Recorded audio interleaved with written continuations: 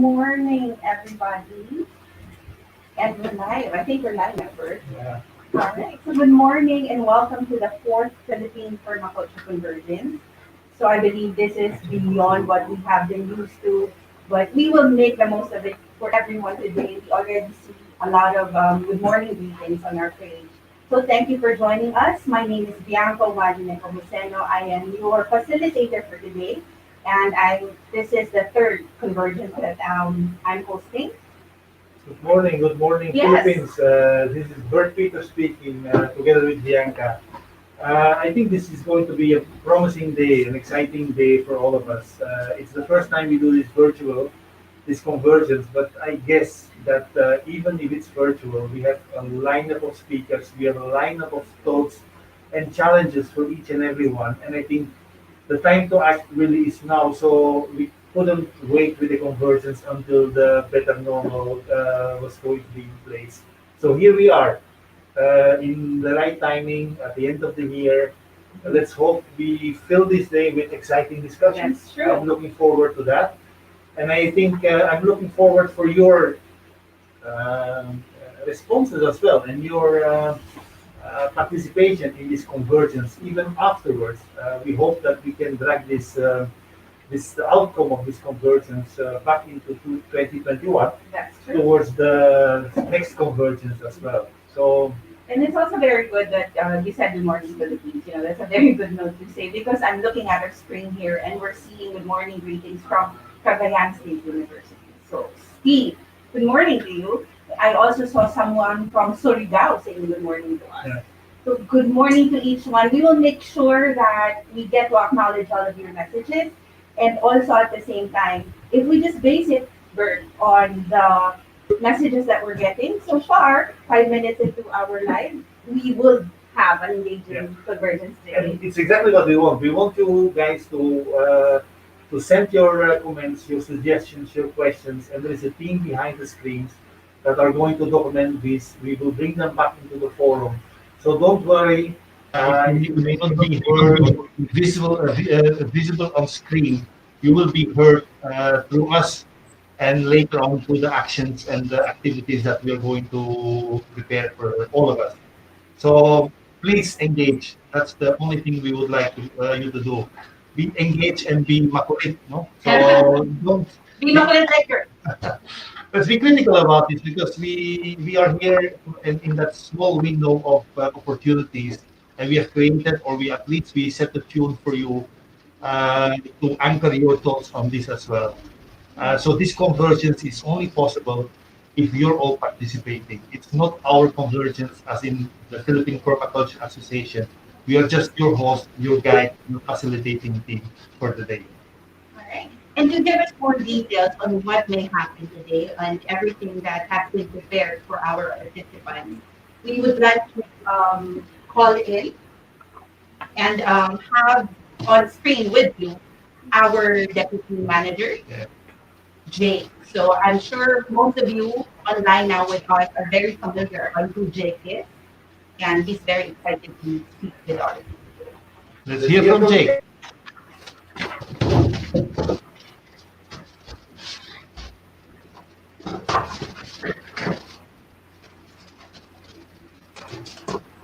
Ready? Eight in. Hmm? Hmm? Share screen.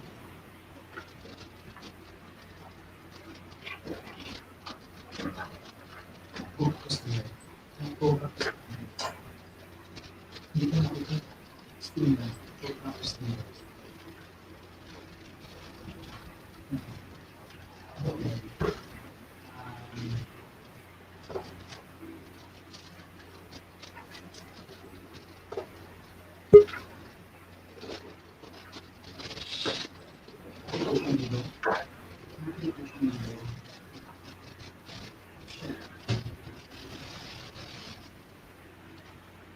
Share next. Share next. Share. Click it on. Share. Buka mo yun sa PowerPoint.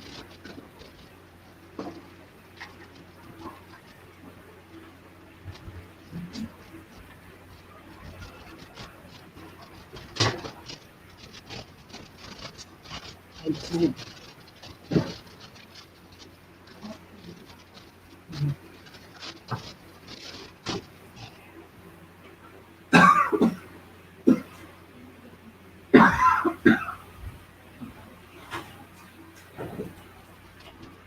J? 5, 3, 2, 1.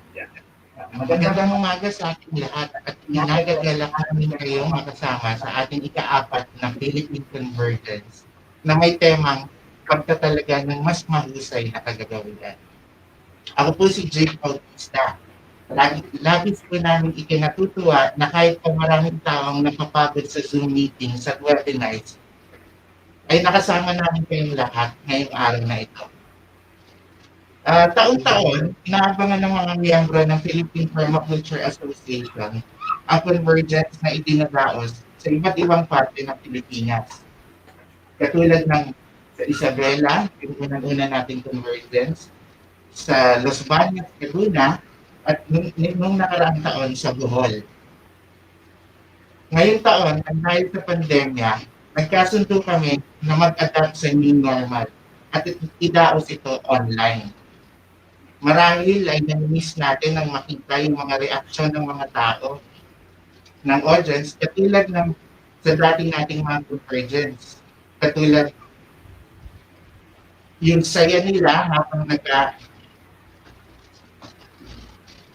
yung saya nila upang natin sa isa't isa upang kumilos ng sama-sama.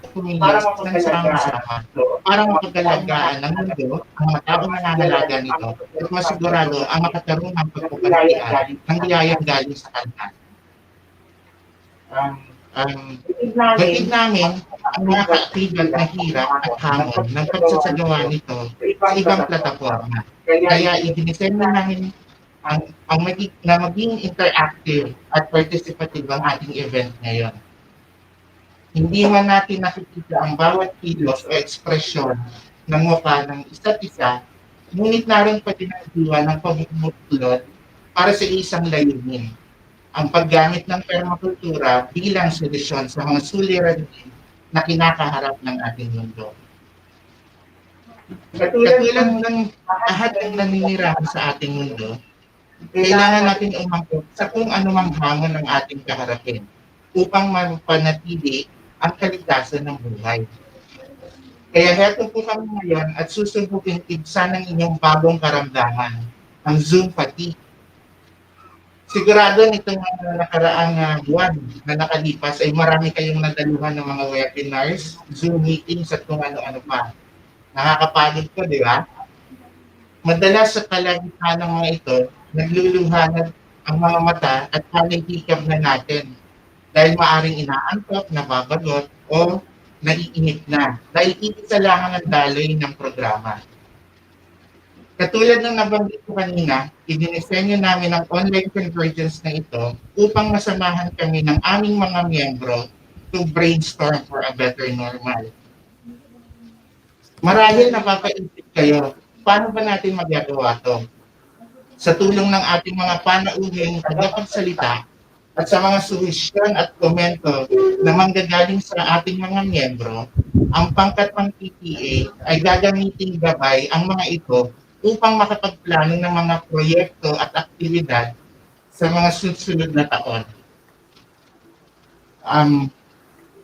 Nais namin manggaling sa inyong mga miyembro kung ano dapat ang magiging mukha ng ating advokasya.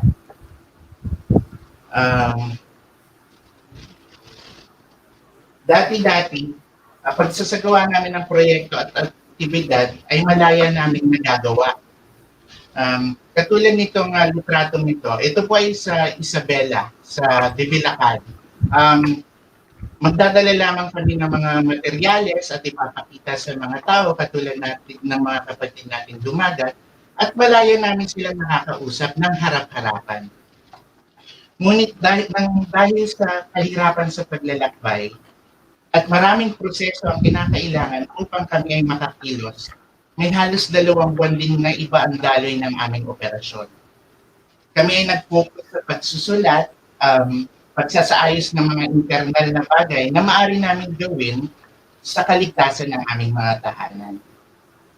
Noong ibinaba ang pag-higpit galing sa ECQ, agad namin binisita ang mga lugar kung saan tayo may gawain. Naisip namin na bukod sa Eco House, na ating headquarters dito sa Marikina City, isang aplikasyon ng urban permaculture. Bakit di namin pagtibayan sa isa pang site namin with partnership with the Philippine Foundation? Bukod sa madali namin ito mapupuntuhan at matututukan, madali lamang ang proseso ng pagpasok sa bayan ng Cabiao, Nueva Ecija. Unti-unti namin binuo ang aming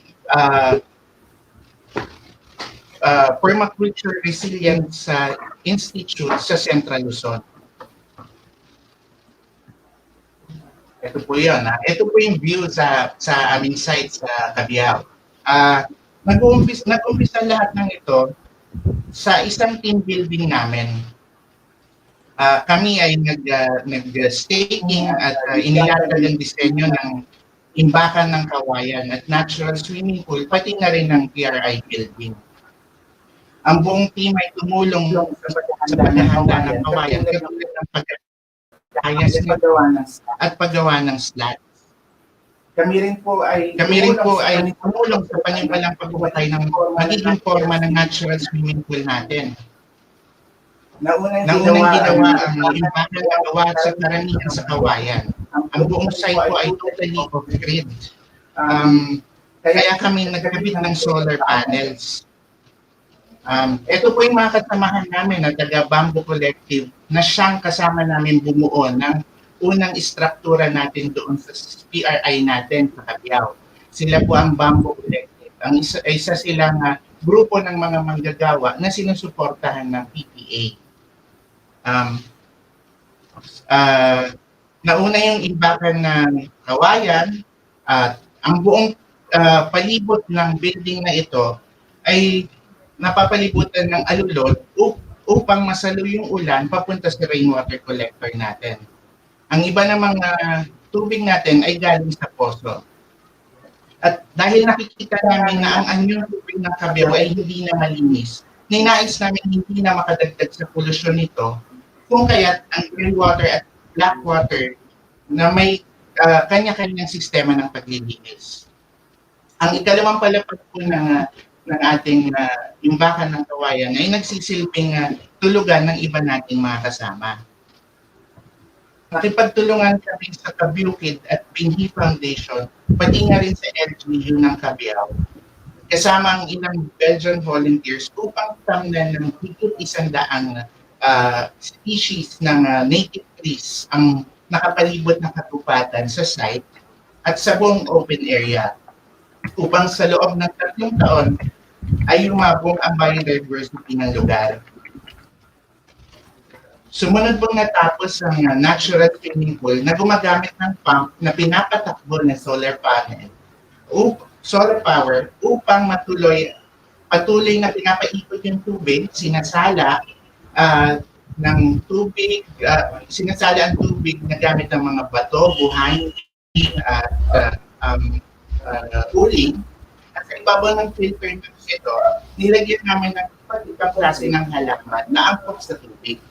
Make sure na yung publication So ito po yung ating natural swimming pool doon ngayon, natapos na siya. Makikita nyo sa iba bahagi ng swimming pool, andito yung natural filter natin. So para kayong nagsiswimming sa isang conventional na swimming pool, pero hindi tayo gumagamit ng chlorine or acid acid sa mga natin dito. Itong nakikita natin sa kaliwang baba ay yung forma ng magiging mismong PRI building natin. So sa kasalukuyan, ito na po ang ating PPA PRI o Permaculture Research Institute na makikita sa Cabiao, Nueva Ecija. Ang itong bahagi sa ating kaliwa na may solar panels, yan po yung ipahan natin ng kawayan. Dahil karamihan ng projects natin, gumagamit tayo ng kawayan sa pagpunan ng mga struktura. Sa bandang ibaba po ang natural swimming pool natin, makikita niyo naman.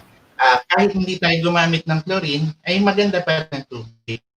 Sa bandang kanan po, ito yung mismong magiging building ng ating PRI. At sa bandang taas, naglagay na kami ng isang lugar kung saan pwede kami makapaglaro ng table tennis at kung ano pang pwede. So ang PRI building po natin ay kasalukuyan pa lamang ginagawa. Nakatayo na yung mga haligi nito at malamang sa susunod na taon ay matapos na ito. 2 palapag din ito at ang mga restroom natin ay gumagamit ng vermicompost toilets. Katulad din ito ng conventional na toilet na deflush, pero gumagamit tayo ng vermi upang maproseso ang solid waste.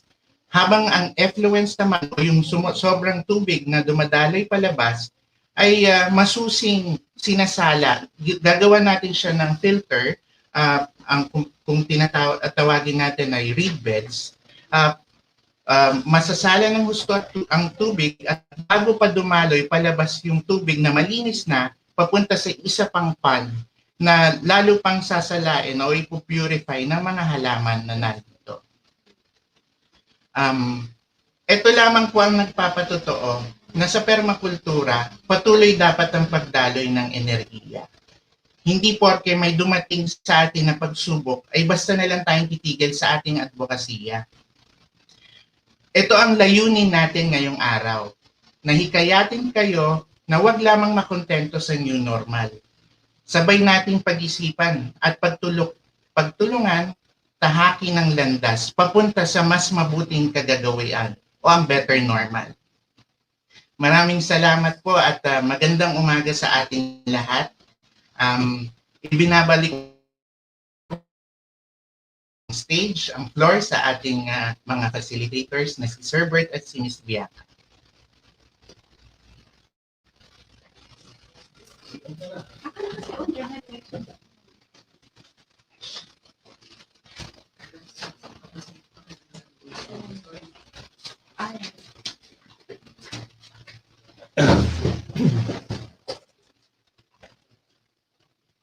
Okay. So, just to piggyback dun sa nasabi ni Jay, Bert, Yes. na, yun nga, na ako, personally, ito na nga yung pangatlong beses na ako ay kasama ninyo sa PPC. And no pandemic or crisis would keep me from doing this. And we really appreciate lahat po ng sumali sa atin today, ng mga messages na pumapasok. Very overwhelming po para sa mga team. Tuwang-tuwa po talaga kami. And so, tuloy-tuloy tayo ngayon. Tuloy-tuloy tayo sa mga usapan at pag-update sa inyong lahat tungkol sa mga nangyayari sa permakultura dito sa atin sa Pilipinas. At ipagpapatuloy din ni Olga ang mga updates na ito. Olga is another member of the Philippine Permaculture Association.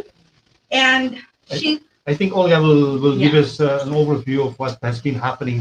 Because as if 2020 was a year of no action, as if it was a year we didn't do anything. And I think PP has been doing a lot of work in the past years. And I think also, specifically in the last year, we haven't been sitting quiet and silent. And although we were working at home for a certain period of time, we have been very active. And I think that's the message, because it starts now. I mean, we can't wait. Even with the pandemic, we can't just say, let's stop the world and wait for another year. So let's hear from Olga, and let's see what PP has been doing as a guidance for others to follow suit.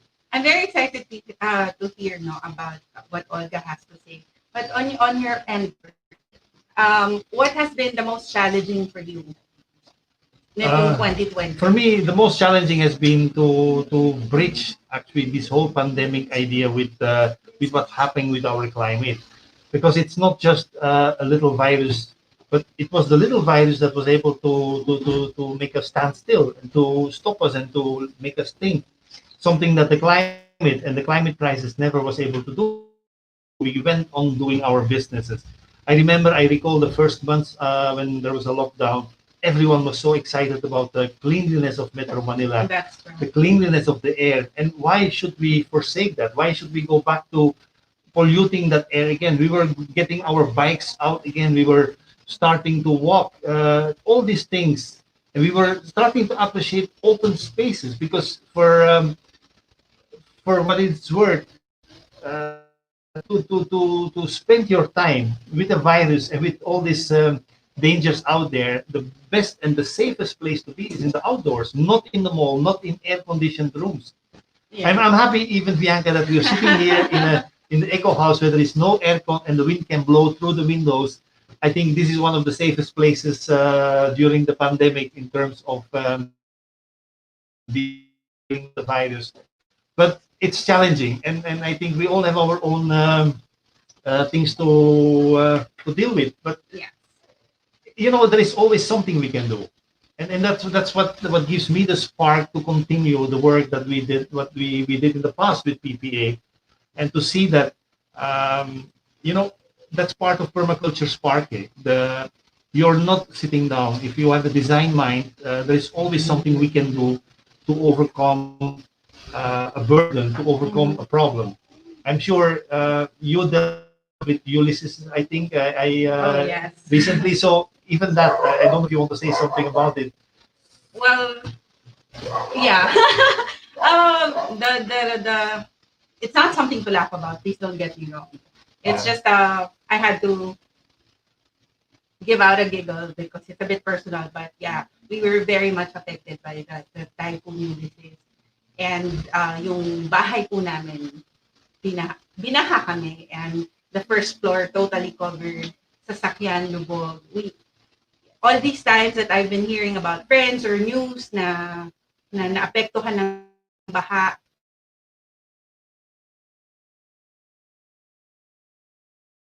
I'll be more prepared at I need to save, etc.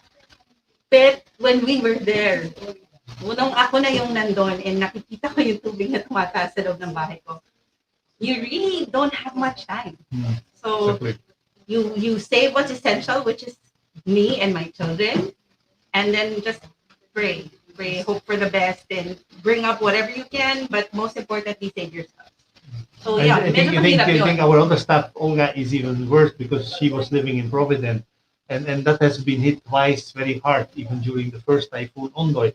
But these disasters wake us up. These disasters make us face with the reality, and then on top of that comes the pandemic. Because for many people in Marikina after the Ondoy, after Ulysses, the pandemic struck very hard because people suddenly forget to wear the mask and everyone is in a panic mode. So suddenly there is no social distancing, physical distancing. So you know we have to do things differently. That's the main message. Yes. And Brainstorming for that. I would love to hear also what other people are doing already about this, because I'm sure most of you out there in the Philippines, you haven't been sitting pretty in your rooms and locked up in your houses. I'm sure you have been thinking about this. You have been trying to come up with ideas. Maybe you have been frustrated about to whom can I reach out, with whom can I work together, and these kind of things. Um, so anyway, so I think we are ready to go and listen to Our first speaker, or the And- SDG. our So let's go and introduce the SDGs. all right. So we will take a look at how all of this would tie in, and Bert will be able to give us an outline, a guide in a way, on how to view the whole convergence that we will have today.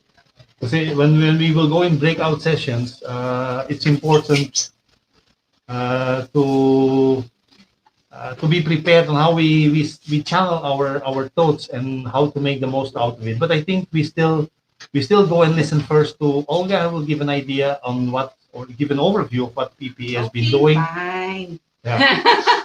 Okay, fine. I will give in. We will have Olga first before we listen to the Yes. outline from Bert.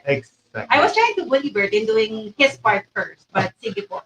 Pakinggan na po natin si Olga, mga kaibigan. Salamat po. Okay, magandang umaga po. So welcome po sa 4th Philippine Permaculture Convergence. So bali po, ngayon bago tayo, so new normal na, no? So bago tayo po pupunta sa panibagong yugto, atin pong balikan kung ano ang mga nangyari sa tinatawag nating past normal sa PPA. So, paano ba po ang PPA nung mga nakaraang araw after nung third convergence? Kasi every year po ay meron tayong convergence. So, sa bawat activities and projects po natin is lagi po natin ginagawang gabay ang permaculture framework. So, ano po ang mga nangyari? Ang una po ay naitayo po ang isang eco daycare in partnership with the Rotary Club of Manila and Salva. It's a pong San Isidro Organic Farmers Association po. So, sa Antipolo. So, bali po, ito po ay isang facility na merong vermicompost toilet at gawa po, meron din pong rainwater collector at gawa rin po sa natural materials. So, sunod po is nagkaroon din po tayo ng advocacy talk sa Isabela kung saan po naka-phone po tayo kung ano ba ang pwedeng matutunan natin mula sa forestry. So, kung paano po na-transform ang idle lot po, tapos nagkaroon po siya ng kakahuyan. So, yun po ay sa Ale-Ale Permaculture Learning Resource Center. So, nagkaroon din po tayo ng roadshow with the Synergy Pilipinas. So, ano po ang nangyari dito? Bale, pumunta po sa iba't ibang mga farms, nagkaroon po ng tour, diniscuss ko ano advantages and disadvantages ng bawat lugar, at diniscuss din po kung ano yung mga nangyayaring maganda at mga challenges po sa lugar na yon. At pinag-usapan kung paano makakatulong po ang permaculture sa mga areas niyan. And then, lagi po tayong merong community convergence noon. So, syempre, malaya po tayong nakakapagtipon-tipon. So, sa community convergence po, iba-iba po ang ating mga ginagawa. May mga life skill workshop po. So, nagkaroon po ng vermicomposting workshop. Meron din naman po mga batang activities katulad ng paggamit ng natural materials sa pagkukulay. Tapos meron rin po may kinalaman sa music. So basically po iba-ibang topics kada linggo ang nangyayari. Meron rin po tayong organic market kung saan ang ating partner na organic farmers po ay nagdadala ng produkto. So nagkaroon din po tayo ng tree tagging. So maganda po sana itong nagaganap, kaya lang po nagkaroon po tayo ng konting limitation dahil nga dito sa nangyari na pandemya. Tapos po, nagkaroon po ng native tree planting with Binhi in partnership with Energy Development Corporation. So, maraming puno po na native species at iba-ibang klase ang nailagay sa Kabyukid. So, basically po is napaganda ang existing ng kagubatan doon. Tapos po, meron din tayong ginaganap lagi na foreign volunteer program kung saan po sila po ay pumupunta sa communities upang magkaroon po ng exchange. So basically, na-experience po nila at natututo po sila ng iba-ibang skills, and at the same time, natutulungan din po nila ang komunidad. So ang nakita po natin dito ay yung bike trail, biodiversity bike trail na kanilang ginawa kasama po ang local community sa Debelacan, Isabela. So lagi po tayong may ganyan. So sabi nga natin, syempre, masaya kung meron tayong kalayaan magtipon-tipon.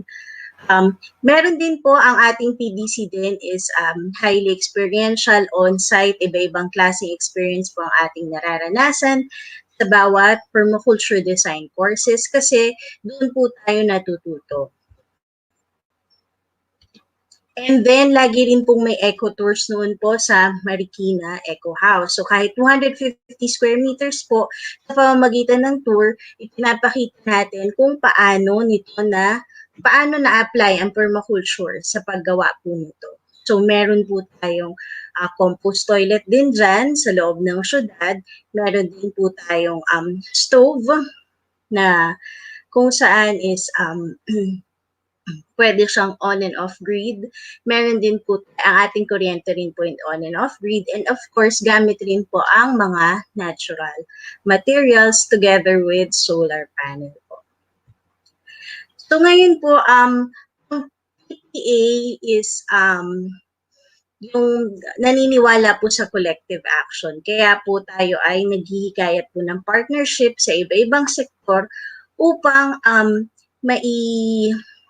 magamit po ang permaculture framework sa community development. So sa province of Isabela, meron po tayong permaculture learning resource center sa loob ng provincial capital. So ito po ay partnership ng iba-ibang ahensya katulad po ng Office of the Provincial Engineering, Office of the Provincial Agriculturist, Tourism, nandyan din po yung yun po, tourism. And then, maraming sektor pa po. So, meron din pong edukasyon. So, yun po ating center dyan na nakikita nyo dito is punong-puno po, hitik na hitik siya ng iba-ibang mga komponahe kung saan namimix po ang environmental, social, and economic na aplikasyon. So, nakita niyo po dyan, meron tayong stove, meron din pong iba. And nandito din po located ang organic trading post at nagsaserve din po siya ng pagkain at isa rin po siyang eco-lodge. So, minamaximize po natin yung ginagamit po ang permaculture framework upang magkaroon po tayo dyan ng social enterprise na pinapatakbo ng isang kooperatiba. So next naman po ang ating partnership with Camarines Norte. Meron po sila doong sanayang pangkaligtasan na area kung saan po dinisenyo rin po mula po sa isang permaculture design course. Dinisenyo po ang lugar base po sa permaculture.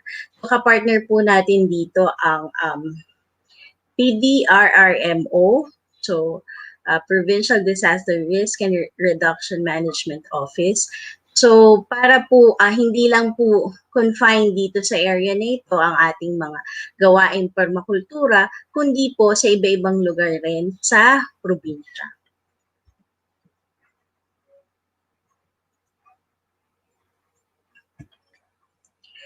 So yun po, ang kapartner din po natin ang munisipalidad po ng Dumingag at ang kanilang school po doon, Dumingag Institute for Sustainable Organic Agriculture, kung saan po nakikita po nila is ang permakultura bilang gabay sa iba-ibang aspeto ng development po ng kanilang munisipalidad.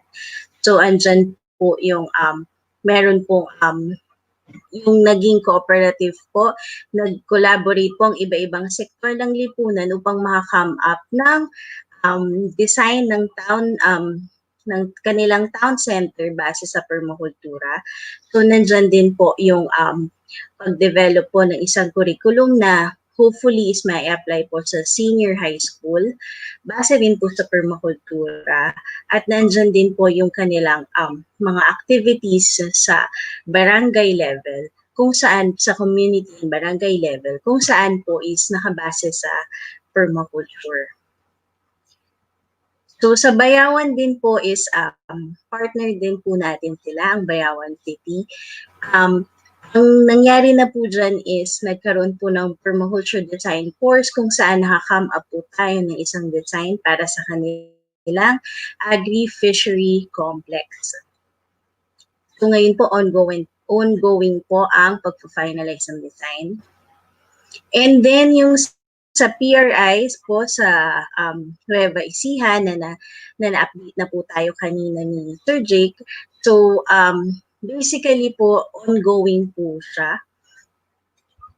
So, yun po ang mga ginagawa natin noon. So, masaya naman dahil meron tayo pong kalayaan na mag-get together kasi syempre nga, ang ating, usually ang ating mga ideas at ang ating gawain ay nabubuo sa collective action. Ngayon po, dahil nga may pandemya, hindi naman po tayo titigil doon na. So, paano nag-adapt po ang PPA? So, syempre, kailangan po nating ipagpatuloy ang ating gawain kahit sinalanta po tayo ng napakaraming bagyo at ito nga kinakaharap natin hanggang ngayon po ang pandemya. So, ngayon, dahil po dyan, ang PPA po ay naglunsad ng iba-ibang publications para kung sakali po na gusto nyong matuto at gusto nyo rin pong i-experience ang permaculture sa inyong mga tahanan, pwede rin nating ipagpatuloy pa siya. So iba-iba po yan. May booklets, may libro, may coloring book. Nandyan din po yung kauna-unahang permaculture info material sa wikang Filipino. So yung panimula sa permakultura. Tapos po nagkaroon din po tayo ng online webinar and permaculture design course. So kasalukuyan po nating dine-develop pa ang course na ito kasi yung on-site course po is in-adapt natin, ginawa nating online.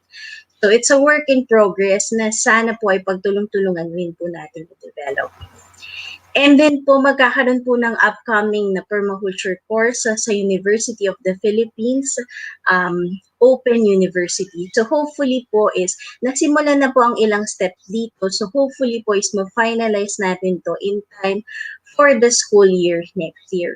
So doon naman po sa gustong magkaroon ng formal education po sa permaculture, hopefully po is ma-achieve na po natin to. Well, actually, nagfo-fall ata siya sa non-formal category. Pero kung gusto natin na i-level up ang ating permaculture, okay po. So yun po yung mga adaptations na ating ginawa. Maraming salamat po at enjoy po kayo sa buong araw na ito.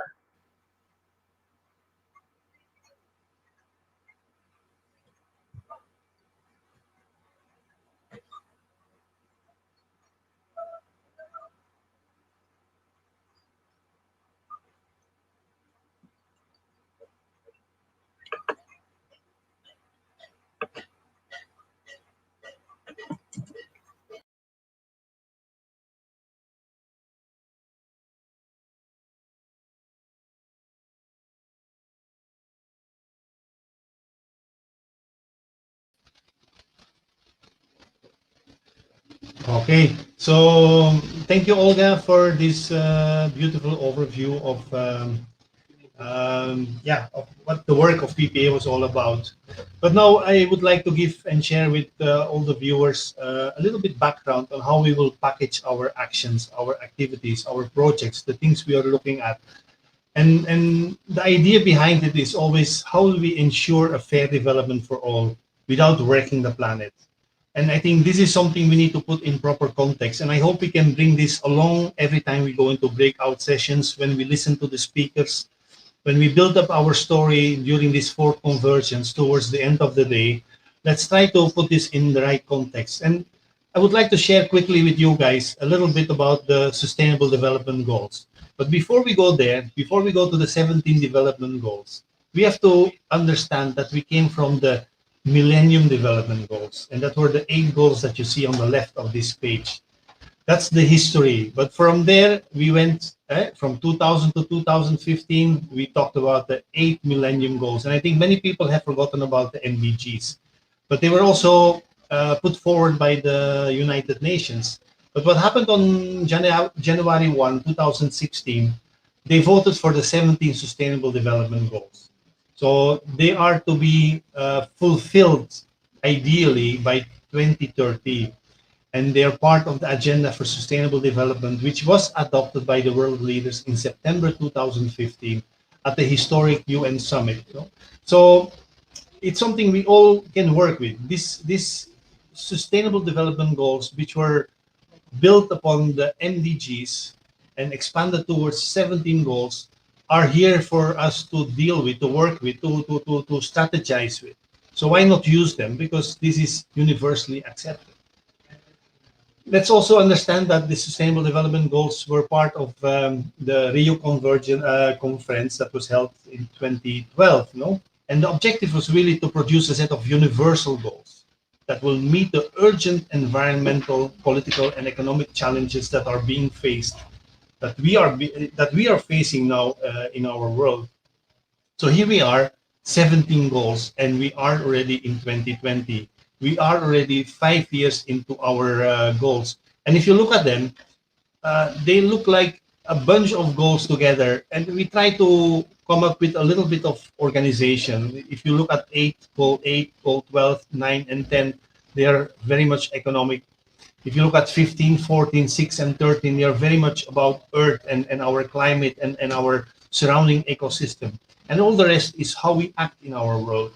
So let's try to find that strategy or that synergy or that kind of synthesis of the goals so we can work with them much easier, because these are basically still very linear goals that were projected on a sphere, on our world.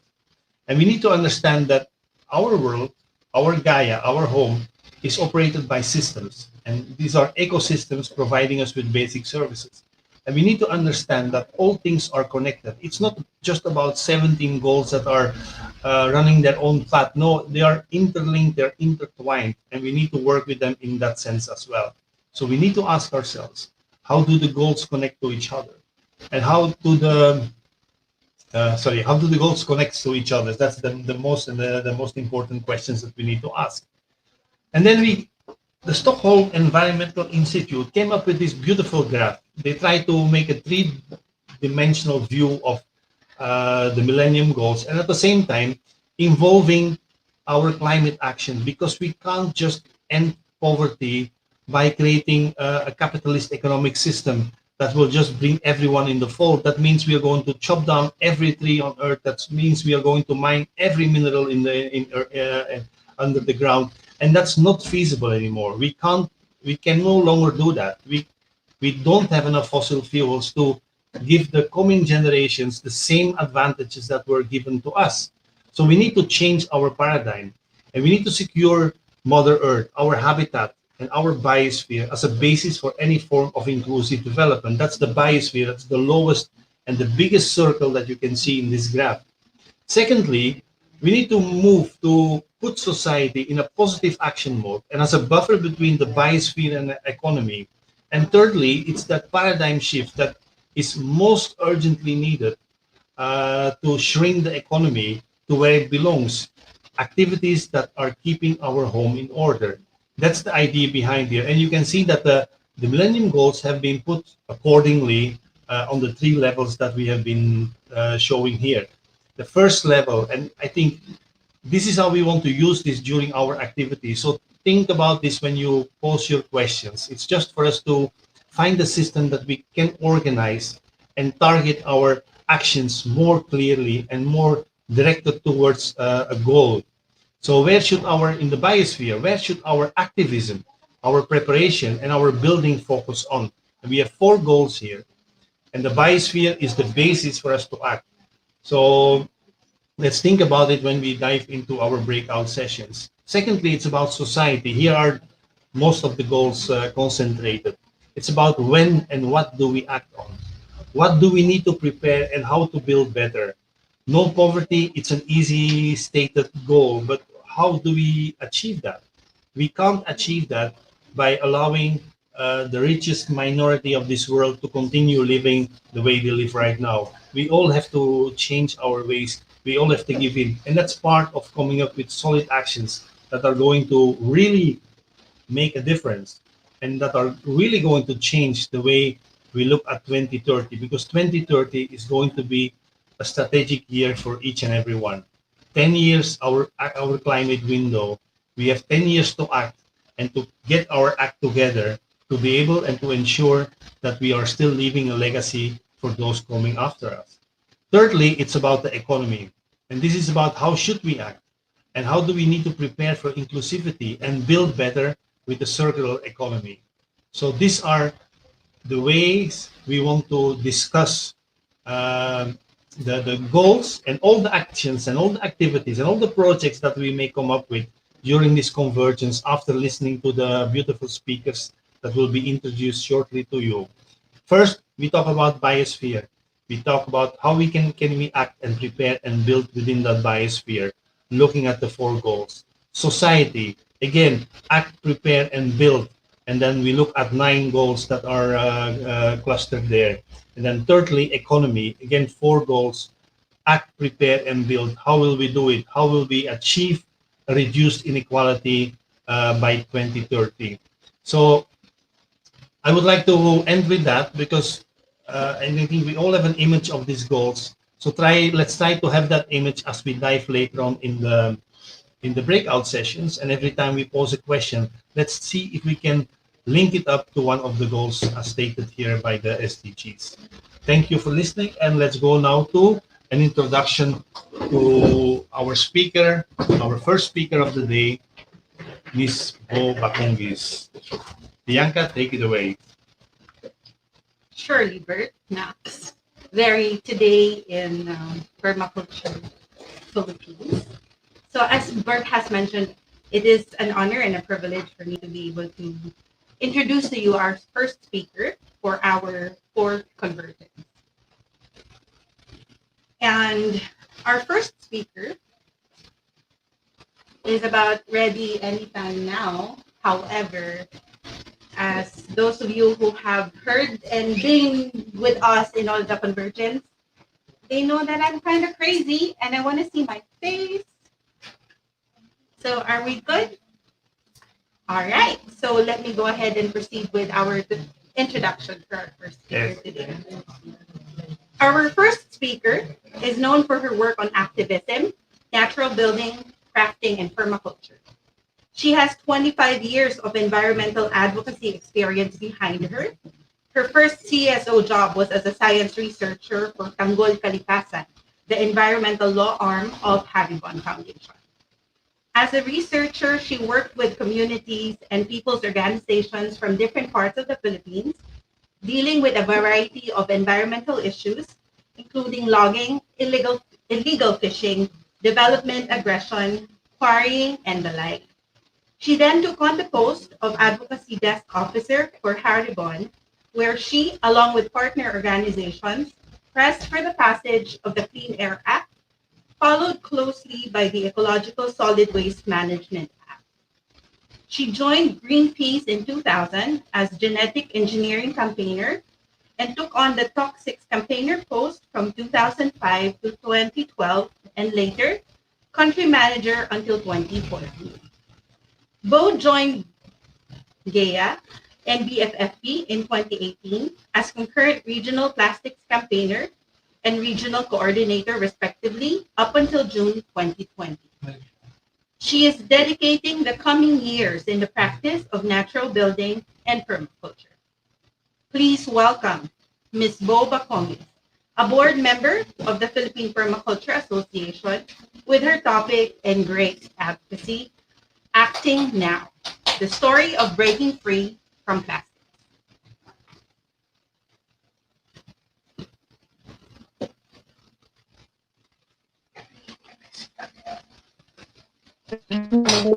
I hope you're seeing me and hearing me well. Magandang umaga sa lahat. My presentation will focus on our advocacy on plastics. Hindi na siguro natin kailangan pag-usapan pa ng mas mahaba ano ba yung mga problema natin sa plastic kasi nakikita natin palagi wait, I can't share my screen. Share. Bakit ayaw? Share screen.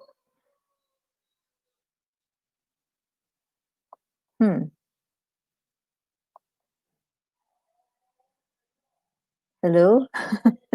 I can't share my screen. I have a problem sharing the screen.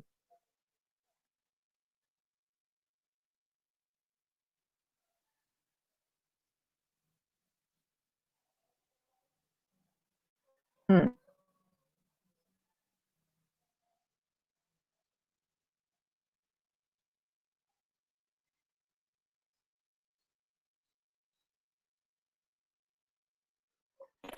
Um, anyway, maybe can is it possible to is it possible to share it from your side?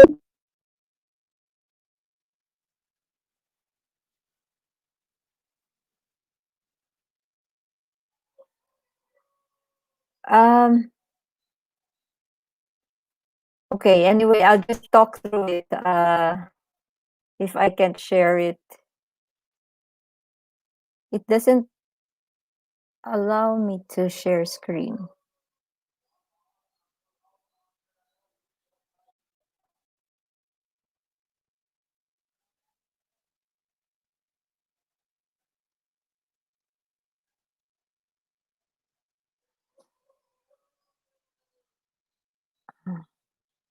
Oh, okay, I get it.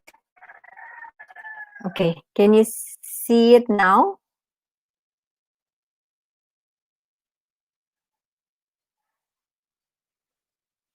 Uh,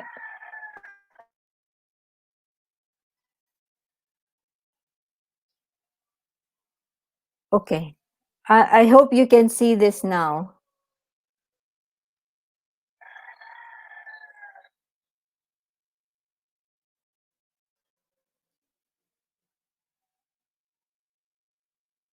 Okay. So yeah, the title of my presentation is Acting Now, Breaking Free from Plastic. I used to work with a non-government organization or a movement called Break Free from Plastic. And our advocacy was to stop the use of not just the use, but the production of single-use plastic.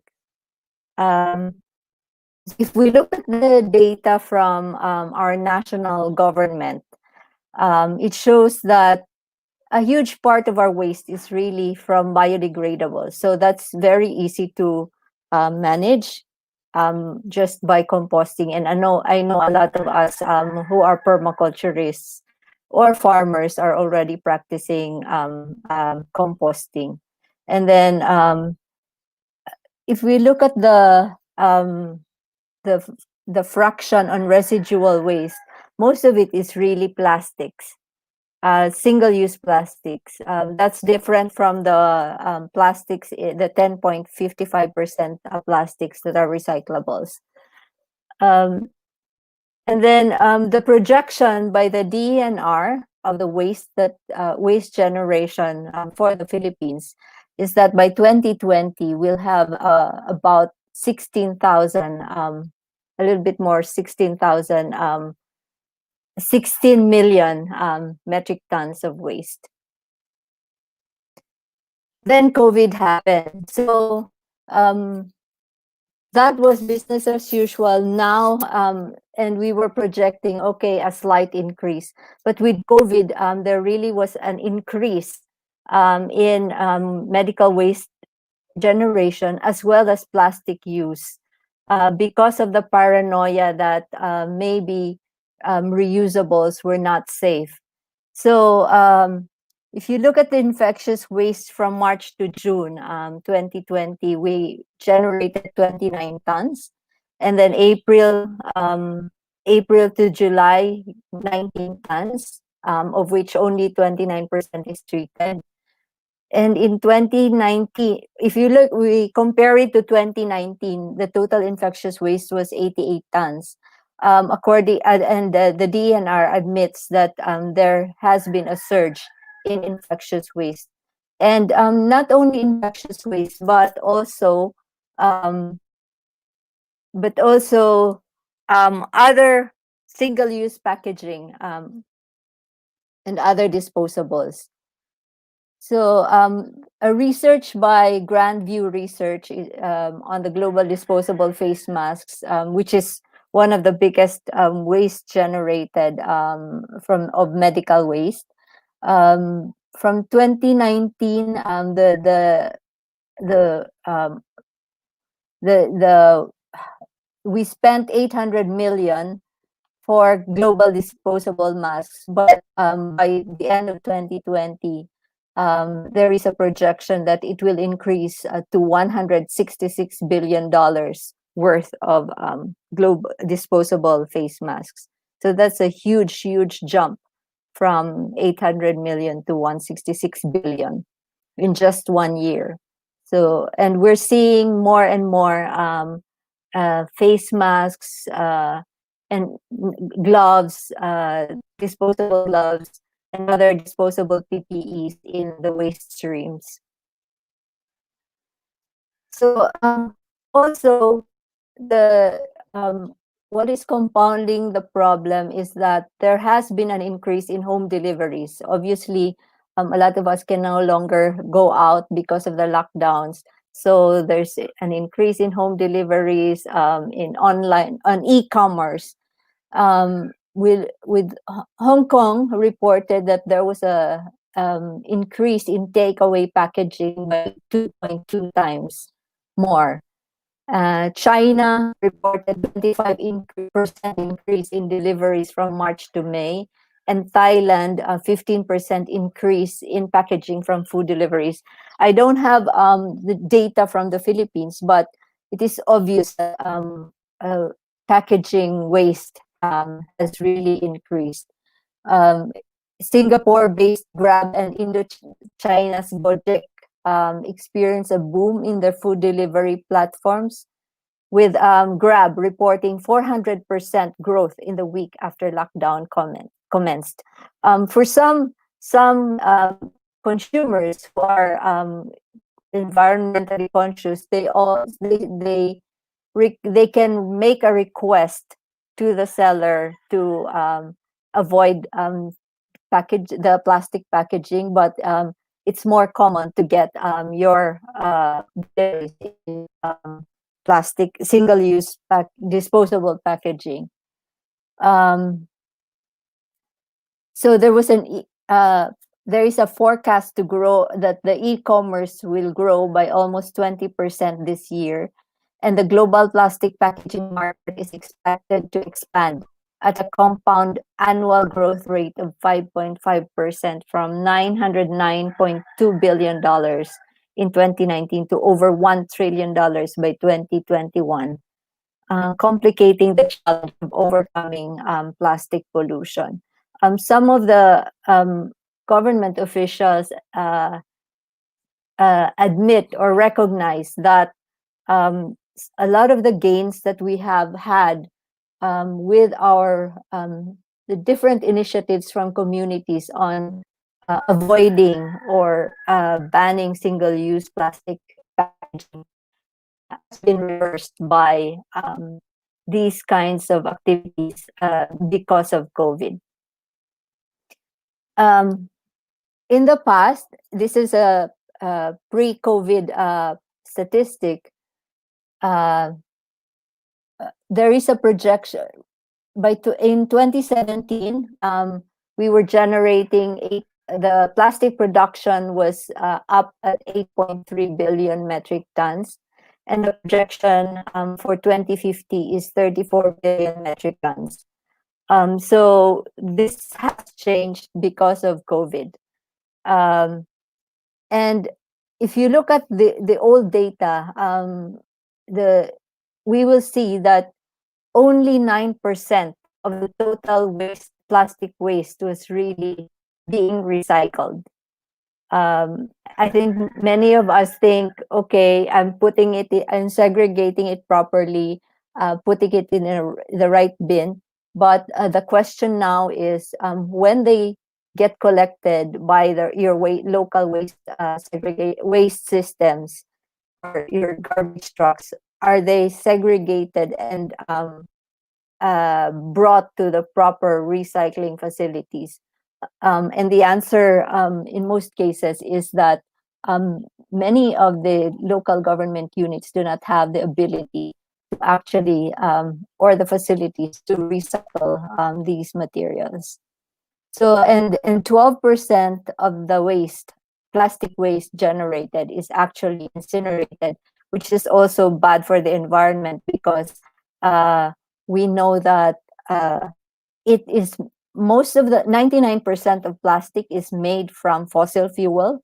So it actually the extraction production of plastic is actually generating greenhouse gas emissions, and then burning it will also emit greenhouse gas emissions.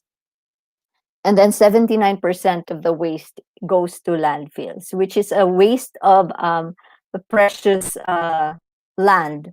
Instead of using it for productive uses, we're using it as dump sites and landfills. And then in 2015, there was one study that was done on ocean plastics, and the Philippines was identified as the third top plastic polluter globally. First was China, second was Indonesia, and then the Philippines. But the advocates question that because they think that we really need to identify who the real culprits are. Some industry will say it's the consumers. They don't know what to do with the plastic. They just leave it. They just litter it or leave it lying around. They don't segregate it. But then sometimes when we buy things from the supermarkets or from your local groceries, a lot of the products that we need are really packaged in plastics and single-use plastic, and we don't have the decision-making function. The decision we cannot decide um, how well. I mean, we don't have a choice as to how the material is packaged when we buy them. So what many of the advocates are saying now is that we need to look at the real culprits of plastic pollution, and this is how we are with Break. When I was working with Break Free from Plastic, we were looking at how identifying these corporate polluters. And last week, Break Free from Plastic released a new report. They have been looking at, they have been conducting brand audits for the past 3 years and doing and reporting it globally. And the point of the brand audit is really done to look at the single-use plastic packaging and identify who are the corporate manufacturers or the corporations behind all these products that use single-use plastic, where we don't have a choice when it comes to you packaged that way. So a lot of it is sachets or bottles, plastic bottles, pouches. And even local governments don't have the way to manage that. We have been working with communities that have been wanting to go zero waste. But then there is always that 10 to 15% of their waste that they don't have a way to manage. And that's because these are all single-use plastics. And we in our brand audits for the past 3 years, these have been the same big corporations, global corporations behind the plastic pollution. So you have Coca-Cola as number 1 globally, PepsiCo, Nestle, number 3, number 4 Unilever, number 5 Mondelez International, number 6 Mars, number 7 Procter and Gamble with all the personal care products. Philip Morris, number 8, cigarette butts. Colgate Palmolive, and then Perfetti Van Mel. These were conducted by more than volunteers in 6 continents and 55 countries. And what found was that these are the common plastic types, product types found in the waste brand audits: food packaging, smoking materials, and household products. And the most common items were the sachets, cigarette butts, and bottles. And if you, the sachets is really one of the most important um, items that we are looking at right now, because there is also a to increase marketing in Asia using sachets. Um, we would want products to be packaging to be recyclable, right? But then if you look at this statistic, if you zero in at Philippines, you will see that only 42% of the plastic waste uh, picked by waste pickers are actually recyclable. So that means 40, 58% is unrecyclable. So these are all disposables. Okay. Oh, what happened here? Something missing. So what we're asking is for the corporations to review. The corporations have not with how much they really plastic single-use plastic they use and produce in their manufacturing. So what and in order to be able to come up with a very good system and good policies, we need them to be transparent about the amount of plastic they consume in their production. So they need to reveal, and then they need to prioritize reuse systems or circular. Bert mentioned earlier, the circular economy. With single-use plastics, these are it is not, we're following a linear economy. So we want corporations to look at how they can make their production systems more circular, and um, uh, through reusable materials or reusable systems. Um, and then and and finally, we're not only working with corporations, but we're also working with communities. Um, and we are seeing that because of COVID, there has been a breakdown in recycling systems. Even communities who were doing zero waste, already, um, had some problems with when COVID came in because of the social distancing protocols. And we're seeing how fragile the recycling systems really are. So and if we look at the waste workers, we will see that they are most vulnerable. They are exposed to they are possibly exposed to COVID because of the waste, the medical waste that are not properly segregated and treated. Um, and then also vulnerable communities, such as communities in or fence line communities, such as those that are in fracking areas, or uh, communities in near landfills, or host communities that host incinerators or landfills or petrochemical facilities. These are the ones that are most vulnerable to COVID, and they are even made they are even made more vulnerable because they are already operating in areas that are host with comprom areas that are hosting pollutive facilities that have already compromised their health.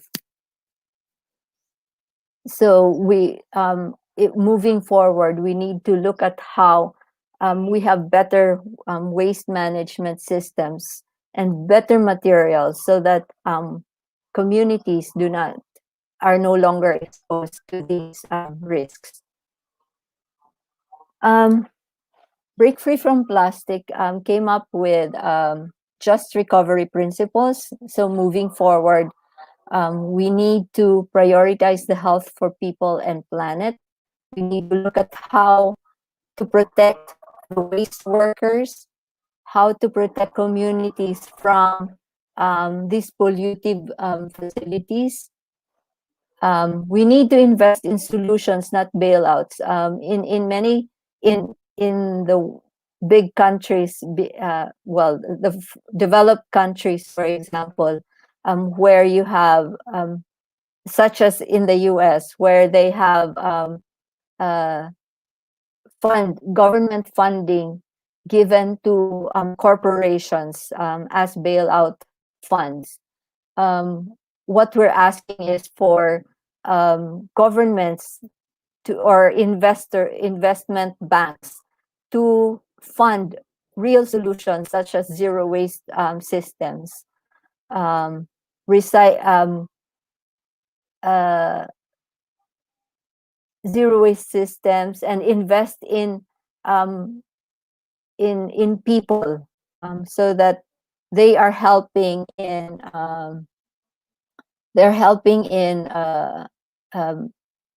community building through proper waste management.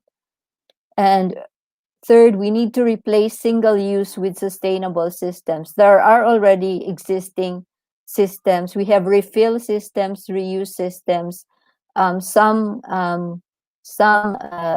food establishments have already started with reuse systems or refill systems. Some companies, such as those that provide either uh, personal care products or household cleaning products, they some of them already have this system in place. Unfortunately, with COVID, many of them have said that they admit that they have reverted to single use, but there are scientists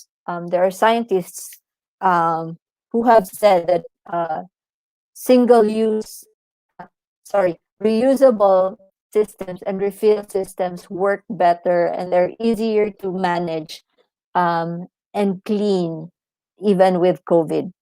So we need to go back to the system of refill and reuse, and other circular systems. Demand corporate and government accountability. So I talked lengthily about corporate accountability earlier and what corporations can do. And government accountability, we need government to come up with policies, including single-use plastic bans, to to be able to address properly our plastic pollution crisis. By the way, there are current policy proposals in Congress at this time that would ban single use. That would ban single use plastic at the national level, but we want them to include sachets because most of the um, bills do not include sachets. And a study by Gaia last year or the year before actually showed that the waste among the kinds of plastic packaging, sachets is actually the biggest volume among the different single-use plastic packaging that needs to be addressed. And then engage impacted communities. We have communities in that are hosting they're that are hosting landfills, dump sites, incinerators, or communities near petrochemical facilities or fracking areas. We need to make sure that they are protected and they are empowered to be able to fight these projects that are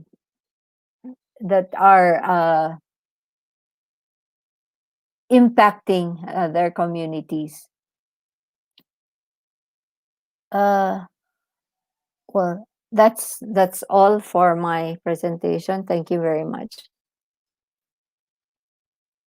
Get out of here. Screen. Plastics. I hope we can dive a little bit deeper into that. And I think you gave us some realizations and something not to be too proud about. The fact that we are the third worst polluter of plastics and contributor to the Pacific gyre, the big trash that floats around in the Pacific.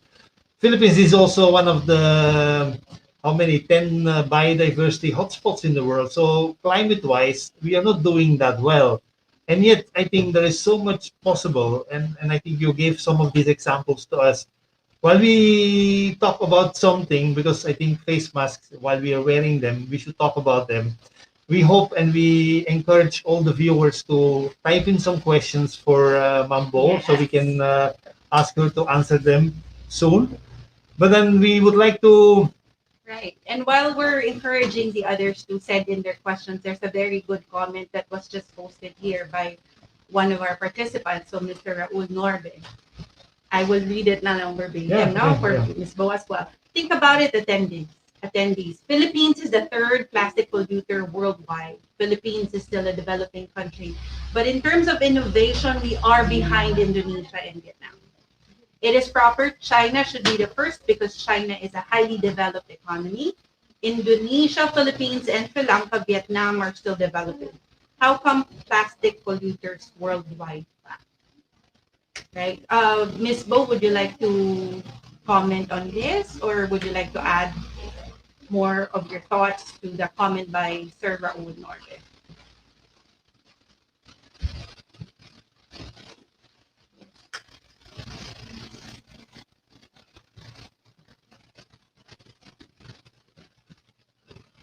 And while Ms. Bo ponders on that, as you have mentioned earlier, in the talk of Ms. Bo, two things, really popped out to me because it's something very personal.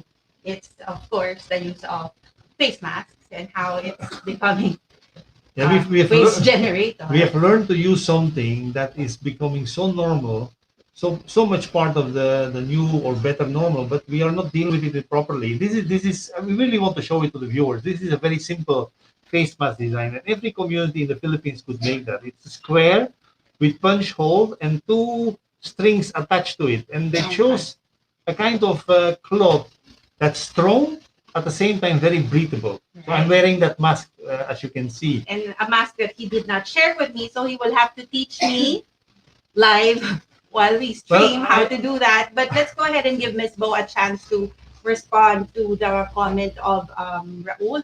Would you like to acknowledge this, Ms. Bo, right now, or are you going to send a message to Raul? He said that he is attending as an investor and agriculturist. Yes, Ms. Bo?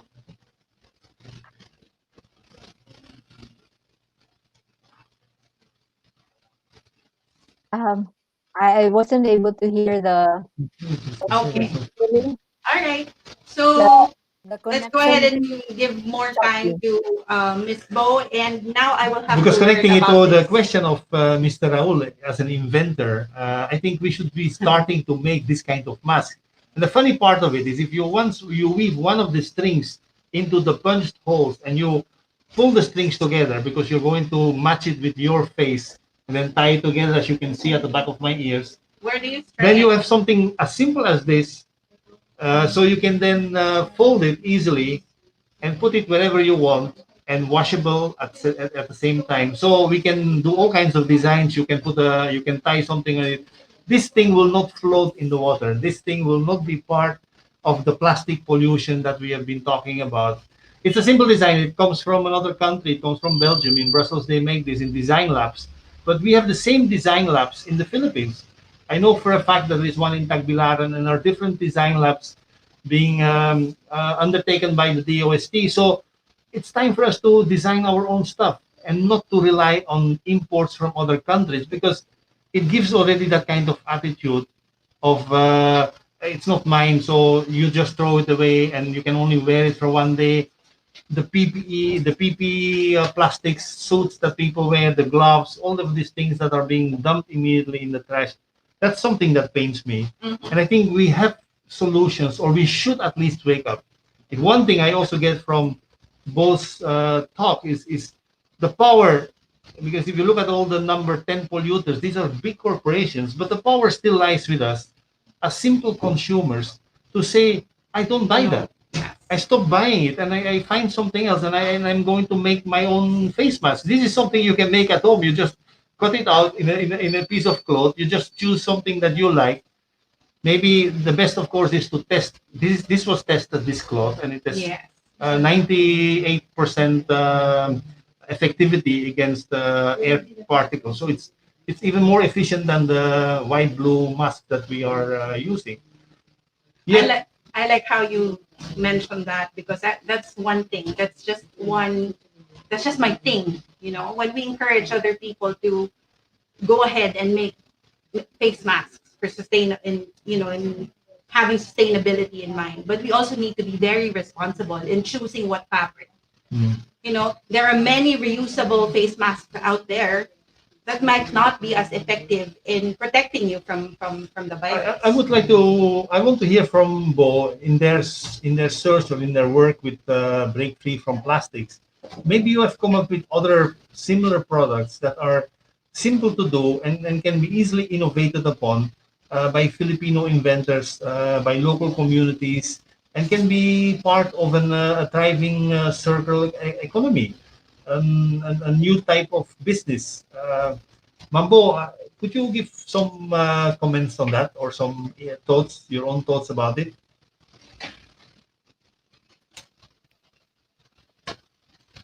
I can't understand a thing, Bert.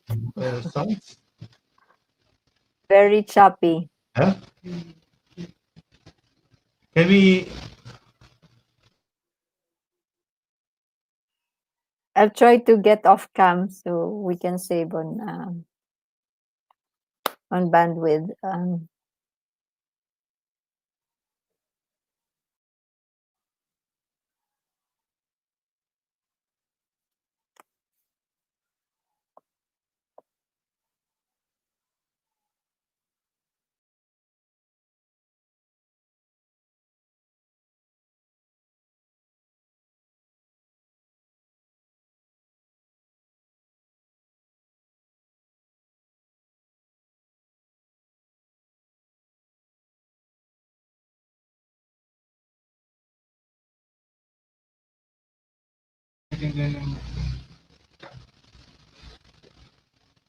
All right. Thank you for patiently waiting. And again, as I have mentioned before, we exited your screens, that we're having a bit of a technical difficulty. We can't connect with Miss Bo and have a clear audio from her end.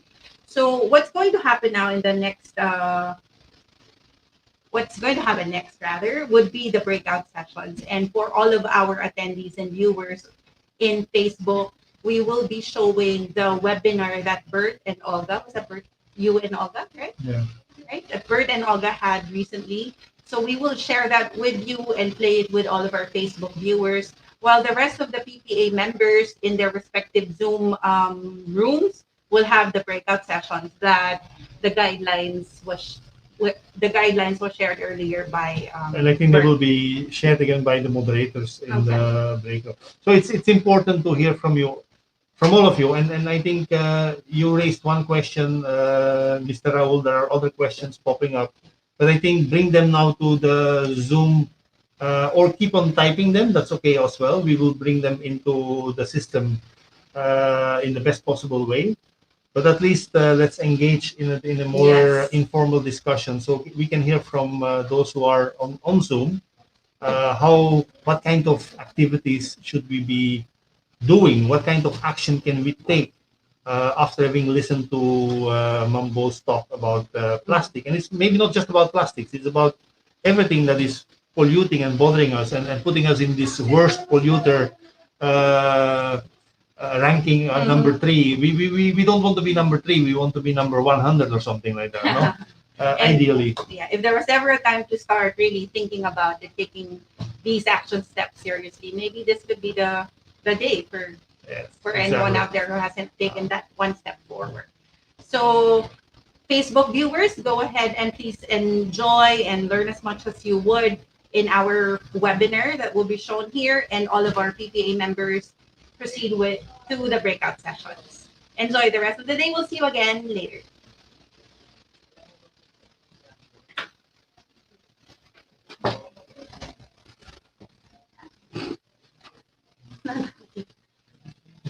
Mr. Oliver?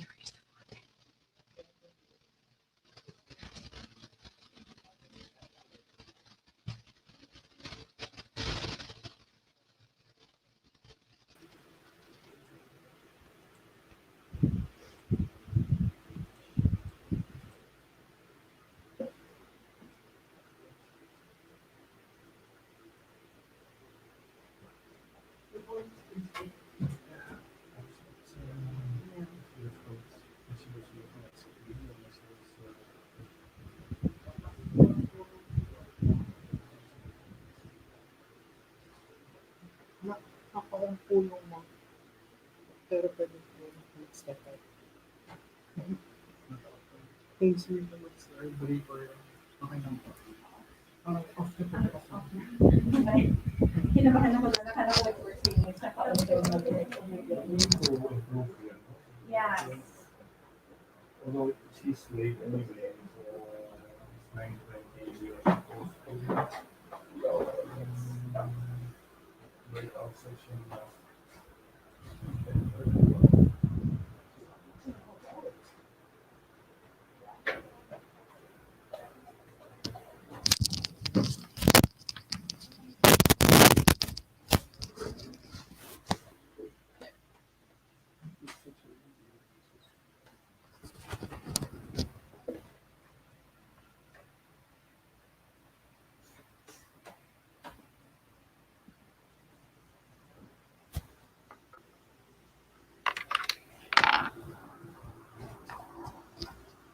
There's simple steps. Is there something that people do? Yeah, that's what Mr. Ian is supposed to give us. It's something, it will be one slide for kind of synthesize the actions.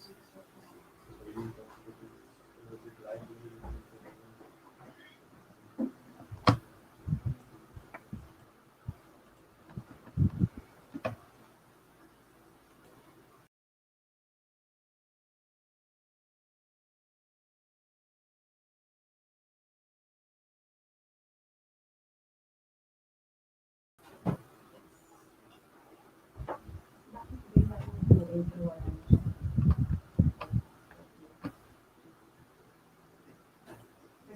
Acknowledging it would start that engagement. Can you give her a platform? Ano dahilan? Online or she's still there?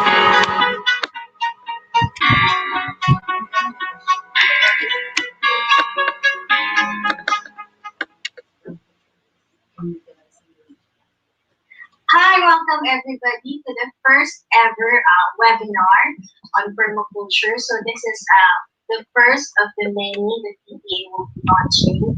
So stay tuned for others that will be happening. For now, just to welcome you on what we do for this webinar, let me just show you the course flow.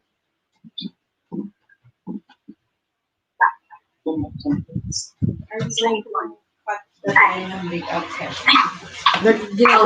So for our flow of the day for this free webinar, Introduction to Permaculture, the first part will be introducing you to permaculture. So it's going to be a permaculture in a nutshell. So basically, a lot of you went here. Some of you have an idea. Some of you have mastered permaculture or are practicing. So for those who would want to know more or who's just new into it, so I think here's the best part. And then afterwards, after the first part, we're going to have question and answer, third portion. After that, we're going to be having a sustainable development and the environment. So how those two things actually connect with each other and how permaculture is actually integrated. And then we're going to cap off with the question and answer portion. So another thing, guys, this webinar will be in English. So, but everybody's welcome to post their comments and questions in Filipino.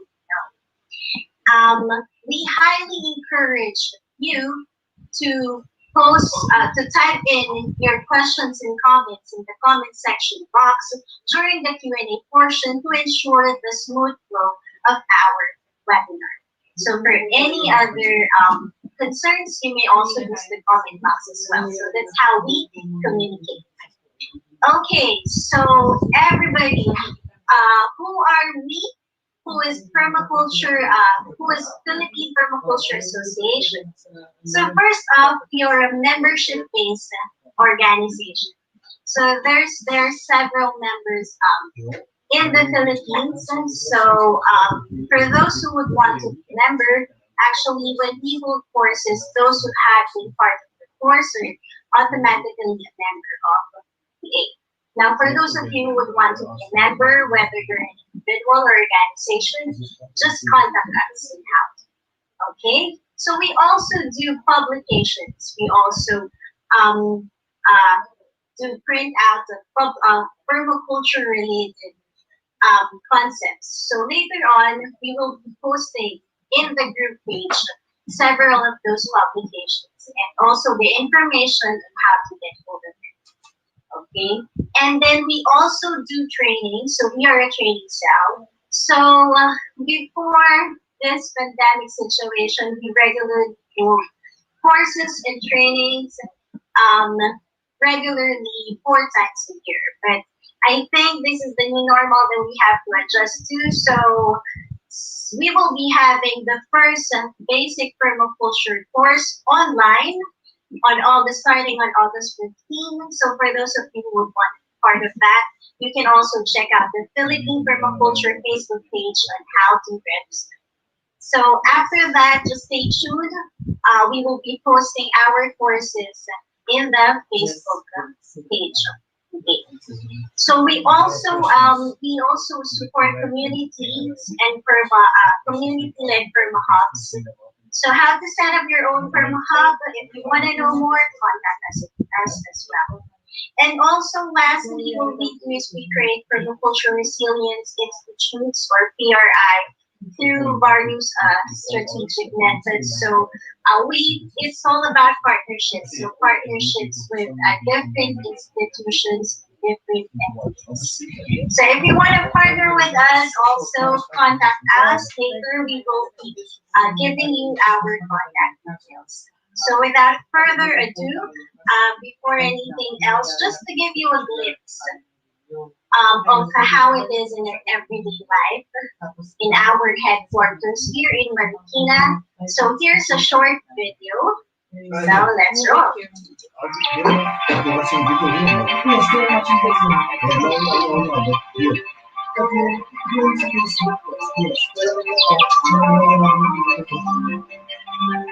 Hi, I'm Bert Peters. I'm originally from Belgium, but I'm already living in the Philippines for 28 years.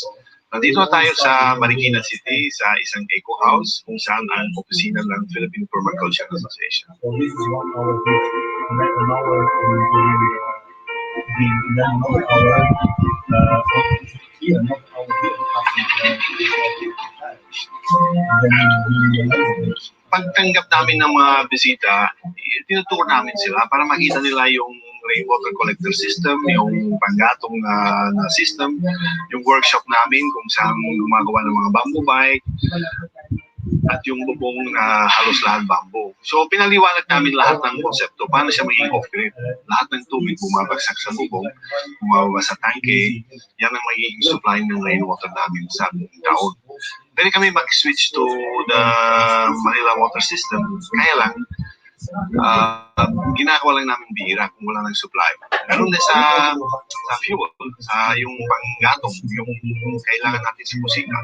May gasol, pero kung pwede, gagamitin namin yung kahoy kasi may bubong na old style na kung saan kami pwede magluto. At ganoon na sa kuryente. May solar panel dito. 1.2 kilowatt.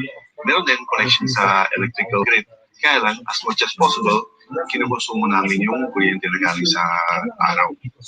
So kung gano'n, lahat ng mga lakas na kailangan natin para mamuhay tayo ay nanggagaling lang sa mga simpleng pamumuhay.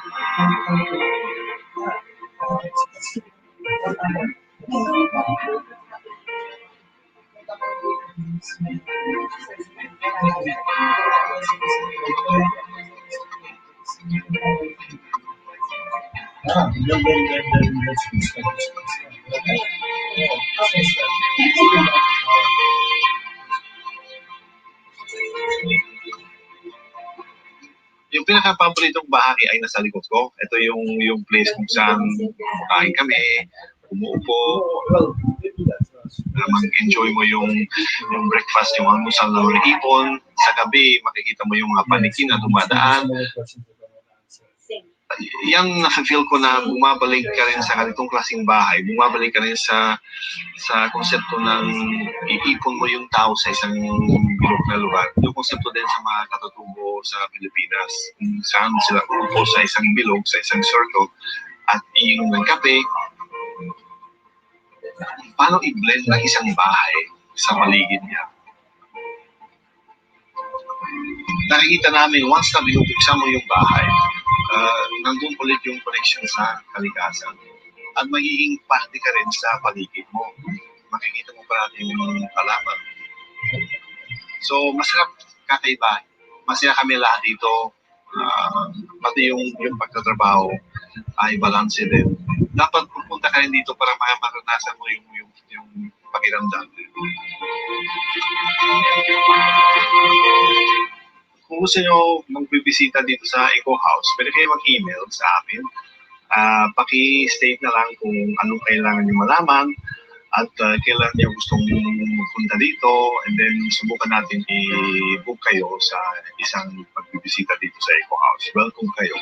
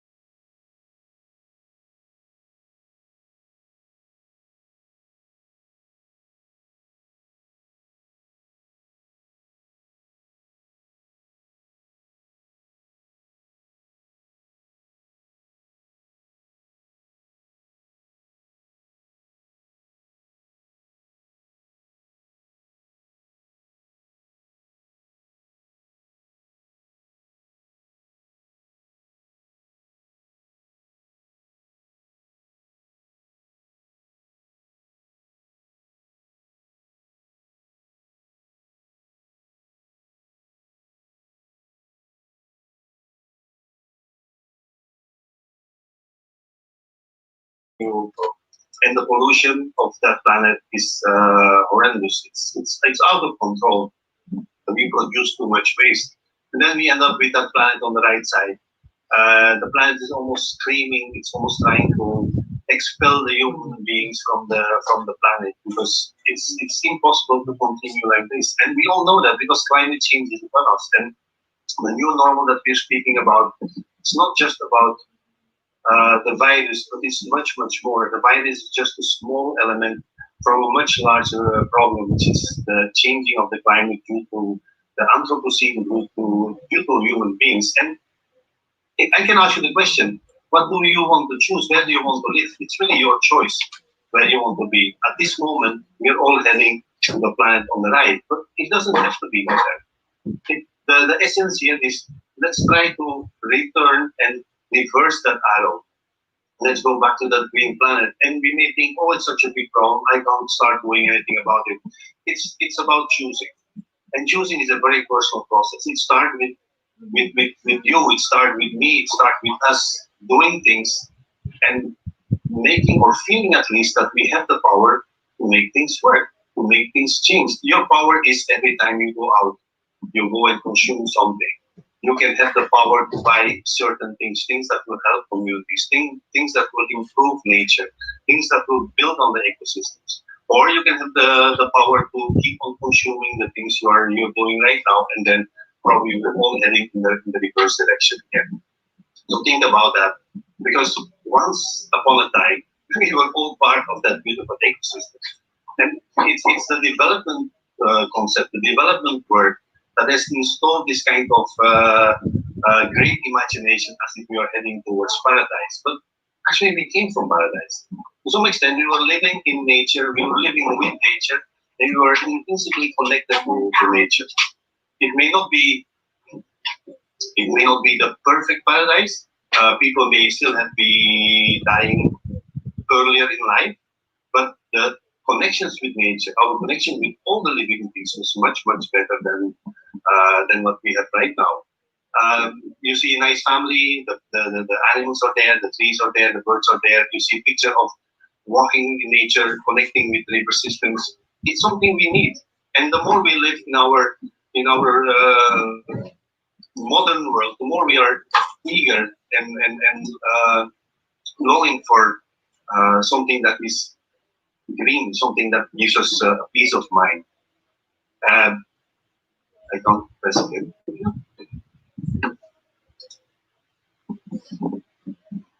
Okay.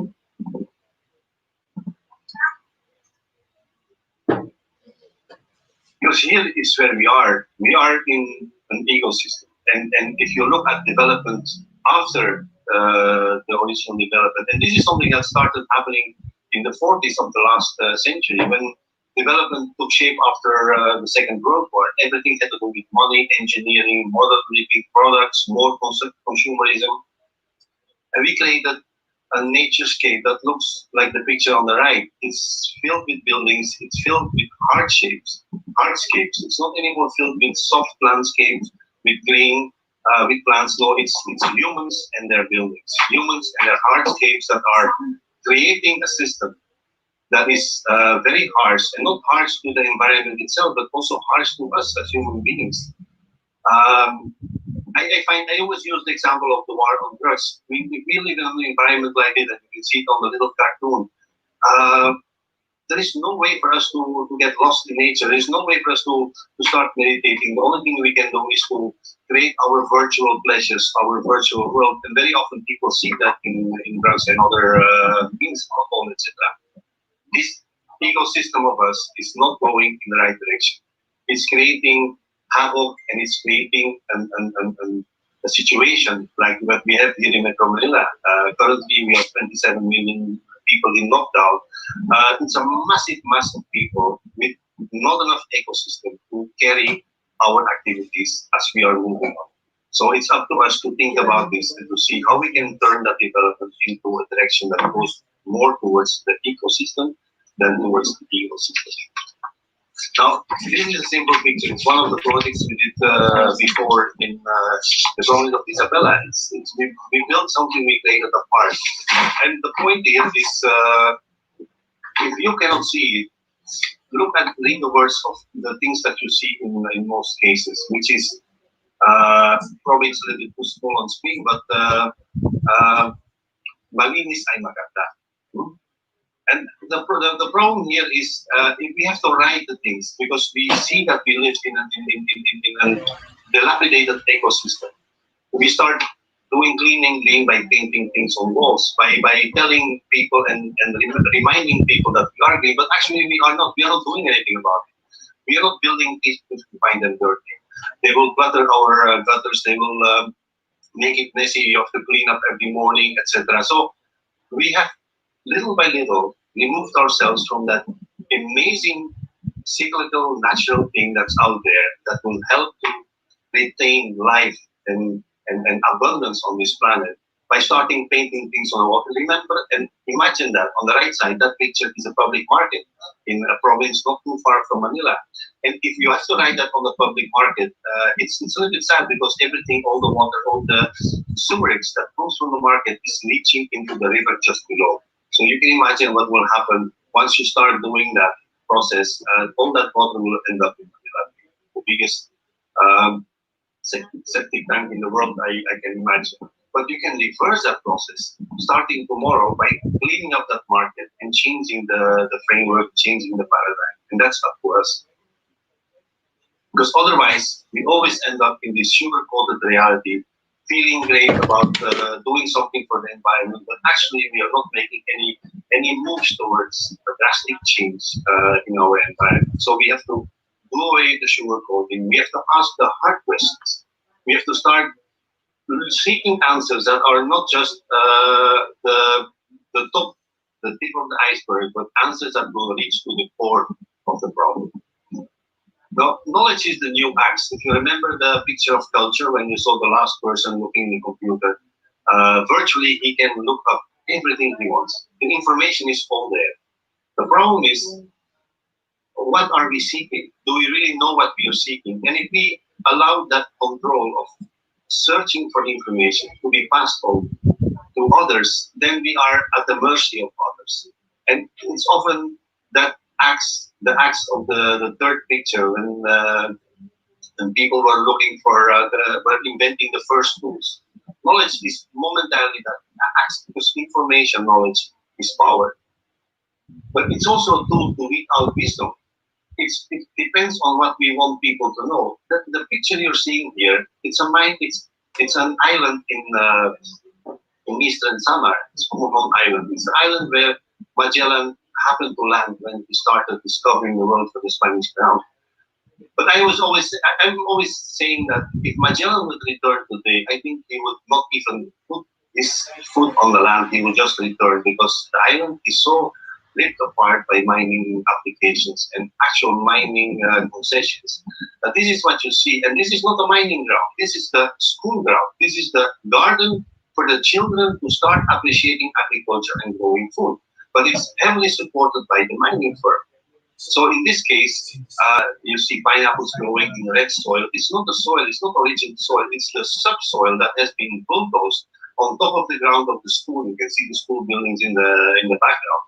And that soil is unforgiving because if we don't understand the real knowledge, which is how does nature works in the tropical system, then we rip apart all the vegetation and we start planting in the red soil that you see on the picture on the right, then nothing will grow. And exactly that's what happens.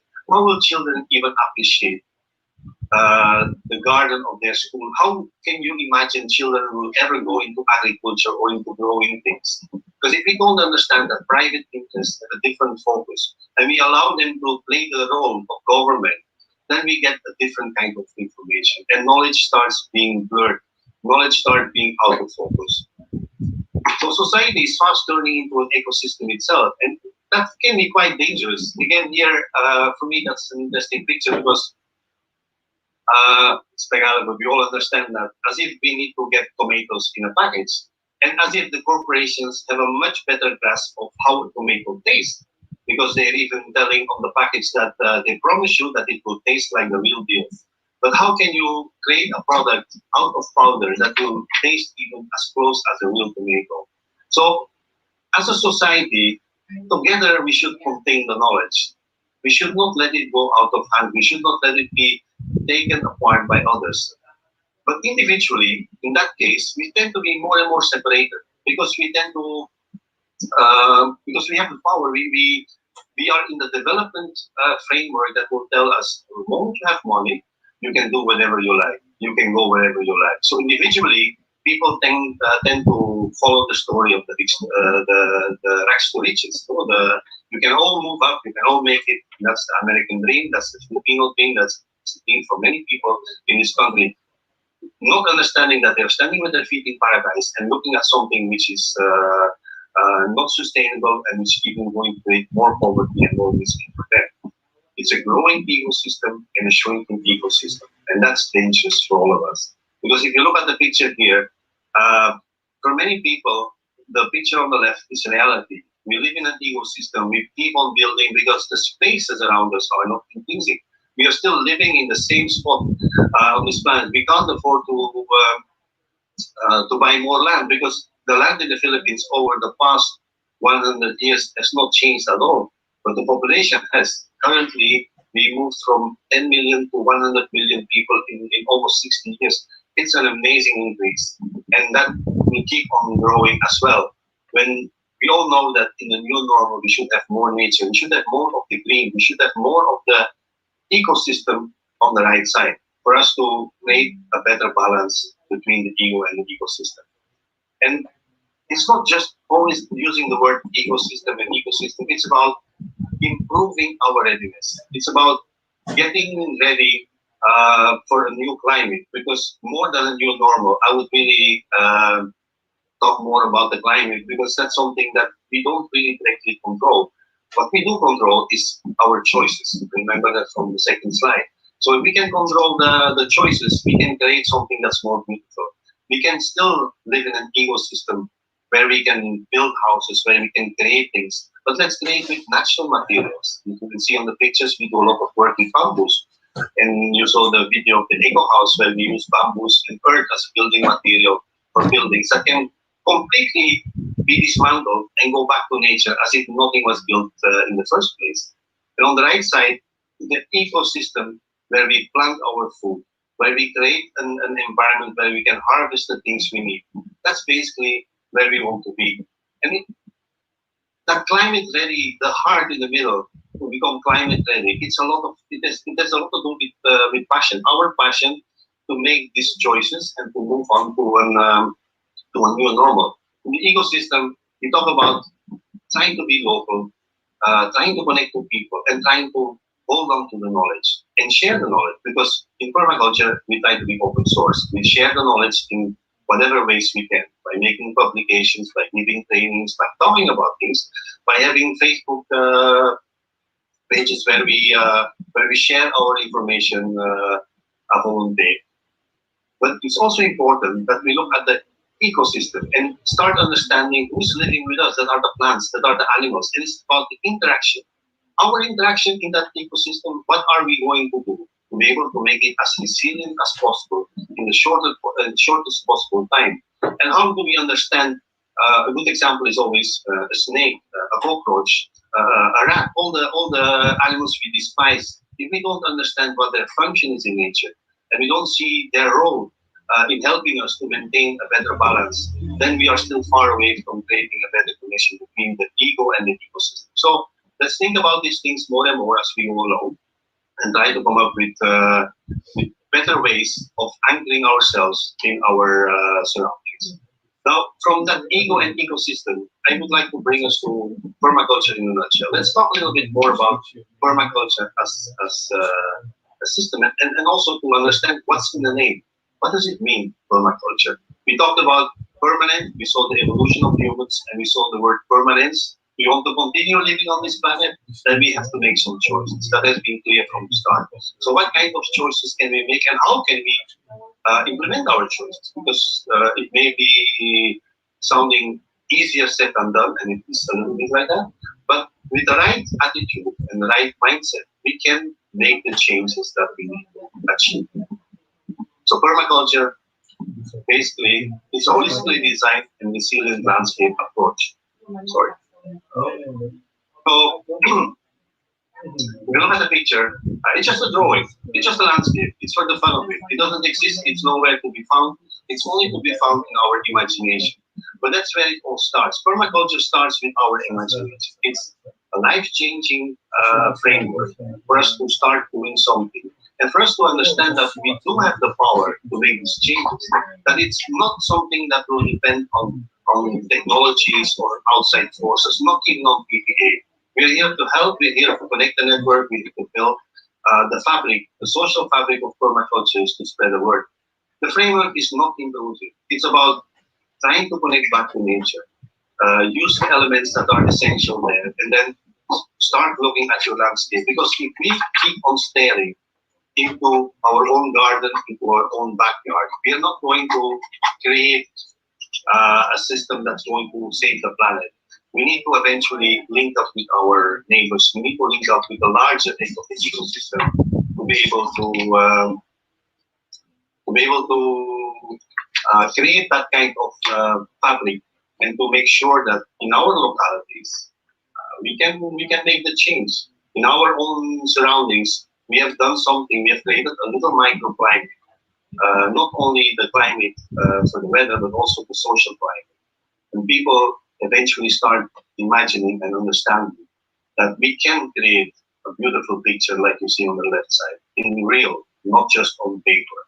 But for us to start doing it, I think it's good to start imagining things and to build things at home, in our prime, in our own spaces first.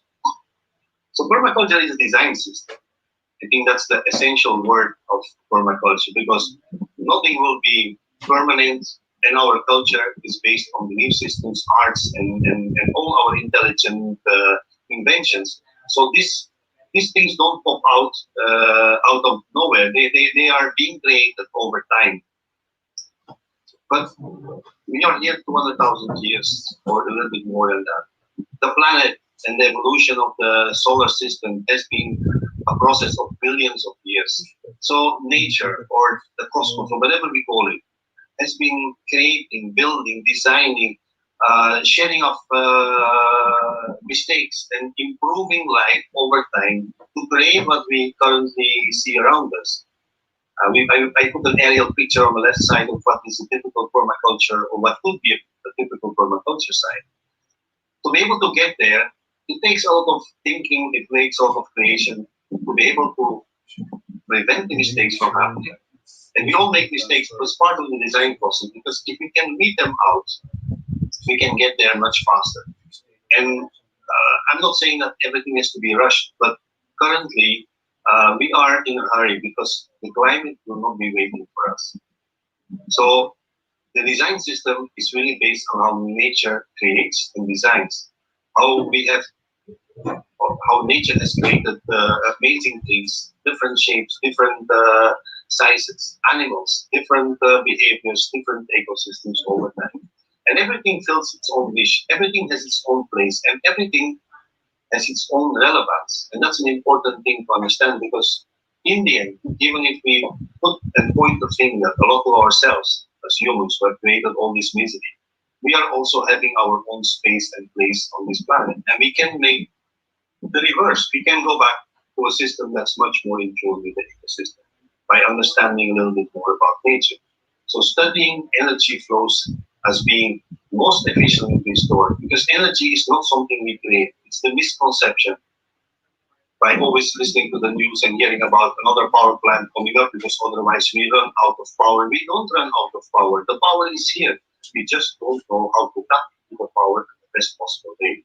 So in permaculture, energy efficiency is a very important aspect. So try to understand, where is that energy and how can I get it? Because I need it. I can't do the designs on my own. I need nature to help me, to aid me. Secondly, we consume that energy.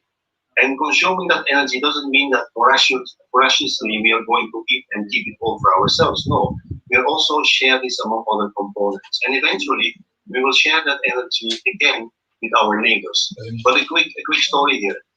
If I use water, rainwater, and I use it for washing, and I pollute it with soap, and then I pass it on to my neighbor, just like that, that's maybe not permaculture approach. But if I run it to a river, if I run it to a garden, then the water and the soaps, if they are organically, will slowly be consumed by the plants and by the soil, will even aid the soil in maintaining the nutrients. And when the water, the excess water that's still there, eventually will flow out of my property, it will be clean and it will be ready to use again by me. That's the right attitude approach in permaculture as well. So engage in biomimicry. Biomimicry is a science derived from biology and understanding really how nature has designed amazing features in different kinds of animals. A funny story is the one of the bullet train. Many people have seen that maybe, but there's a short video on the internet about it. The bullet train, when he enters the tunnel, because of the high speeds, makes a sound because of the noise, the noise of the wind that is being pressured in the tunnel. So they did studies on the kingfisher, and they saw and they understood how the beak of the kingfisher is made in such a way that once it dives in the water, it's so smooth that when it gets out again, almost no water is retained on the bird itself. So they used that design to design the most recent bullet trains, and the sound problem disappeared.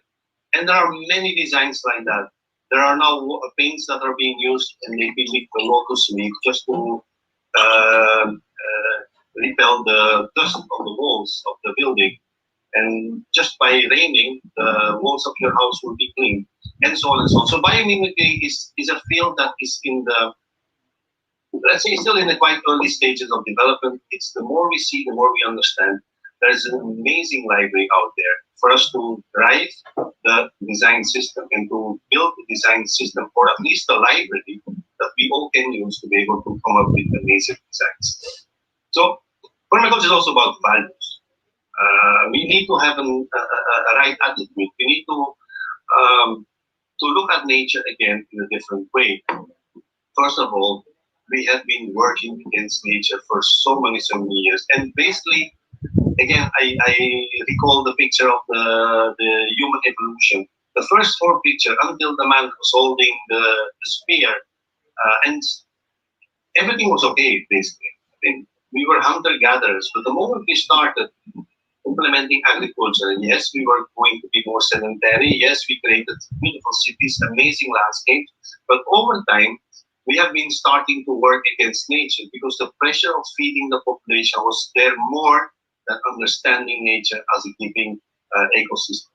So if we can flip that point and can start again working with nature, create our agricultural systems that are based with what's locally available, what's locally growing, what's locally abundant, and what's locally resilient, in the sense that it has used this ecosystem to grow and to bloom, then we start slowly working with nature. Our agricultural system is too much geared towards export. It's too much geared towards cash crops, and not per se to food crops in the first place. Now, see solutions. Human beings are amazing at complaining. There's always a problem, and we tend to point the finger more to the others than to ourselves. But come to think of it, in nature there are no problems. Everything is about solutions. Nature solves things immediately. If there is a landslide, you please come in, and they will start regrowing the abundance of the skin of the earth. And it's with everything. There is no waste in nature. There is nothing is being thrown away. Everything is being recycled. Everything is being cycled again into another cycle of consumption. And that system, if we can understand that, then we can see only solution.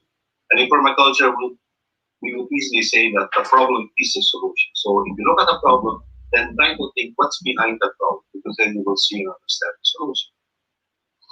Limit the energy and increase the results. That's about, again, the energy maximization. And I may talk about that a lot in the presentation, because It's the only thing that counts. Everything we talk about, everything we see around us is about energy.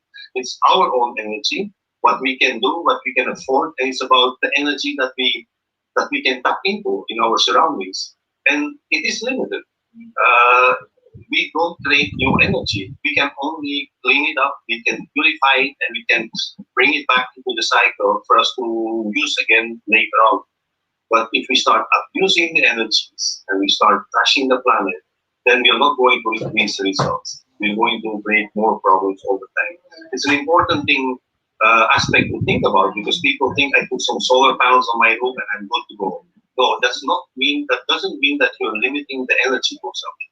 Solar panels, renewable energies, and without us changing our mindset and our paradigm, we're not going to make it. There will not be enough solar panels. We can't create all the solar panels for that kind of massive amount of energy because we will run out of resources as well. Not the sunlight, but resources to make the solar panels in the first place. Then learn to work together. It's fun to do things together. I will mention here the word bayanihan. We all know that.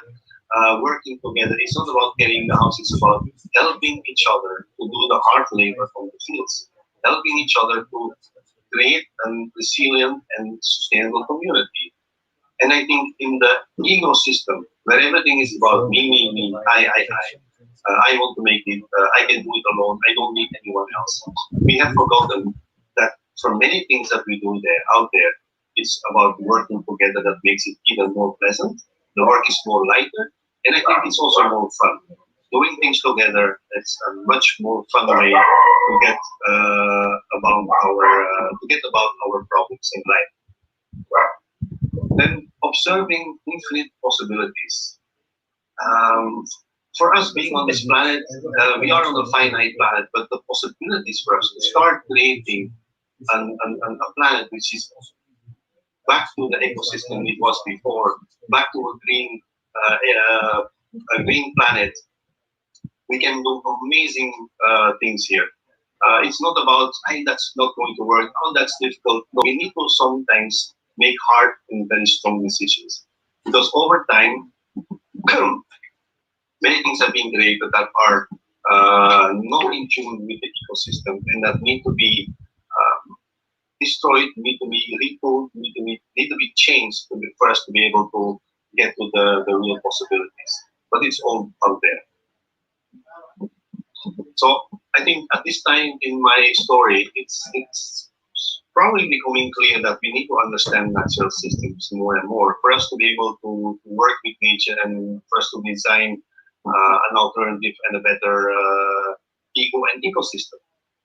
And designing with nature in mind, we start prioritizing natural resources. And you know, it's kind of fun trying to think about how can I build something and I don't need cement that much, or I don't need rebars that much. What is my alternative?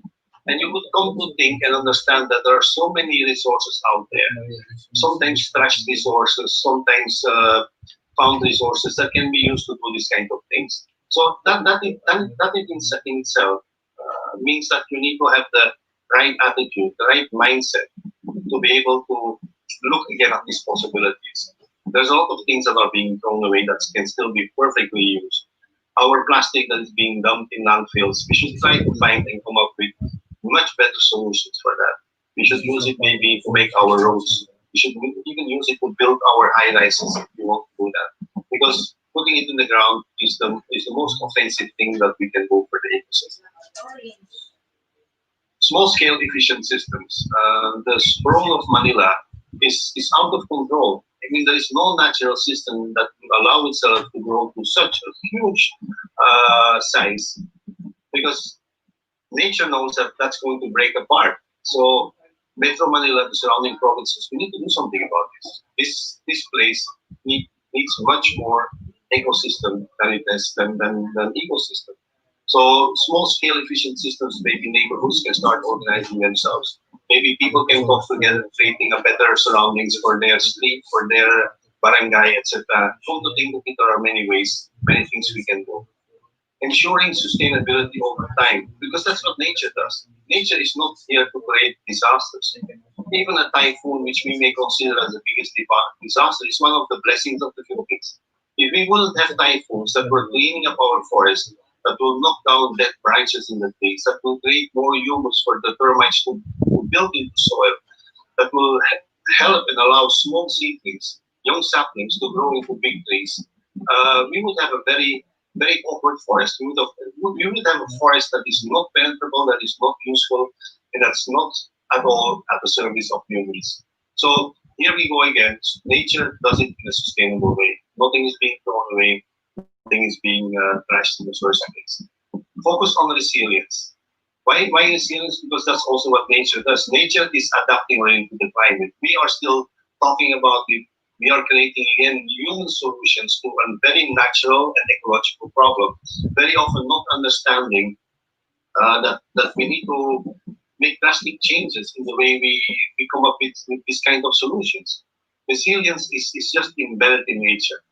When you build with natural stuff, the most beautiful picture I saw after Yolanda was at a bamboo house somewhere in the eastern side of Samar, and you could see the video when the first wave came, the house would shake a little bit backwards and frontwards. Then the second wave came, which was much more taller. Then the house did the same thing. It was just swaying, and bamboo will do the same thing when there's an earthquake. But if you take a cement building, the hollow blocks will just be crashed. You can't build an typical cement building in a tropical ecosystem. We should learn from the very old and very useful Bahay Kubo to be able to build more resilient facilities for humans to thrive in. And then lastly, generate no waste. I've mentioned it a few times. There is no waste in nature. There is nothing that is being thrown away. Everything will end up in another cycle. Everything will be consumed again, will be turned over to food for other living creatures that are eating different things from us. So if we understand that and we allow them to be with us and we allow them to be, first of all, we start segregating our waste. We start behaving like a natural system and we start cutting out the products and the materials that have been created over time by humans that are not biological, that are not renewable, that are not recyclable, then maybe slowly we go back to a more resilient and pleasant ecosystem. Permaculture design system is also resource-wise. It doesn't mean that we go back to the prehistory and we all go back to the hunting gathering. We run around with spears and we start hunting animals and searching for our food. No, we are outsmarting ourselves by starting to understand nature and gently adapting to how nature does things and learn from that and mimic that in our own gardens. When we build out a rainwater collector, it's still cement we are using because it's still a great material, but we use it as much as possible only for this kind of water containing areas. We don't use it to build buildings. So in the picture below, you see a reforestation area in one of the wet areas of the Philippines. Use the ground cover as a way to smother the grasses instead of ripping up the topsoil and then starting to plant trees and other small saplings which will have a hard time to survive. In this kind of ecosystem, it's with minimal effort that you grow back the forest. Our materials, like tires and other man-made materials, can be used in many occasions. Here we try to riff-raff a hill with tires, putting them crisscross over each other. In that sense, you do erosion control. And in each of the tires, if you like, you could plant a tree, you could plant something to make it even more resilient and stronger over time. It's still rubber, it's still in the landscape, but for us to do the job more gently, this is a better option than, for instance, using cement because this is a new material. The tires are discarded tires that we have been using for our vehicles at least. Then resource-wise also is in the right side picture. It's about creating landscapes that are going to produce more than what they are producing right now. And very often in our provinces, we see vast monocultures of rice, corn, sugarcane, cacao, oil palms. We need to break them up. And I'm not saying we should stop producing these things, but let's produce them in the first place for us and not for a market that nobody understands or for a market that is even abusing human power for those who are producing these crops in the first place. the farmers in the field are still poor. We can't say that with modern agriculture we have uplifted their lives. Maybe for a few it's working, for the majority it's not working. So when those who are in the field trying to produce the food that we are consuming, maybe we can start helping them in the first place also to revert back to an ecosystem that's abundant, that produces more resources than they need to survive. And these resources can then flow back to a market in a vast variety of forms. Not anymore just sugarcane, just pineapple, just corn. No, it's a variety of foods that can now be found on the market. That's what the resource base is. It's cost efficient resources because many of these things are there in the first place. It's abundance because nature grows things. Even if we don't do anything, things start growing. Understand what's growing before we start using. And beautiful resources because many of the natural resources are beautiful in the first place. And then sustainable. If you go back to the picture of the rainwater collector, when we use that cement for that kind of tank, then it's going to sustain water collection for a very, very long time. With very minimal repairs needed in case there will be earthquake, may crack a little bit, but very simple to repair. So a water tank like that can easily serve for 200 to 300 years with a little bit of maintenance and so on. So that's what resources also mean. No? Try to look at the long haul. When we started using bamboo, we were also challenged by the idea that it's the poor man's timber.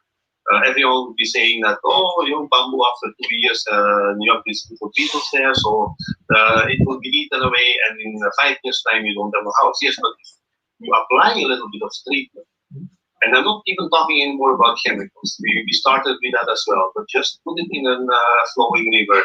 You create a very strong material that can last for 25 years. Enough for us to create a cycle and to be able to at least appreciate the material for a much longer time. As you can read from my story, we are getting to the assembly of things because it's not just about producing all these materials, but you have to do something with it. You have to create sustainable patterns, and that's also what nature has been doing. The landscape, an ecosystem is a sustainable pattern. Now, how do we bring that into our buildings? How do we bring that into the stuff we make in the gardens we create? So resources are well linked, meaning to say, you don't just put a thing in there if you don't understand what it will need and what it will give to the surrounding ecosystem or to yourself. When you bring in a plant, when you bring in an animal, try to understand that's something, that's an item that you need to care for. And caring for something takes time. So at least understand, getting to know that item better before you even bring it in. With the whole hype of native trees, for instance, nowadays, everyone planting native trees, but if our landscape is not ready to accommodate these native trees, then your efforts, your energy will be wasted over time as well. So understand what has to happen first before we introduce native trees. No vacancy between resources. Everything is very dense. And look at the rainforest as your guide. No?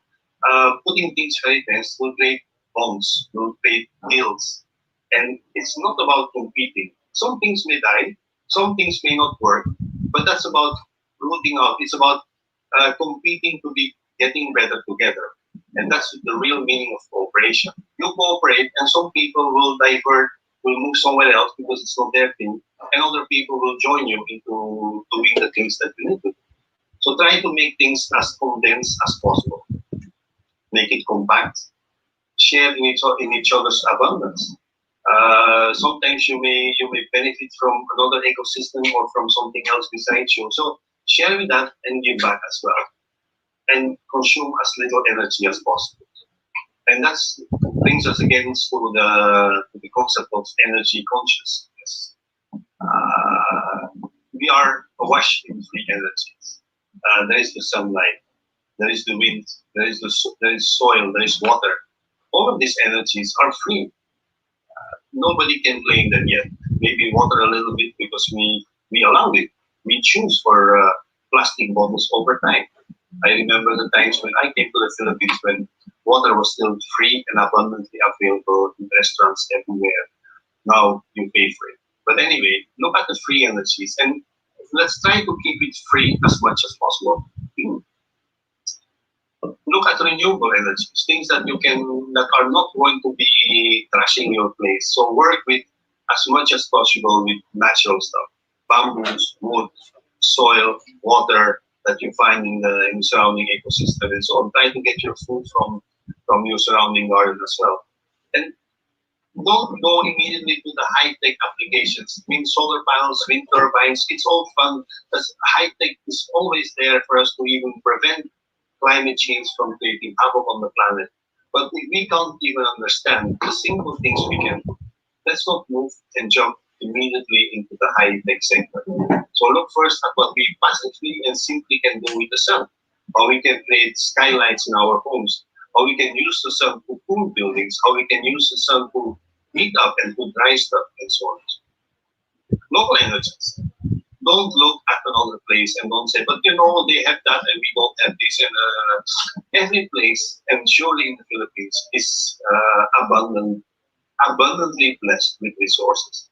So nobody should be complaining. They are different from the east to the west of the country and from the north to the south, but every place has its own unique components. Remember, the Philippines is a biological hotspot, biodiversity hotspot. In that sense, it's biodiverse, amazingly rich, but it's also a hotspot because most of us are not anymore in tune.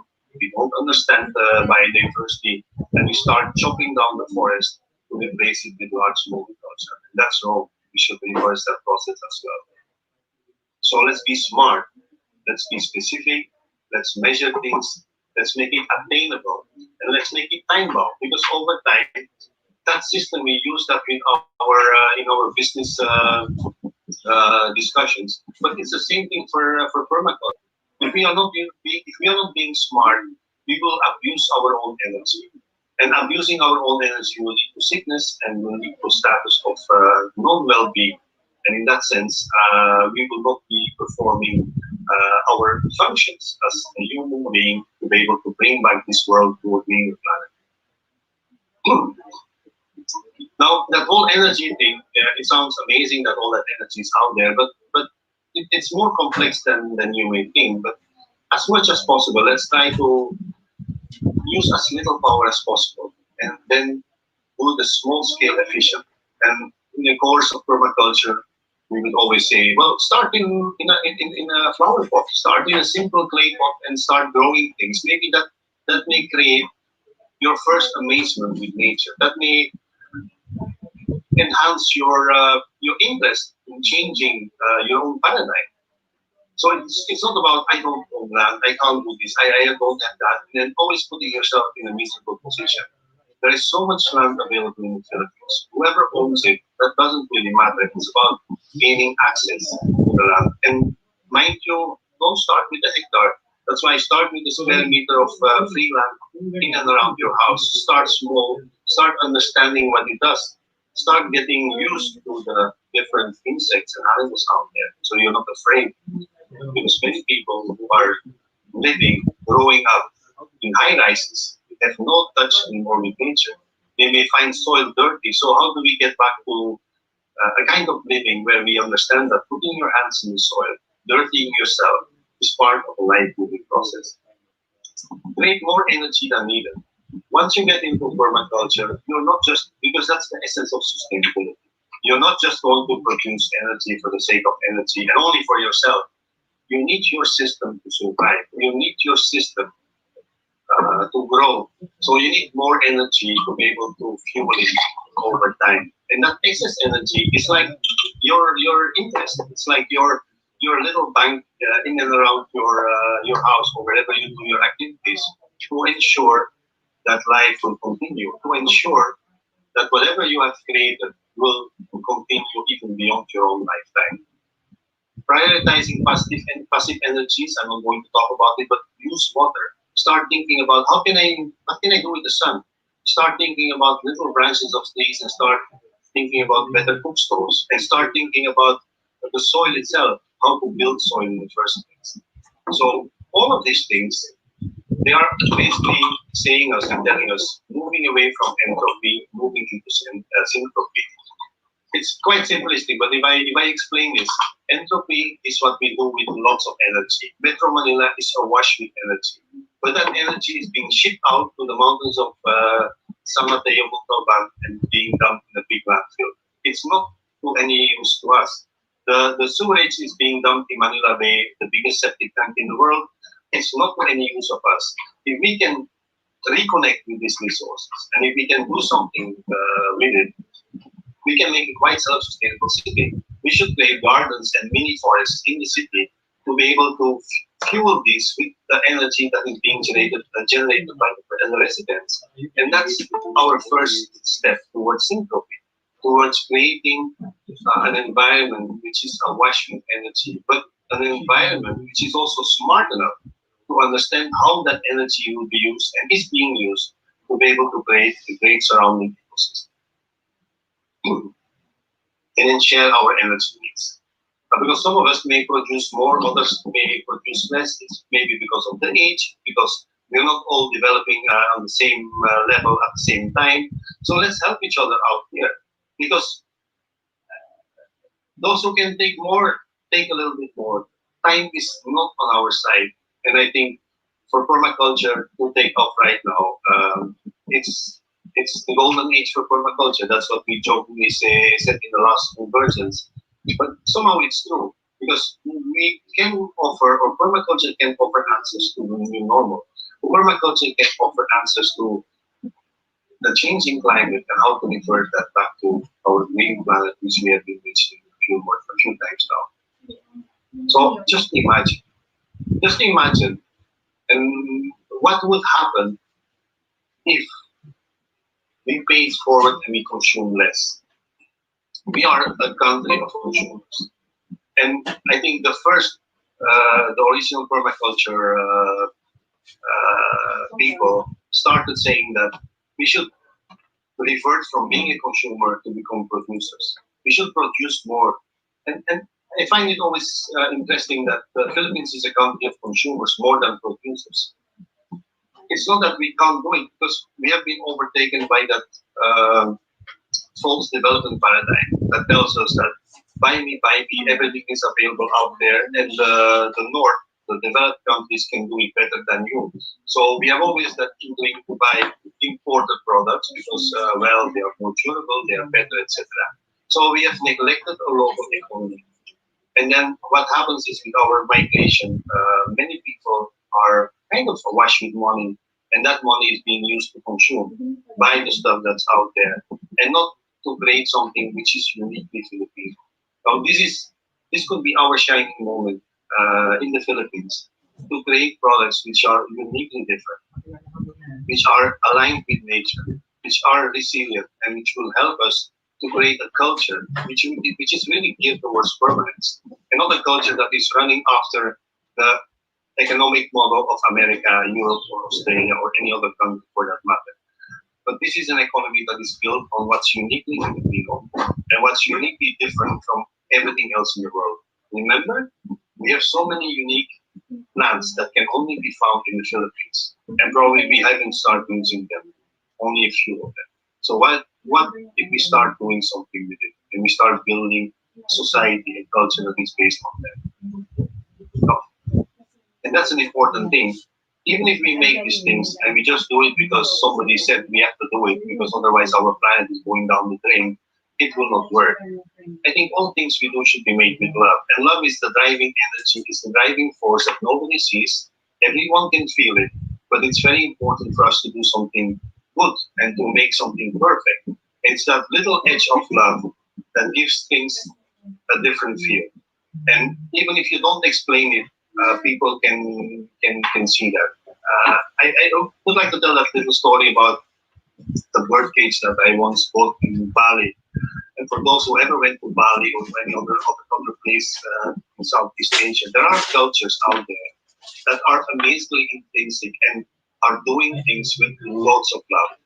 And when I saw that birdcage, I'm not going to keep a birdcage, but it was so beautiful with bamboo, so finely crafted, that when I compare that to the cheap available bird cages in the Divisoria market that are probably imported from China or any other country around, they were made in sweatshops by people who didn't really like doing what they were doing. And you can see the difference. It's that difference that I say you would want to pay more for it. It's not about the money. It's about having something or having a few things that are made people up instead of being surrounded with products that were made by people who were suffering in the first place to make.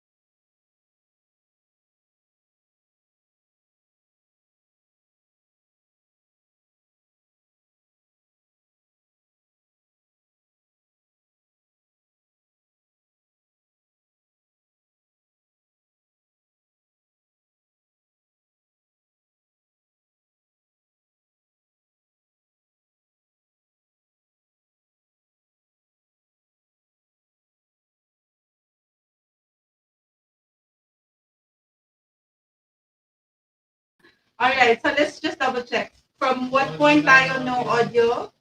Direct?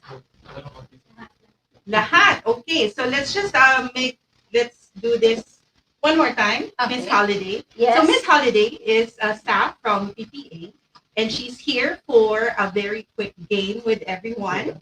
And she will explain the mechanics of the game. Yes. And then for every question that will be asked, you will get a prize, and Holiday will show you the For prize. the also. first prize is black T-shirt with logo print, and at the back also. The second prize is white shirt, same as the black. The third question is mug, orange mug. That's the third prize. Yes, this is the third prize. And the fourth prize is mug also color blue. All right. And the game is going to be played this way, no? The first question is already out there. So anyone who knows the answer can just type it in the message. We have the rest of the PPA staff watching out on who's going to give the answer quickly. And the first one to give the answer is going to get the black t-shirt. All right. So are we all good? Are we ready? So again, question number 1. What is the agriculture? It is the agriculture incorporating the cultivation and conservation of trees. And the answer is, we have an answer. I'm seeing it. Is this correct, Miss Holiday? Yes. The answer is agroforestry. So, sino yan? Congratulations, Dave. Riza. Yes. Sir Dave, paki-message na lang po sa amin ang iyong details. Yes, Sir Para Dave. mapadala po Para namin. sa'yo daw po ang t-shirt. Yes. And your size na rin po para maipadala namin yung tamang size. Oh, so Okay? hindi siya one size fits all. Yes. So, Sir Dave, please message PPA and to give the details for your shirt, and so we can also communicate how to make sure that you get the prize. Yes. All right. Are you ready for the next question? Ready for the next question? Okay, next question is, what are the 4 P's of permaculture? Send in your answers right now. I am closely watching. What are the 4 P's of permaculture?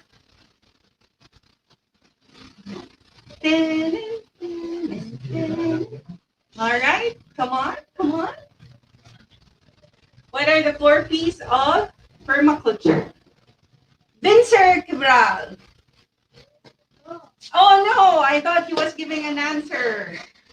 What are the 4 P's of permaculture? Na-excite lang naman ako. I'm so sorry po. And gagayahin ko yung isang message kanina from Max.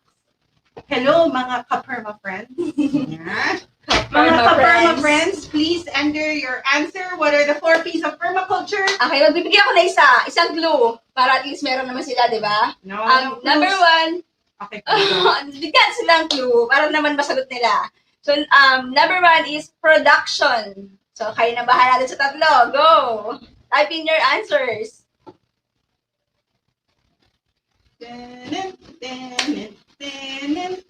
Oh, walang nag-answer. Nako.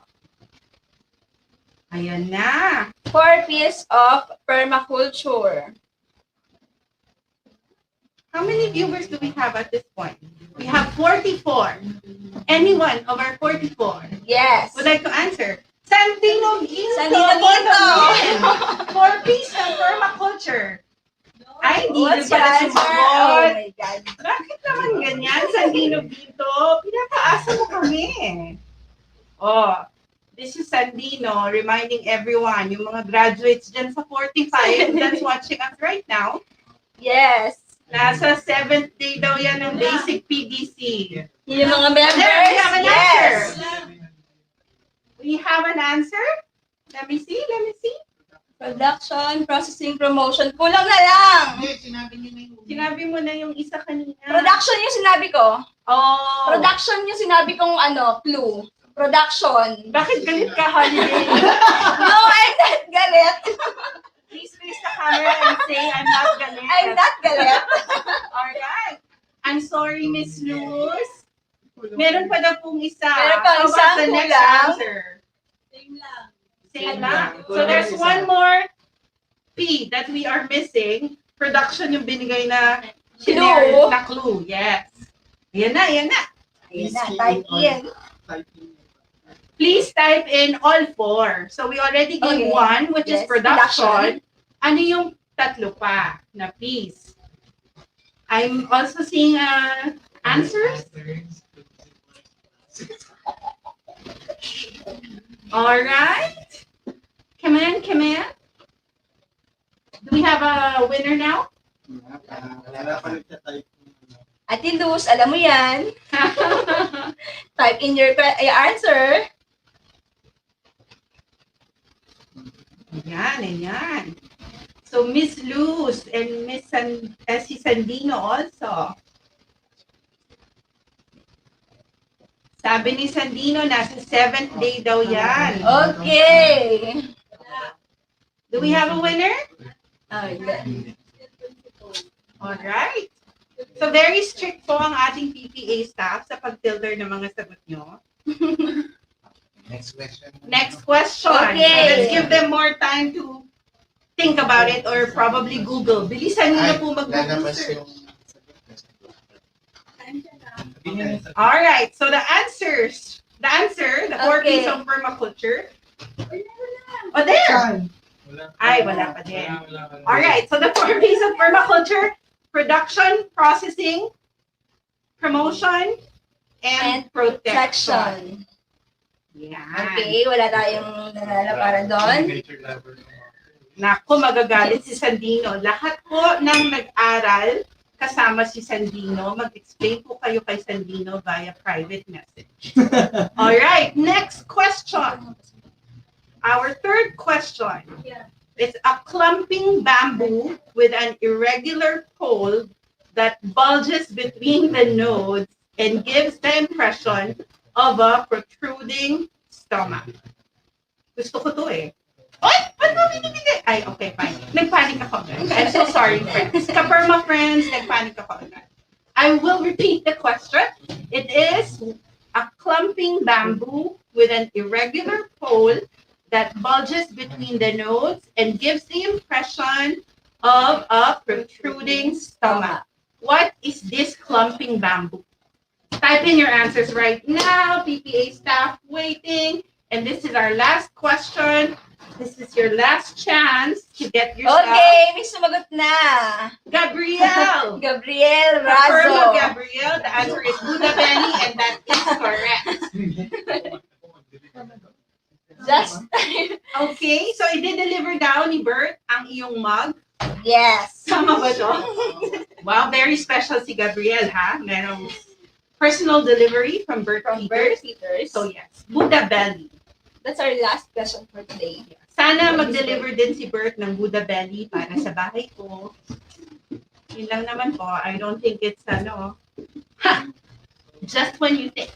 So what's going to happen next in our convergence, after this game, Bert will be back with me here para po ma-synthesize and to also address some of the questions that we have from our first speaker. Right? So we'll be Yes. right back. Give us 1 to 2 minutes.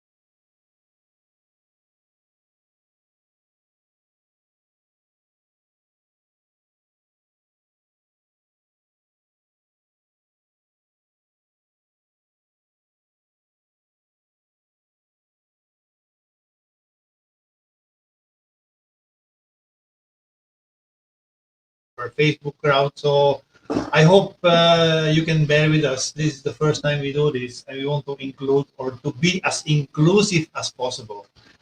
I think I heard from behind the screens that there was a great discussion going on in the Zoom room while the others were watching our previously broadcasted a free webinar on permaculture. But let's take a look at their synthesis, because remember when I shared this morning about the SDGs. Here you see the universe. Seemingly, it looks like the universe, but we explained by using the Stockholm Environmental Institute model that first of all, the wider circle is the biosphere. And then you have the society, and the core would be the economy, the things that we do to make everything drive and go around and move, etc. But the most important action comes from outward towards the inner core. And what they came up with in the Zoom meeting, let's just browse about it, because some of these are actions, some of these are preparations, and other parts are really concretely building already. So if you look at the green cards, and I can imagine for those watching on a phone screen, this is quite challenging. But you have trainings. So trainings are preparing yourself with life skills. It's also about carbon sequestration programs. But here we also talk about interconnecting the different programs: health, environment, active transport, and for instance, the simple fact of bringing containers. I don't see them in front of me anymore, but simple drink containers. To do away with the plastic throwaway cups and bring your own containers. Go to the shop with your eco bag, but also go to shops or encourage shops that are not just giving sachets like Bo was talking about, but shops that are going to sell in bulk. And this kind of experiments are already happening, and I know for a fact they are happening already in Negros. And I think in all areas we should repeat this kind of processes. At the same time, regular info drives. We need to inform each other. We need to, so that's a great one that came out of the breakout session. Also supporting local farmers. Know where you buy your food from. Just don't go to the supermarket. Try to link up with in the wet marking with those who sell produce straight from farmers, or better yet, try to connect with NGOs that are helping farmers, or that are farmers group that are directly selling to you, because that's where your money goes, directly to helping these people to produce even better in the future. So the drive to create more awareness, that's our activism, I think. Our preparation will be training. And I think if you talk about building, is set up this kind of sari-sari stores that can now start selling in bulk. Go beyond the mall culture. We are so used to go to a shop where we find everything. Yet we need to, I think, buy better in the new normal. I think that's what I get out from this synthesis. If you look at the green circle. The second circle is zooming into society. And again, you have the same kind of suggestions that came out of the breakout session. Some of them are about activism, things we need to do, like promotion of wholesome food. It's activism. It's helping others to get over that fear or that hurdle when they move from a fast food mentality to eating wholesome food, slow food. And the movements are there. We just need to know where they are and how we can connect with them. And again, that's part of that activism, sharing and encouraging each other. Then again, prepping. What do we do here? What somebody said here: promotion of food, forest and agroforestry farming systems, and the institutionalization in public and private schools of the One Station initiative. Also, there are drives here where we want to prepare ourselves better. We need to create that access where people can plug in. There is also something like participants here are willing to be part of the organization to represent the association in their respective areas that will educate top to bottom for the promotion and advocacy in safeguarding this country. And also a push for PPA to work more with LGUs. And I think if that push is being proposed by some of the members, I think we need the members as well to be part of that process and to be part of the work that needs to be done in the future. helping LGUs to implement the beautiful laws that are already here, zero waste, etc. The acts are here for more than 10 years, for 20 years already, but the implementation, that's what we want to drive at. So from activism to preparing ourselves, informing ourselves, and then go back to building resilient communities that are incorporating this kind of zero waste attitude, and that are, I think, in a very simple synthesis, are going to be stewards for the future and for a climate towards protecting themselves from whatever disastrous effects that may come from a changing climate. Now, in the center you have the economy, and what comes out there most of the time is the circular economy. How can we make sure that whatever we produce, it's the cradle to cradle concept? So promote circular economy model. That's the activism part. Let's bring it out. Let's talk about it. And the more we talk about it, the more we reflect about it. And how can we really? How does it really work? If I sell something online, can I be part of the circular economy? So the question is being raised there as well. How will PPA circular economy will look like in a commercial, in e-commerce setting? Then other people were saying promoting sustainability mindset over the quick gains and profits.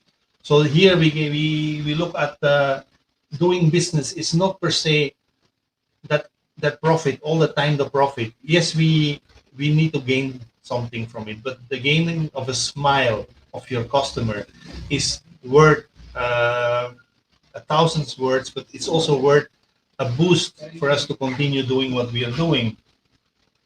Local advocacy, it's important, that's being mentioned here. And then link with the chambers of commerce. So this is actually building links and platforms and networks with those who are into business, and try to positively encourage them to change their ways and help them to offload those negative energies or those resources that are now considered waste by most of them into a cycle of productivity again. So here, as members, as PPA, and as all people out there, we can make a change in the economic system. And mind you, the last synthesis I think that came out of this kind of presentation is the fact that as individuals, we have a choice. And as consumers, we have even a more important choice. If you go out there and you use your own money, spend it wisely. Spend it on initiatives that are already doing and walking the talk, that are already doing steps towards creating a more inclusive economy, that are already creating an economy that is in tune with the changing climate, that is not polluting, but that is even adding to the well-being and to the resilience of nature. And if you're not sure, let's communicate about this. And I think PPA, the staff, the team, we are all very open and happy to help us to understand better and to phrase better what that new and better normal will be. So we will present this later on. I think in the coming days, we will make this into a presentation so everyone can read the details, because I can imagine that not everything is that easily accessible and readable on screen. So don't worry.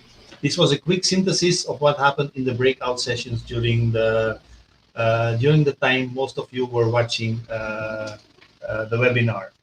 I think we are almost gearing up now to hear from our next speaker, and I'm quite excited about it as well, because here we are talking about preparation. How can we prepare ourselves? What is something we can do to to bring ourselves to a better level, a more relaxed level of engaging in the better normal? And I think I will have to pass it to my colleague Bianca to introduce officially our next speaker.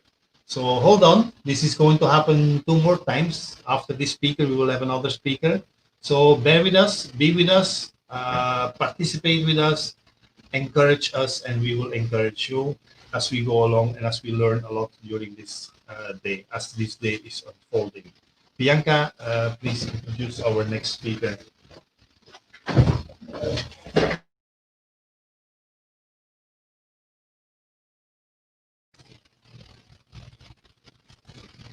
It will be my pleasure to introduce our next speaker. Like for every other speaker. And I just remember the speaker in our LD Convergence. She was like a rock star then.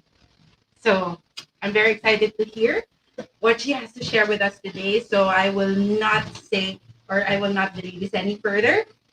Our next resource speaker is currently the Executive Director of Global Seed Savers Philippines. Global Seed Savers is a nonprofit civil society organization. She has been instrumental in the growth of the organization and played a hand in the formation of the Benguet Association of Seed Savers and the Cebu Seed Savers Group, and was the driving force behind the adoption of seed saving by some organic and permaculture practitioners. She has conducted numerous training in many parts of the country on seed saving, introduction to permaculture, and seed school teacher training. She also has years of experience doing community work. Karen has spoken on many platforms with different groups, both locally and internationally, mostly on seed saving and community-led seed libraries. The paper she submitted to the World Organic Congress was accepted for a speaking or poster slot this year. Due to the pandemic, the event date was moved and will be held in 2021 in Rennes. She is part of the Global Technical Working Group on Seeds under the Slow Food International Movement and has recently spoken at the Global Seed Summit. She was also part of Climaton Pasig 2020 as a coach and a keynote speaker. She has a certificate from a course hosted by the Horticulture Innovation Lab in the University of California in Davis. She was also part of a group of scholars from over 10 countries who received monitoring and evaluation training under the Praxis Group in partnership with Regis University in Denver, Colorado. Karen received her certificate in seed school teacher training from the Rocky Mountain Seed Alliance in Denver, Colorado. She received her basic permaculture design certificate from Bert Peters in a joint project with the Rotary in 2013, and her advanced permaculture design certificate from the Philippine Permaculture Association in 2018. She is an electronics engineer by profession, but is an environmentalist, artist, permaculture enthusiast, and seed advocate by passion. Please welcome Ms. Karen Hizola with her topic and great advocacy, protecting a future backing on seeds to provide a prosperous future. Hi, Ms. Karen. Welcome back to PPC. Hello, good morning, everyone. I'm very happy to be here. We just had a power outage, so I'm actually at the friend's place right now. Let me try to share my screen. Can you hear me all right? Can somebody give me feedback if you can hear me?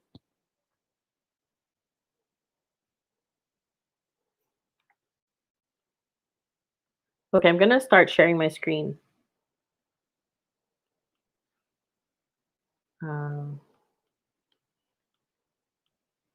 Okay, can you see my screen right now?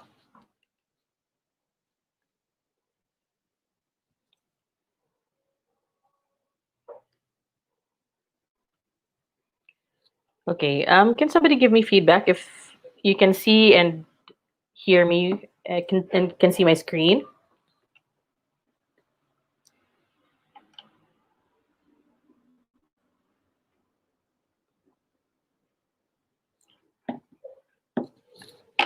I'll just give it a couple of seconds just to make sure that everything's working, the tech is working.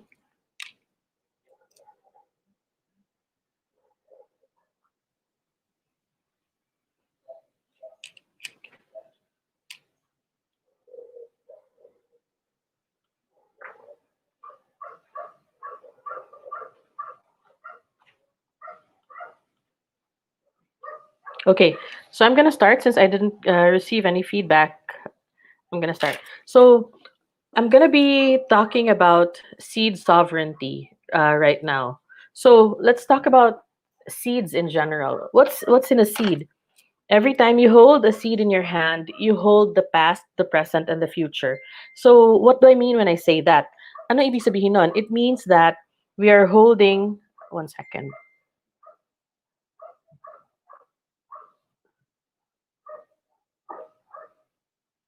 Uh, Share. Okay, can you see my screen right now? Okay, so let's go back. When you hold a seed in your hand, you're holding the past, the present, and the future. What does that mean? Every seed has a genetic blueprint that it carries with it, no? And this comes from its parent plants. And so essentially, it's what we have now as the most resilient thing in our hands.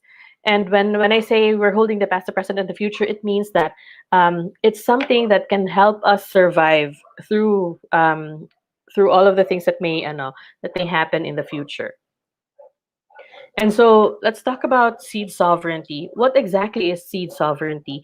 It feels like a very it feels like an ungrounded concept, and it's actually something. It sounds ungrounded mainly because we shouldn't even be talking about this because it should already be the default. But that's not what's happening right now. So seed sovereignty includes the farmer's rights to save, breed, and exchange seeds. It also means that we have access to diverse and open source seeds, no, that are not patented, not owned or controlled by emerging seed giants, so agrochemical companies, and not genetically modified. So ibig sabihin yan, it means now we are trying to reclaim seeds as part of biodiversity commons and public good. So what's currently happening and why are we talking about seed sovereignty? The reason we're talking about seed sovereignty is because of this, no? Chemical companies' market share in agriculture. So if you look at that screen, you'll see the top 3 agrochemical companies there. If you add all of their market share, actually the top 3 companies already own at least 70% of market share in agriculture worldwide, globally. And what does this mean for us? It actually means that we need to take back control, no, over our own seeds. Bakit kailangan ganon? Kasi in the equation of agriculture, the first part is seeds, no? If you don't have control over your seeds, everything else will falter. I'd like to talk about this also.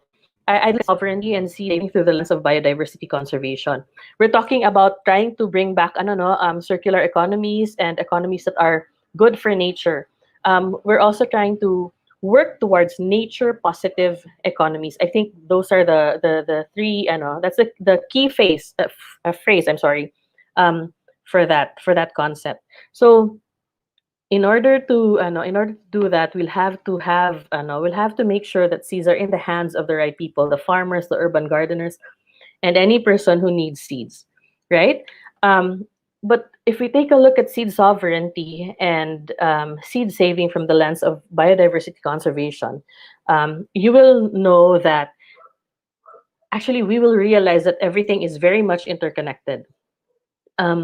If you look at the history of the planet, I wrote down 3.8 seconds there. What does that mean? If you look at the lifespan of the planet has been around for around 4.5 to 6 billion years. And if you if you equate that to one day, so for example, the lifespan of the planet has been 24 hours or 86,400 seconds. Humans have only been around for around 200,000 years, right? Modern humans, Homo sapiens sapiens. So that actually means that we've only been on this planet for around 3.8 of those 86,400 seconds. Ano ibig sabihin nun? And why is this important? I think we have to understand that we've only been on this earth, no, for a blip, like it's a split of a split na ano lang moment.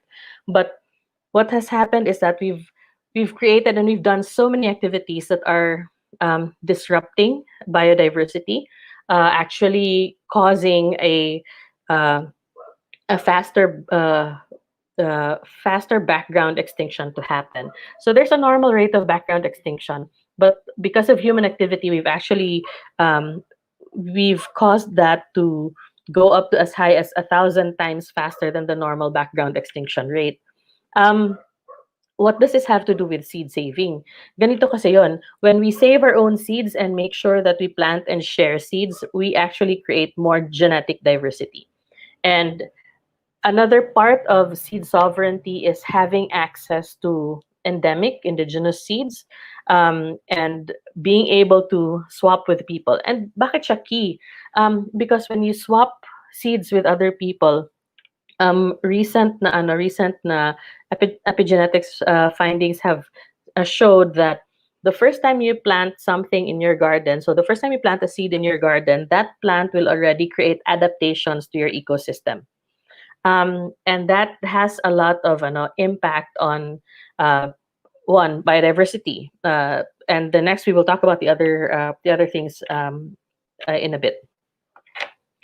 And then how is this tied with culture preservation? How is seed sovereignty or seed saving tied with culture preservation? Ang importante kasi dito is that we understand that almost all, if not all of the indigenous groups in the world, actually, all of the indigenous peoples groups in the world have a very closely interrelated connection to nature. So parang every activity has something that has something that gives back to nature or ensures that nature is protected and conserved, no? Um, an example of this is, I'd like to show you how this ties back to biodiversity and interconnectedness. So the buri tree, why the buri tree? The buri tree is actually a tree that grows to around 50 to 60 years. Towards the end of its life, this is something that grows in Cebu. So towards the end of its life, at around 50 years or so, it will flower for the first time, and then it will die. When it flowers, it's time for people to harvest it. So anong ginagawa ng mga tao? They call each other up. The families that are taking care of the buri trees in Cebu would call each other up and say na, hey, it's time to harvest. And so they would gather and then harvest landang. Landang is actually one of the ingredients in binignit, or in I think in the north you call it ginataan. And so there's a lot of cultural preservation that's tied to saving seeds. So pero ang story na to, this is important because you can't actually save seeds from the buri tree directly. What happens is a bat has to eat it, and then something in the bat's saliva causes the seed to creates a fertile ground for the seed to germinate. And so um, and so you'll know, no, na that alone means that everything has its place in nature. So take note na noon, before we started trying to control everything in nature, everything had its place, no, including humans. And we had this abundant relationship with nature, and we understood nature very well before, but then we've lost that. And so saving seeds is akin to culture preservation as well. It's also known, kasi here, even in the Philippines, no, in a place in Mindanao, um, there's there's a system of passing on seeds, rice, yung palay, from mother to daughter, and then it's also very much intertwined with the culture of the place. So the mother passes on the palay to the daughter, and then the daughter in turn will pass it on to her daughter. Ganun, Kung walang daughter, the mother will pass it on to a daughter-in-law. Or if the mother doesn't like the daughter-in-law, the granddaughter. She'll have to wait for a granddaughter. So ganon. From that alone, you will see that we are very, very much, our human story is very much intertwined with seeds. And then another thing is climate adaptation. Why am I showing you this photo? Because 2 years ago, northern Luzon was struck by a very strong typhoon. And what happened was around 95% to 100% of all crops ng mga farmers that we work with were destroyed, no? Parang they had about almost 100% crop loss. And so what happened was they had to go lang to the seed library and then check out yung seeds from the seed library and then um, focus their funds or their money into into building repairs for their damaged na structures. So ibig sabihin nun, instead of having to divide pa yung pera nila into buying seeds and to rebuild their houses and their structures, they only had to get seeds from the seed library and they could focus on building their structures. But aside from that, like I said earlier, every time you plant something in an area, it already creates adaptations into that to that area. And so having a diverse na genetic resource or genetic pool can help us find ways to adapt to the climate. And then food security. Like yung sinasabi ni Kuya Bert kanina na we need to create circular economies. We need to support our farmers. That's actually really true. The first thing that I put there is fragile food distribution systems. What does that mean? So ibig sabihin yan is that the longer and the more nodes there are in a food distribution system. For example, let's say from the farm gate, no, to the delivery na first stop, and then to the let's say the shipping or the container yard, and then to the next drop off point, until it reaches the market, no, or the intended market. The more points you have in a distribution system like that, the more fragilities you have. So what does that mean? It's very easy to break down, no? Mas madaling ma-break down yung mas madaming nodes kesa yung mas direct na supply. So for example, if you buy directly from your farmers or if you buy from groups that support farmers, that actually shortens your food distribution system. That means it becomes a little less fragile, no? Not a little less fragile, a lot less fragile actually. Plus, it creates that abundance economy because the farmer also gains, no, from you buying directly from the farmers.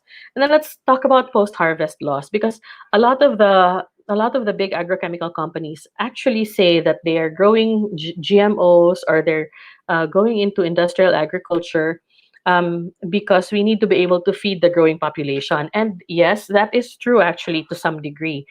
But the thing is, we also have to take a look at post-harvest loss. Why is this important?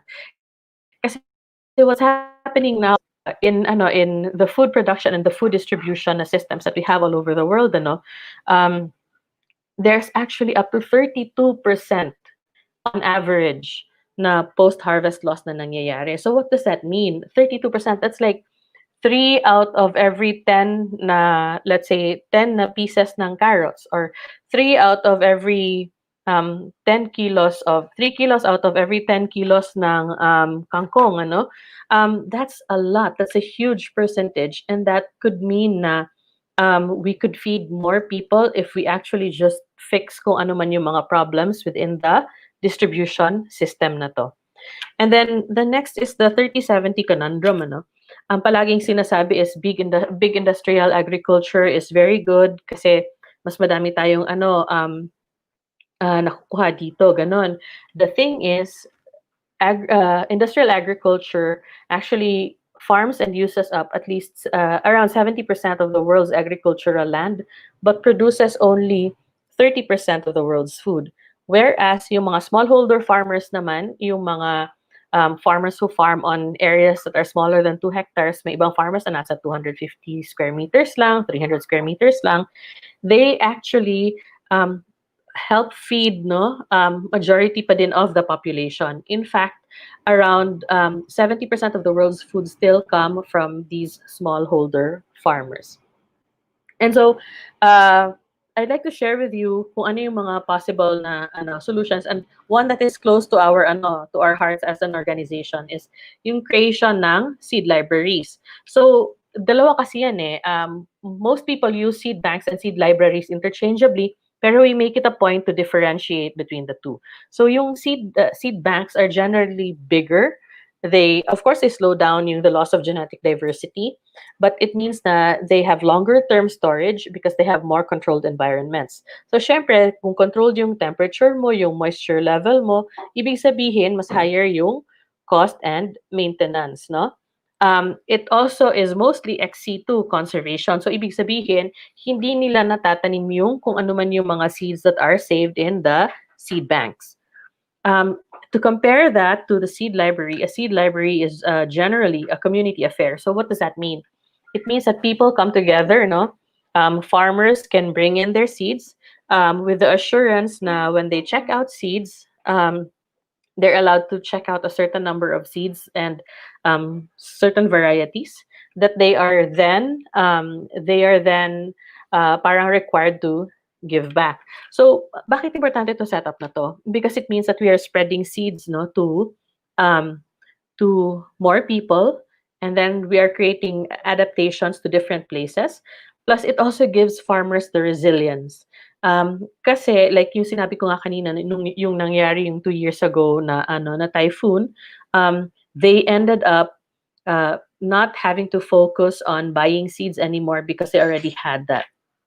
And another good thing about seed libraries and seed saving actually in general is that the more we spread seeds to more people all over the country, especially, the harder it is for transnationals and big agrochemicals to control our seeds. So ito, no? So it's the same thing. It's almost similar to a seed bank, but there are key differences lang. So seed library is very community-based. So mas may access yung mga farmers as opposed to seed banks na ang daming documentation na kailangang i-go through, ano? And then, of course, you use what's available to you in your community. And then it involves both ex situ and in situ conservation. This is another example of a seed bank. What these people do is that they actually share seeds once a year, and so they help preserve and conserve the seed varieties that are that the members of this group grow. I think this is something that we can do in the Philippines, no? We were supposed to have a seed summit this year, kaya lang the pandemic hit us. And it's never been highlighted as well as this year, in 2020, how fragile our food distribution systems are. And of course, take note, when you talk about food security, you can't talk about food security without talking about human rights, without talking about distribution and access to food. And then it all boils down actually to having seeds. Lahat ng places na lahat ng communities that we have worked with, the first thing that they asked when the pandemic hit, kahit na yung mga hindi nagfa-farm, yung mga newbies, yung mga bagong urban gardeners, biglang, meron ba kayong seeds? Meron ba kayong seeds? See, it's that thing that keeps us and that makes us the most resilient. So what have we learned? One is that you can't control sensitive systems from command central. Hindi pwedeng palagi tayong maghihintay, no, ng command from up there. We can actually work from the ground up. So hindi kailangang maghintay tayo ng top down na solutions. We can work from the ground. We can work from the grassroots. And then redundancies are vital for resilience. So importante talaga yun na we have backup systems. And then again, community seed libraries are key. So if anyone here is interested in setting up a community seed library, or at least a group that exchanges seeds every so often, let us know, and we will try to help you. And then, of course, the historical and power analyses are part of the first steps. I can explain that outside of this. And then another thing is that we have to be aware of what movements are already ongoing on the ground so we can work together. And then we have to be aware of what laws are governing the country in terms of seeds and agriculture. But right now, what we really need are massive and concerted actions. Nasa pivotal now tayo eh. At this point, we actually have the power to really change things for the better, or go back to the type of systems that we had before that actually caused us to reach this point right now. I'd like to end with this. I'd like to make sure that we always understand how interconnected we are. Every time you take a breath, I think I may have shared this already in the past convergence, no? But every time you take a breath, you have to understand that when you take in oxygen and release carbon dioxide, what's happening essentially is that um, one half of your breathing, one half of your breath is being done by trees and plants. And that alone should help us understand that we are very much interconnected, even on the most fundamental level, even on the most fundamental activity that gives us life. So, thank you very much. And I hope you learned something and you enjoyed that. Thank you very much, Miss Karen. Salamat, Karen. Great listening to you again. Yes, thumbs up. It's more than the doom scenarios of seed banking. The picture you showed us, I think the way forward would be the seed libraries. I like it.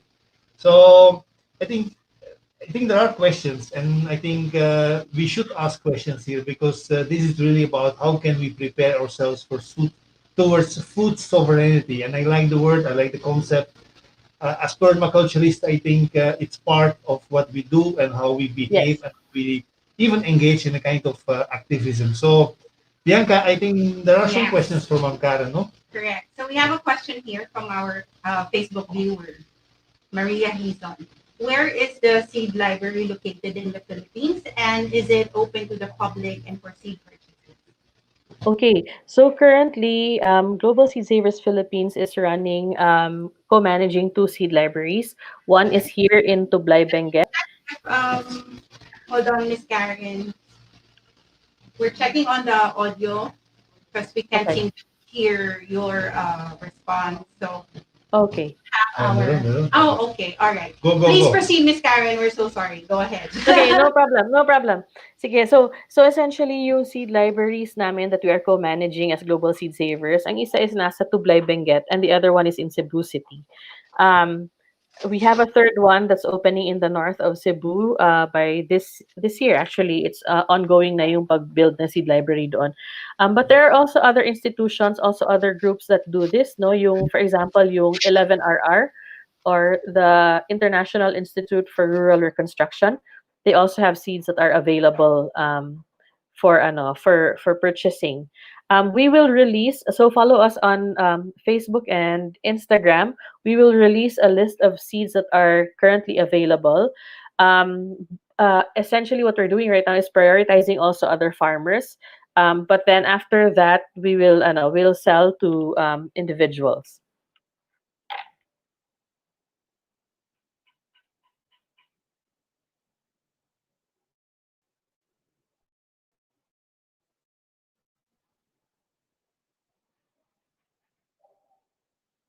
Any other questions? I, I have a question. Maybe adding to this question as well, Karen. Is it okay to ask a question? Yes, of course, Uh, Kuya. Go ahead. because I always feel like a seed library is in your heart, basically. It's in our heart, and Yes. if it becomes a mechanical thing, I can imagine it may or it may not work because then we start bickering about how much is the value of my seat, and I'm going to swap it with your seat. And I mean, is it not part of? It should be. Answer me. You know, if my thinking is right, should it not be part of a kind of a cultural fabric? And maybe if we don't have the fabric anymore, should we not create a new kind of cultural approach towards it? Yes, the plantitas and plantitos phenomena, should we not really anchor that seriously and then say, instead of stealing plants left and right, let's start planting seeds. And I think, is it true that once you start planting a seed, that's when you start feeling that connection with plants and with seeds for whatever future idea a community may have about the seed library. So I want to hear your thoughts about that. Sure. Kuya, so ganito po yun. The current reality is that a lot of our farmers are now dependent, no, on farm supplies. But what's important is we are trying to regain that control. That's why having more seeds, actually, ang what we're trying to aim for is to create seed swaps in different areas. And that's important kasi because yung seed swaps, one, will help us create genetic diversity, will help us create climate adaptations. And the third one is that yun nga, spreading seeds will make sure that they're part of the commons na and public good. So ideally, ang ine-envision namin in the future is that seeds will be available to everyone and hindi siya magiging it's not something that you'll need to purchase or to buy at a very expensive price anymore. Right now, yung economies kasi ng farmers, the reality is that it takes a while before a plant can get to the seeding stage. And so that means na may production loss or may sales na loss ang farmer when they start seed saving. And so we're trying to look for a way to balance that with spreading seeds to as many people and swapping, and also making sure that the economies of the farmers are the economic needs naman ng farmers are also met. So yun. Pero the more seeds, no, the more seeds spreads, more hands. I think the better it is for everything else talaga. For one, for the economy, for biodiversity, for resilience, and for control. Kasi hindi pwedeng we just yield no, and give the control ng overseas sa malalaking transnational companies. Hindi pwedeng ganun. Kuya Bert, nasagot ba yung tanong mo?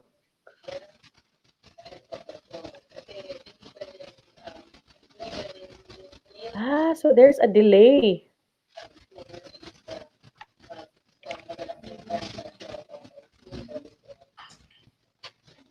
Thank you, Karen. Thank you. All right. We have another question from Elnora Bernardino here. I'm trying to raise an edible forest in my farm here in Morong, Bataan. How can I avail of various fruit trees and endemic? Okay. So ang focus ng Global Seed Savers right now is to actually save yung mga vegetable seeds, no, mga crops, because we started saving seeds by working with farmers. But one thing that you can do, Miss Elnora, is to work with the Philippine native tree enthusiasts. Ask them if they have seedlings and seeds that they can share with you. Another thing is that I think each of the DENR na mga na offices actually have seedlings and tree seeds that they can share with you. But I would suggest to connect to the Philippine Native Tree Enthusiasts. I think they're on Facebook.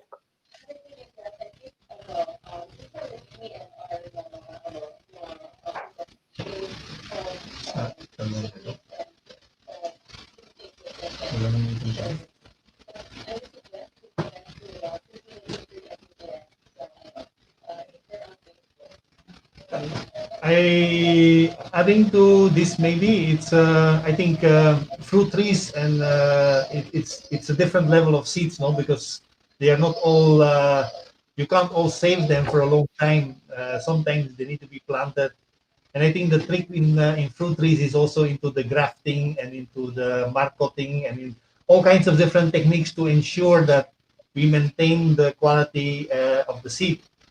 It's something you learn by doing it. I hope Karen can agree with me here and she can on that. But the more we plant, the more I think you mentioned in the beginning of your talk, a seed will kind of start cultivating your soil. But at the same time, that seed will get something from your soil and the way you treat it.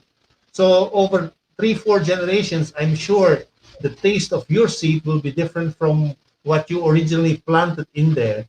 So even whatever variety of fruit trees you may bring into your grounds or your terrain, the way you care for it, the way you fertilize the tree, your fruits will start tasting better and may taste surprisingly different from wherever the seed came from. Maybe you can give your own examples. I'm sure you have to share about it. Yes, I do actually, Kuya Bert. Kasi kaka-meeting lang namin with farmers a couple of days ago. Tapos, wait, let me just go back muna. First is that there are seeds that are recalcitrant and there are seeds that are orthodox. So recalcitrant, so that means meron tayong ibang seeds that we cannot save for a long time and we have to plant them directly. There are also seeds that need to go through the intestines of other birds or other rodents, no, or other animals before they can germinate. So these are the types of seeds that we cannot save. They need to go through a different process.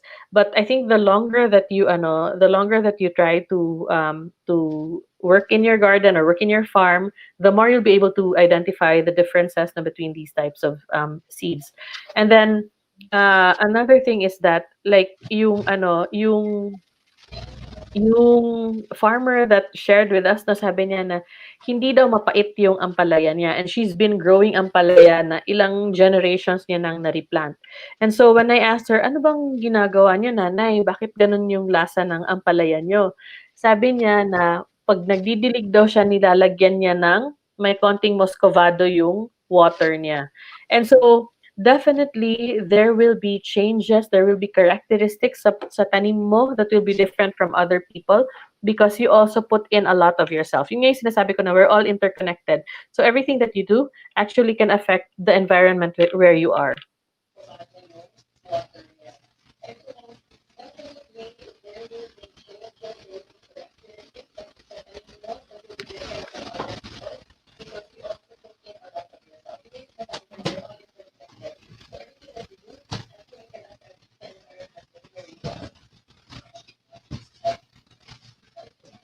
So I can imagine that it's not that easy that we can get seeds from maybe Baguio or up where you are and just plant them in the lowlands and then expect some magic will happen. So we have to be careful with that kind of different ecosystem, different grounds, preparation then, or how prepared are we to accept seeds from different ecosystems to grow, Yes.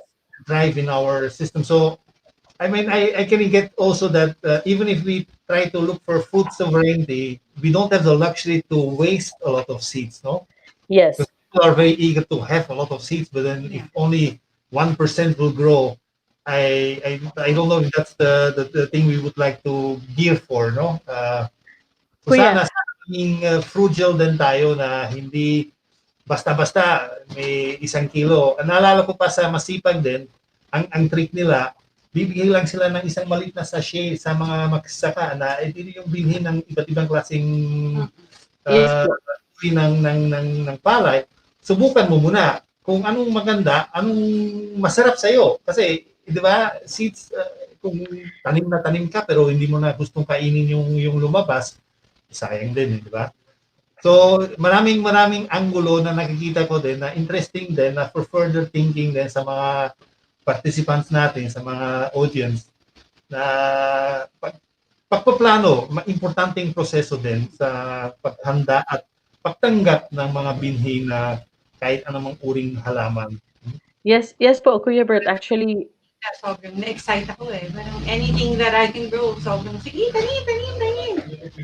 So, maraming kailangan isipin. Hindi lang basta. Yes, there are many factors. Pero one thing that we should always keep in mind is that nature is always abundant. If we relinquish control over nature, we will realize that nature is always very abundant. Can you hear me? I think may lag sa StreamYard. I think there's probably a 3 or 4 second lag.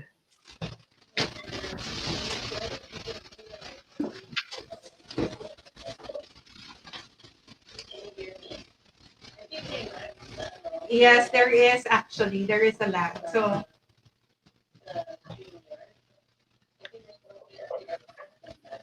that is true.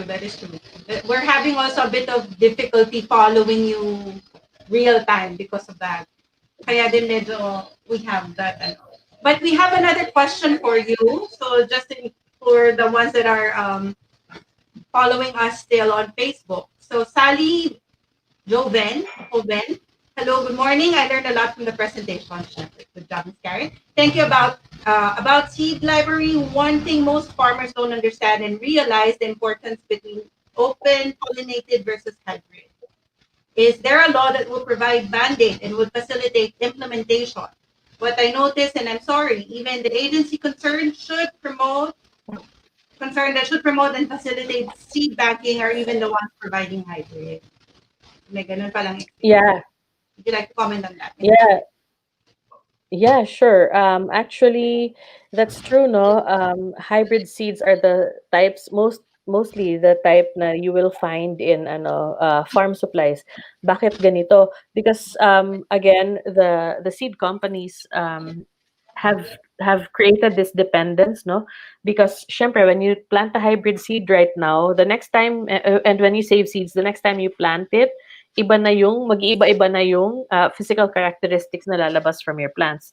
And so that creates yung parang iba yung mukha ng produce. So the farmer then will think na I cannot save these seeds, I cannot plant these seeds again. So I'll have to go back to the farm supply and buy again. So it has created this dependence. Currently, I'm not aware of any law that promotes yung open pollinated seeds, but I think it's important na someone is already thinking about it, and we're actually trying to push for policies ng with regards to seed sovereignty. So yun, we have an ongoing campaign. No, it just started pala. So we have a seed sovereignty campaign that's happening in Cebu. So we decided to start there. Yun.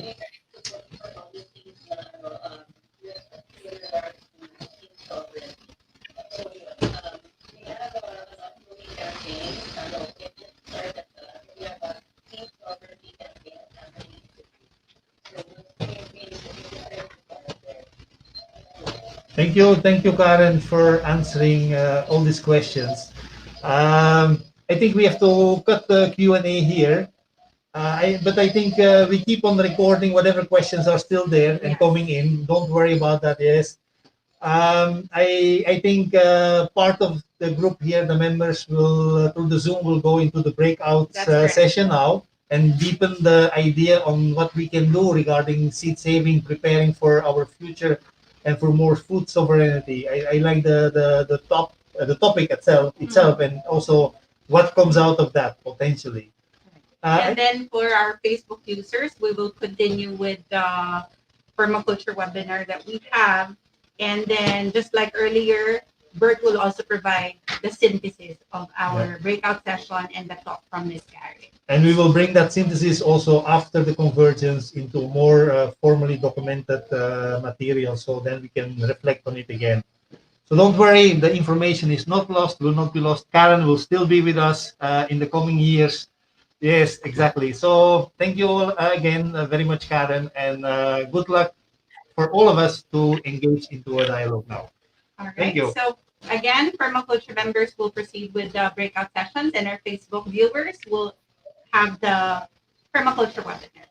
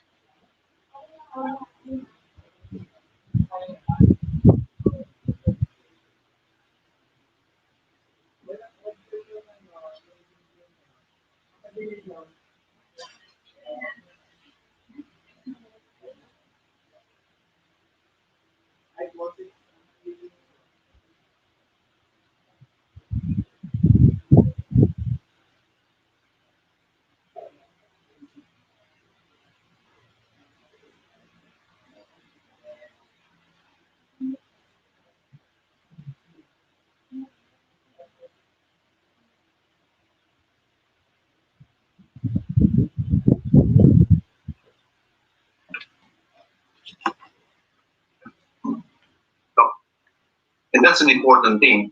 Even if we make these things and we just do it because somebody said we have to do it because otherwise our planet is going down the drain, it will not work. I think all things we do should be made with love. And love is the driving energy, it's the driving force that nobody sees. Everyone can feel it. But it's very important for us to do something good and to make something perfect. It's that little edge of love that gives things a different feel.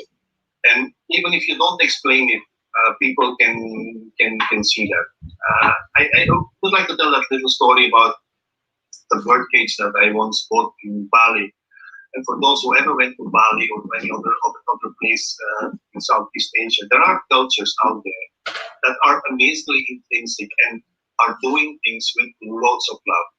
And when I saw that birdcage, I'm not going to keep a bird in, but it was so beautifully with bamboo, so finely crafted, that when I compare that to the cheap available bird cages in the Divisoria market that are probably imported from China or any other country around, they were made in sweatshops by people who didn't really like doing what they were doing. And you can see the difference. It's that difference that I say you would want to pay more for it. It's not about the money. It's about having something or having a few things that are made with love instead of being surrounded with products that were made by people who are suffering in the first place to make. So think about that. And then all goods produced would be unique in that case. It would be not anymore something that anyone can buy. I mean, we all look for that uniqueness. That's why the shopping platforms are so in right now. But the uniqueness comes from being different, from having a different approach, and also knowing who's making your product. So that will prepare ourselves to be much more connected again with our neighbors, people who do different things, artists, makers, painters, crafters, whatever. There are so many people doing so many things, and during the new normal, it came up again. So let's try to use that. Let's not veer away from it again once we go back to a normal life. Let's try to keep on connected with your neighbors, to make clothes, to make shoes, to make bags, to make food, to create this and that kind of thing. Because our economy will be based on social and fair trade, and that's the essence also of permaculture. We are not here to abuse people. We are not here to squeeze out your energy. No, we are here to ensure that if you make something with love, we would love to buy it as well, and we would love to own it and share it with others. So this is kind of ending our first part of permaculture. So this is the moment that you can start asking questions, and I hope I can start answering some of your questions as soon as they are coming in.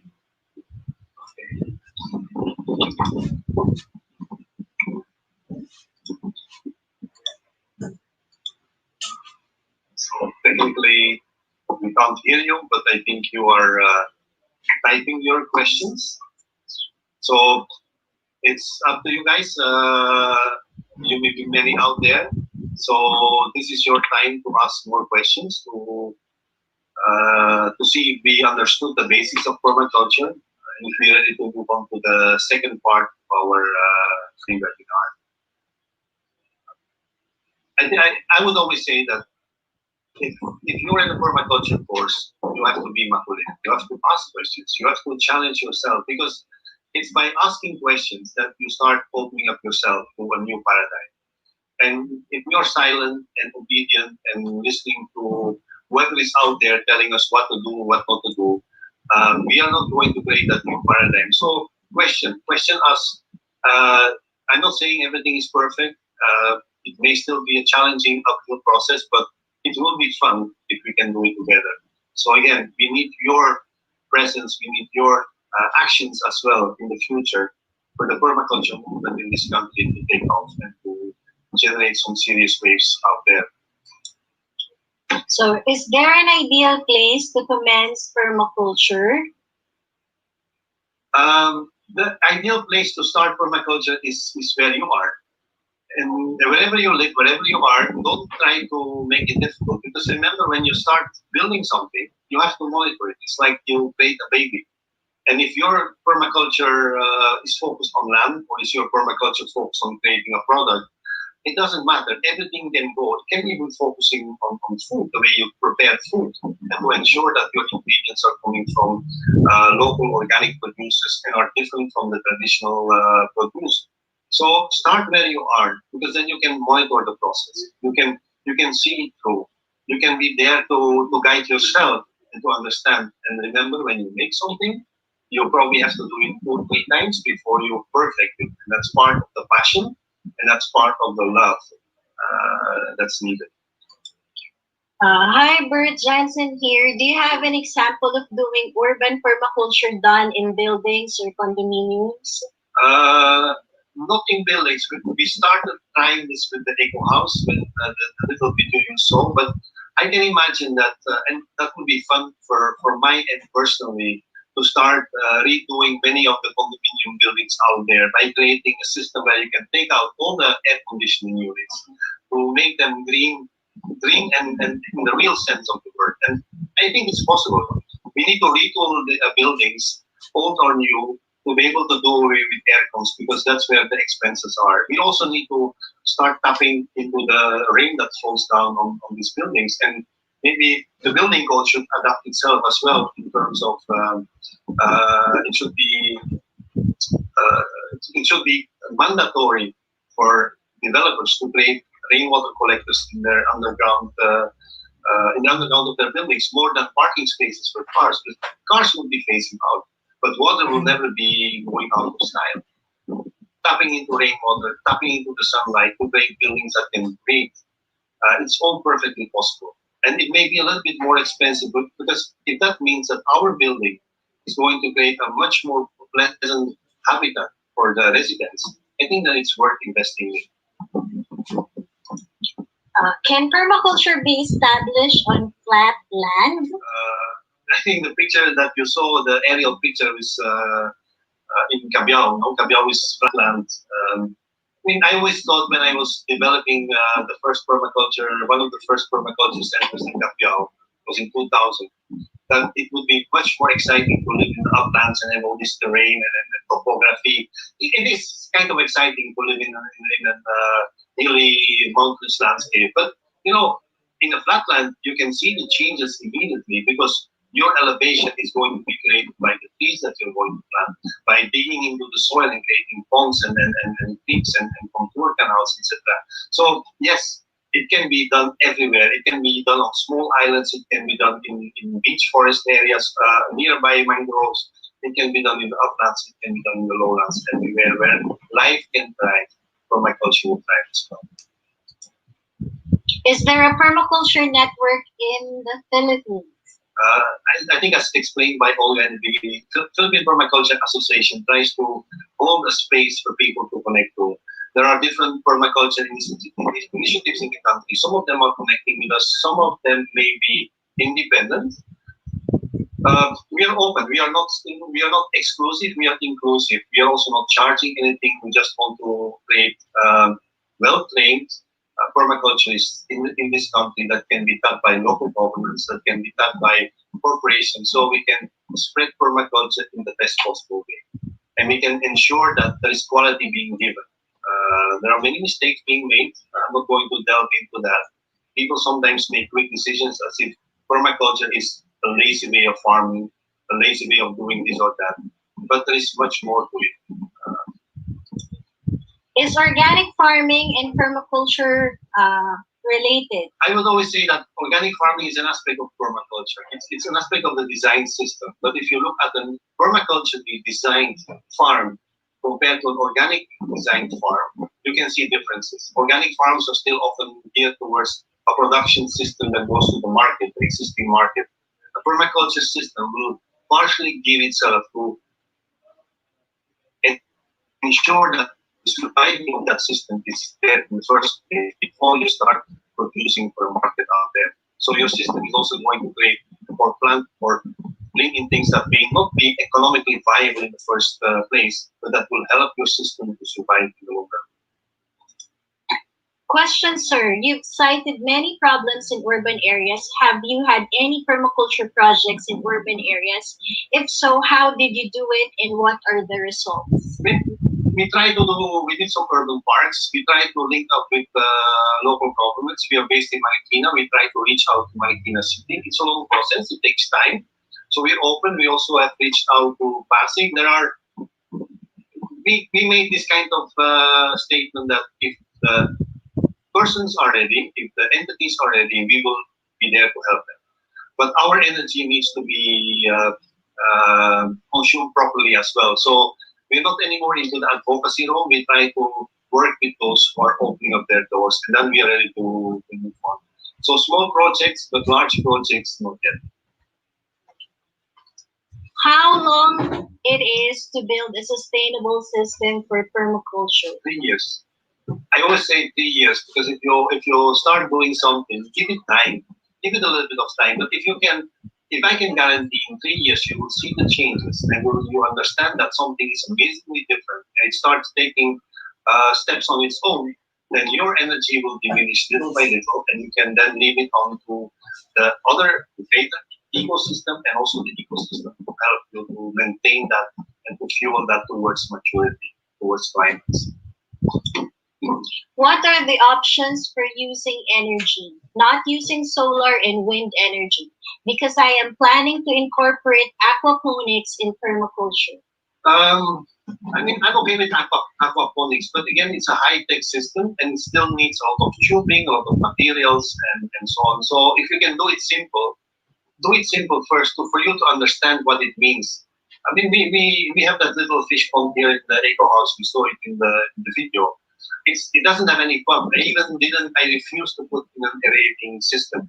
So the fish is being aerated by sometimes opening a tap with chlorinated water, because that doesn't come from the rainwater tank.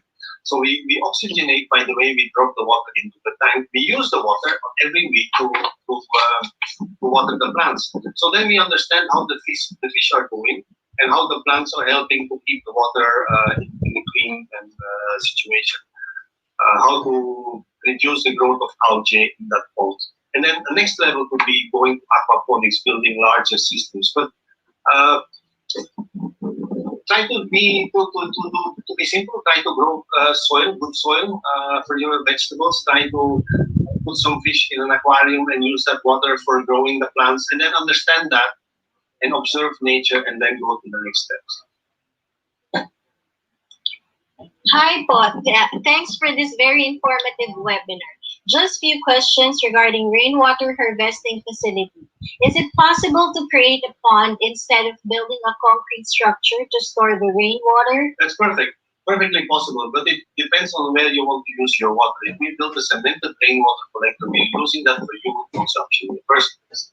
So we want to keep the water algae clean, and also clean from any other biological contaminants as much as possible. So we filter it, we let it run through different systems. But if you create a pond and you just need water for agricultural purposes, it's perfectly possible. It's even more beautiful, to be honest. But what we did here in the eco house, we just put the water under the ground so nobody sees the difference in the first place. Hello, Mr. Peters. Are there local trees that is best for permaculture? I heard mahogany is invasive. Thank you. Just look around. Just look around when you want to plant something and start working with what is.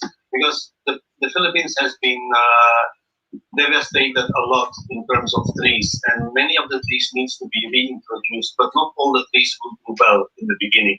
So look for pioneer trees. Look for the things that are growing already in your community and start working with them first. And then little by little, you introduce native trees. And that's a whole different topic. Let's not talk about that. Mahogany is not per se invasive. It's just that it's being planted everywhere, and that the DNR has created a system with its employees to massively produce and kind of suffocate people with mahogany seedlings and genuina seedlings. And we have to break that system. We have to go to a system where we can all participate in growing the next generation of trees in this country. Is permaculture costly? It can be as costly as you want. You can start small. As I said, if you buy one flower pot and you start planting some seeds, then you start doing permaculture. Or you can start 1 hectare of land and you start hiring bulldozers to do all the work for you. That would be costly. So think about it. Think about it in terms of your own energy needs and how much time you can invest in the system, because that's even more important. Sir, you mentioned that bamboo can be treated by washing in lake water. What if you are not near any lakes? Are there other possible treatments for bamboo to last longer? Any running water will go more than a lake deep.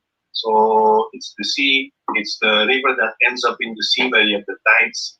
In a small creek, it's even a creek in Metro Manila will do. It's filled with toxic chemicals. At this time, they may still have been able to treat the bamboo into something much more resilient.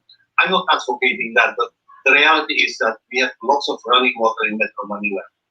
And for as long as we are not closing it, but leaving it open, we can use it also for treating bamboo. How do we orient our permaculture site to be resilient against typhoon, considering the location of the Philippines facing the Pacific Ocean?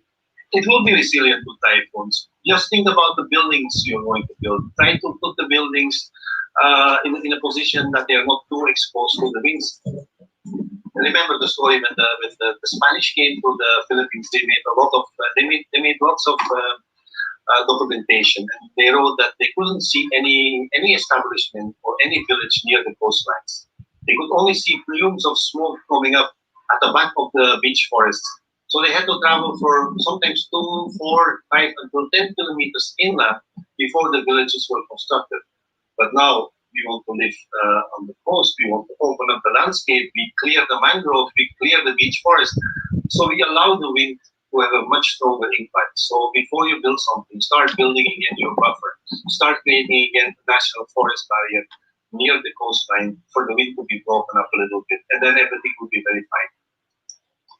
Would you recommend ponds for rainwater harvesting? How about mosquito prevention? Fish. You have the best machine in the world, fish. There's nothing else. I mean, mosquitoes are hunted by dragonflies and by fish. And the larvae are eaten by fish, the mosquitoes are hunted by dragonflies. And we all know that in any healthy ecosystem, dragonflies are very abundant. Not in Metro Manila, so that's maybe a problem. But you can use fish perfectly. Can we integrate the other system in permaculture, such as organic agriculture, good agricultural practices, and even the modern agriculture system? For gap in the modern agriculture system, I would say if you start using chemicals more. I mean, I don't think that's in permaculture. It's not in there because you're going to kill. You're going to work against nature. So the only thing you need to take out is pesticides, chemicals, chemical fertilizers, and start doing and building up your resilience from whatever you find at source. How can you relate permaculture in a practical agriculture? Permaculture is in essence practical agriculture. It's common sense farming. And I think we will talk about that in the second session. How can we learn more about designing permaculture systems in our own place? Will you have a seminar series after this? Thank you for a brief and informative presentation. I think Olga mentioned already at the beginning of this presentation that we do have a webinar coming up starting August 15, 4 Saturdays plus some consultation sessions for those who are interested. Is there a design how to incorporate bokashi composting and permaculture to a real zero waste lifestyle? You're already making an assumption. I think bokashi is okay, but it's not the only way of doing composting. So whatever works for you, use that, and then yes, of course, it feeds into the cycle of treating your own waste into becoming something that's again resilient for nature to thrive. I'd like to get started on my backyard garden. The soil is clay. How do I get started in regenerating the land? Start by using and finding any biomass that you can use to cover your clay soil. It will not be pure clay, there will always be a little bit of sand in it, but you need to create that little thin layer of topsoil. And that's going to be created by everything that you're generating in your home. Your biological resources after eating, after peeling the fruits and the veggies, throw them back into the land, compost it, look for grasses, look for leaves of trees. Don't burn anything, just let it slowly sink into the landscape. Can you cite examples on how permaculture design principles can apply to a regenerative lifestyle transition in an urban setting, given that in the urban area there is little access to nature? Essentially, it's not necessarily true that there is little access because local governments have the power to create more open spaces in their environments. The problem is that we are into this monetary paradigm, and even governments are just trying to, if they confiscate a property that is tax delinquent, they keep on selling that to the highest bidder. And what do we get? We get more of the good guys coming over the metropole. And these good guys are building more buildings because they want to make more money. Actually, the good guys are you, me, us.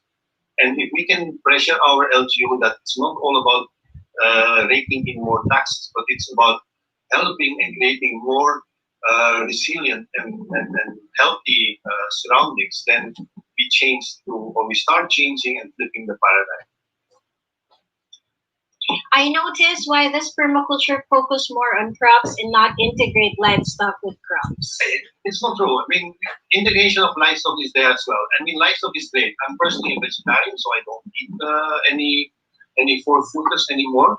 But they are doing a great job on the landscape. And to work with them, to have them on the farm, 100%, yes. We have a large landscape that can support them.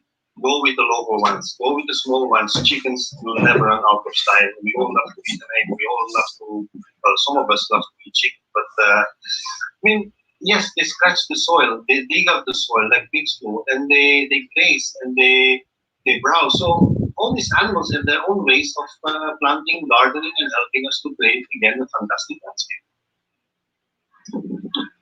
How can you integrate both crops, fruits, and animals in a more sustainable permaculture environment? That's where your design skills come in. And maybe the second part we'll talk a little bit about this. It's hard to explain this in a very short time. But look at a natural system. Look at the forest. The rainforest is an amazing system that we can incorporate into our garden. Plants on top, plants below, plants under the ground, and they all thrive together. They don't compete with each other. What is the first thing to do to implement permaculture in a farm which uses chemicals for their crop? Stop using chemicals.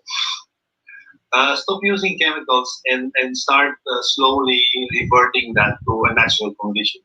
And you will notice that a lot of things will start coming into that landscape. The moment you stop throwing in chemicals, certain plants will just disappear, but others will pop up. And again, weapon yourself, not weapon is maybe not the right word, but at least prepare yourself with knowledge to be able to deal with these plants, not to chop them and to kill them, but understand why they are there and what they are doing to your soil to bring that up to a higher energy level.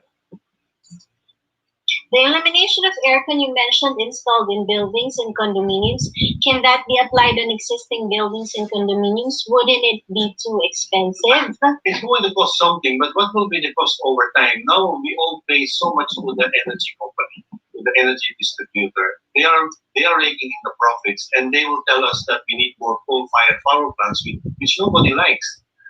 And if we invest that money, the thousands of pesos we pay on a monthly basis for one or two aircons, if you invest that in refurbishing your building, it's just like putting solar panels. In the beginning, it's a little bit expensive. But we all know that after X number of years, your system is basically operating for free. And that's going to be the same for your building. And imagine the fun of having a building which is more tuned into the ecosystem. I would maybe start even buying a condominium if that's going to be the case, but who knows? Second question, you mentioned use of wood, bamboo in building house is preferred, but can it last as long? A cycle of 25 years is ideal. Because after 25 years, your life has changed. Your needs are changed. So you need a different home. So if you have a bamboo house, you need to tear it down anyway after 25 years. Then it's time for you to build something else. And it keeps the design going. It keeps the skills going and the traditions as well. The more we build, the more we practice, the more we become perfect. I think this should be taught in schools too. How does the government reach our students to be aware of this permaculture? PPE has been creating a curriculum for senior high, really focused on permaculture. It's being scrutinized by the DepEd in Region 11, I think. I forgot. But this is in Mindanao, this is in Zamboanga del Sur. And we are waiting for the results. We're also doing online courses with UPOU, and we hope that we can help and work with teachers on an elementary level in the future to bring in some permaculture concepts. The beautiful thing here would be the design component to make students creatively aligned and also inspired towards creating a vision, a life that they would love to live in the future, and not just to become passive recipients of something that has been created for them. In that sense, I believe also our school system should be geared more towards permaculture in the future. Is farm tourism a component of permaculture, or is it the other way around? I think farm is a component of permaculture. It could help the farmers to gain income and support from those who are making the money in the urban centers. And I think that can create a good balance between those living in an urban landscape and wanting to eat their healthy food as well, and those who are really permanently based in the fields and generate the nourishing food that will keep us going.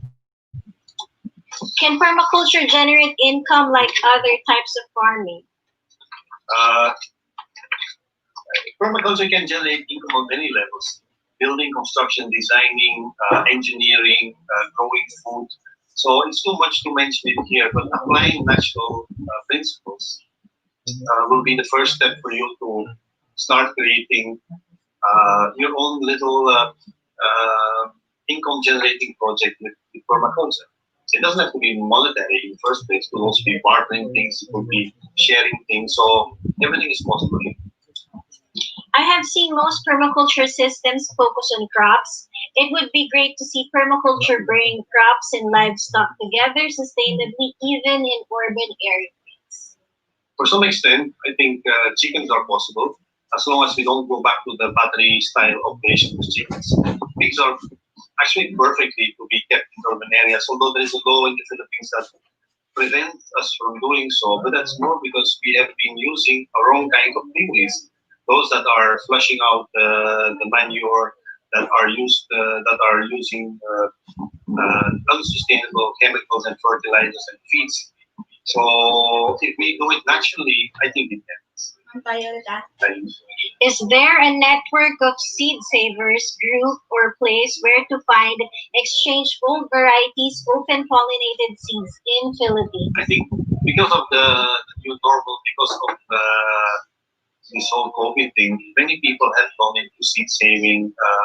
Global seed savers is around. There are local initiatives in and around Metro Manila as well, and I think you can find some of them in your neighborhood. In the beginning, it doesn't matter if you can't find the open pollinated and organic varieties. Over time, you grow your own varieties. The more you save the seeds, the more you start purifying seeds, and the more you create seeds that are adapted to your own little ecosystem wherever you are. Since water sometimes is hard during summer, can we use normal water supply? I don't understand what you mean by normal water supply, but I think this is rainwater. It's probably yes. Vanilla water. Yeah, you can use. The only problem with water from the grid is that it's fluorinated. Um, I do drink it. I don't buy the so-called purified water anymore because your water utilities are supposed to deliver you pure, clean water.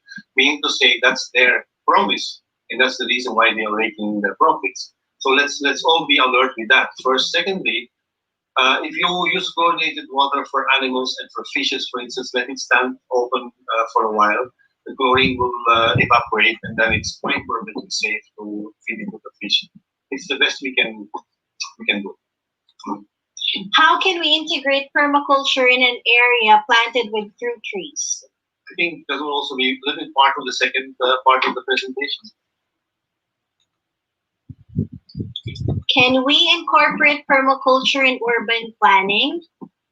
Yes, permaculture is design. It's about planning. It's master planning. I think permaculture should be part of NEDA. Should be part of any municipal planning and development office, and or provincial for that matter. The sooner they would turn their heads to this new paradigm, the faster we can create more amazing landscapes and features that will help and benefit people all over the Philippines.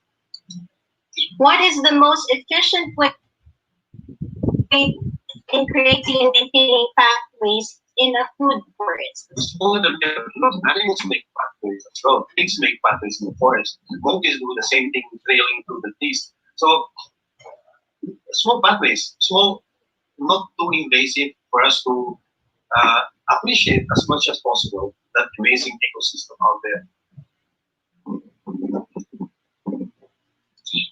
Is vertical gardening in urbanized area can be considered as part or example of permaculture?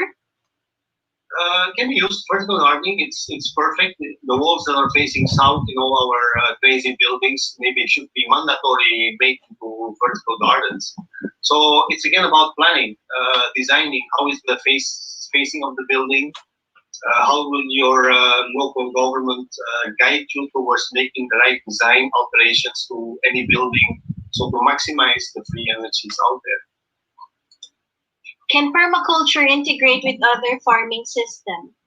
I answered already yes, but stay clean and veer away from chemicals and anything artificial that is being brought into a normal farming system.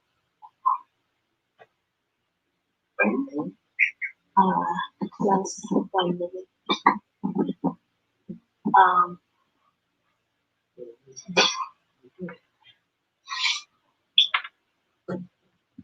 No more questions.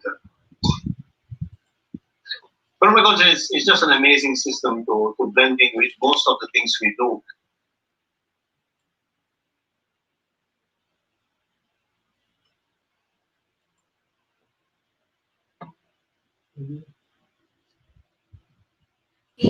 Magandang tanghali po. Magandang tanghali po. We're back, and for those who have sent in their questions for Bert, the questions that came out from the webinar that we just showed, Bert will address those questions in a bit. So Sally, Sally Hogan, Pineda Manuel, Maria Son, Bernie Kimpo, your questions will be addressed later by Bert. For now, we have another set of PPA merchandise to give away. So Ms. Holiday will again ask you questions. Any of our viewers at the moment, feel free to type in your answers. The first one who will give us the correct answer wins a PPA. Yes. Kasi kanina walang nanalo sa isang questions. Ito ulit yung PPA shirt na color white. For the fourth question. Alright. Yes. Yes. Ready? Okay. The fourth question is, what are the areas adjacent to water systems such as rivers and lakes that act as buffers between upland and areas and open waters? Yeah. So, sino yung gustong sumagot? Pakibilis lang po mag-type. Ay, hindi daw para mapanalunan ang... Oo, may comment tayo, hindi daw clear ang ating audio. Hindi yun nakikita. ang audio. So, audio. Wala Okay, kami let's audio. just check that. So, for yung hindi daw clear ang audio, we can, ulitin natin yung tanong. But you can also see it on your screens. So, if you know the answer, please type it in right away so that you can get a prize from PPA. What are land areas adjacent to water systems, such as rivers and lakes that act as buffers between upland areas and open water? Yeah. Okay, type in So your I hope we're answers. clear now. At kami po ay mag-iintay ng inyong mga sagot. Maganda tong ating Mahihain yata yung Yes. mga viewers na. Mahirap yata masyado itong Mga question logos. na to. Holiday. Madali lang yan sa kanila dahil napag-aralan din nila yan before. Umagal sila ng PDC, basic PDC, advanced. Anong day ba ng PDC to na-discuss? Alright, so let's try another question. Okay, walang gustong sumagot? Walang alam? Okay. Meron yan. You just give them time. Let's ask them one more question. Yes, balagan natin yung question na to later. Next to the... Don't give the answer. We can, so we stop now and wait for the next game time. Next question. Bilisan ka lang. Alright, so we're getting consultation from our director. Yes. Wait. Our production staff. Okay, sige. You may know. Yung slots. Okay. Fifth question. Okay, for another question. Question number 5. Ito ulit, yung shirt. You know, I think it's the price. Hindi sumasagot dahil sa price. Okay, palitan natin. Gawin nating mug. Okay. Yeah, color green and color blue. Dalawa? Isa lang. Choose one only. One question, one prize. Okay. Okay, the question is, what do EMO and IMO mean in organic farming? Yan na. I think I see an answer. So we just have to wait for our PPA staff to validate if this is correct. Yes.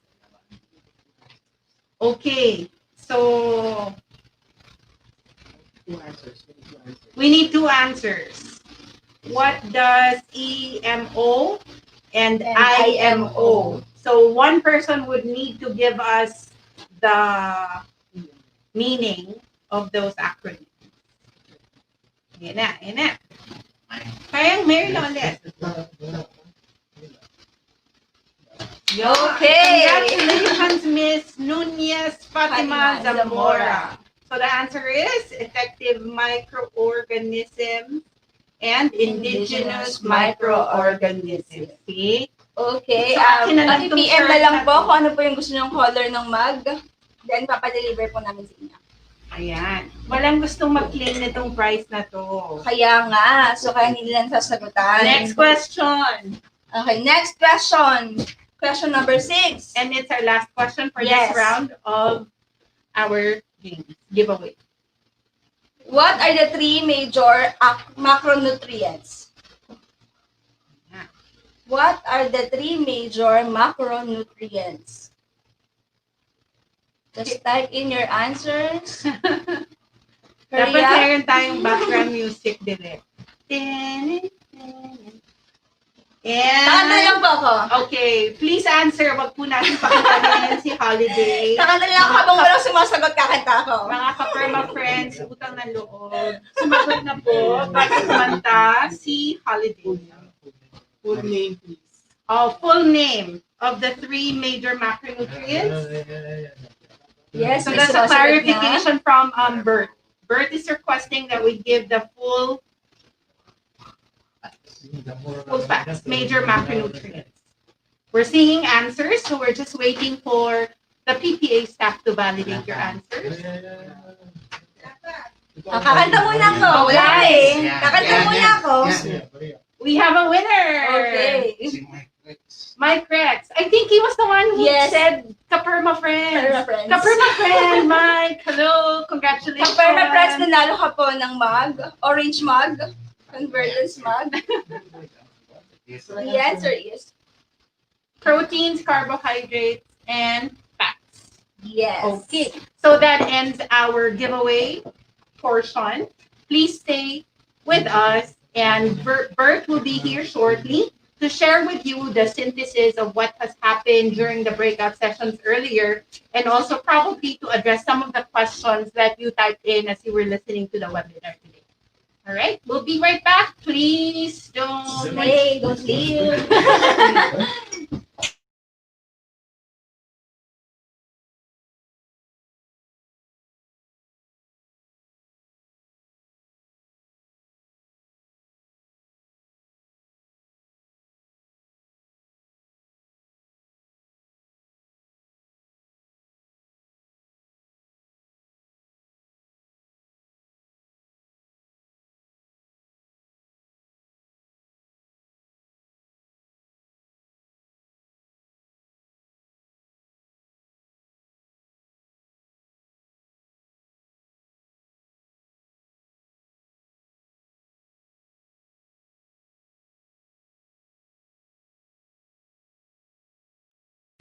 Hello again. I hope we still have some energy left.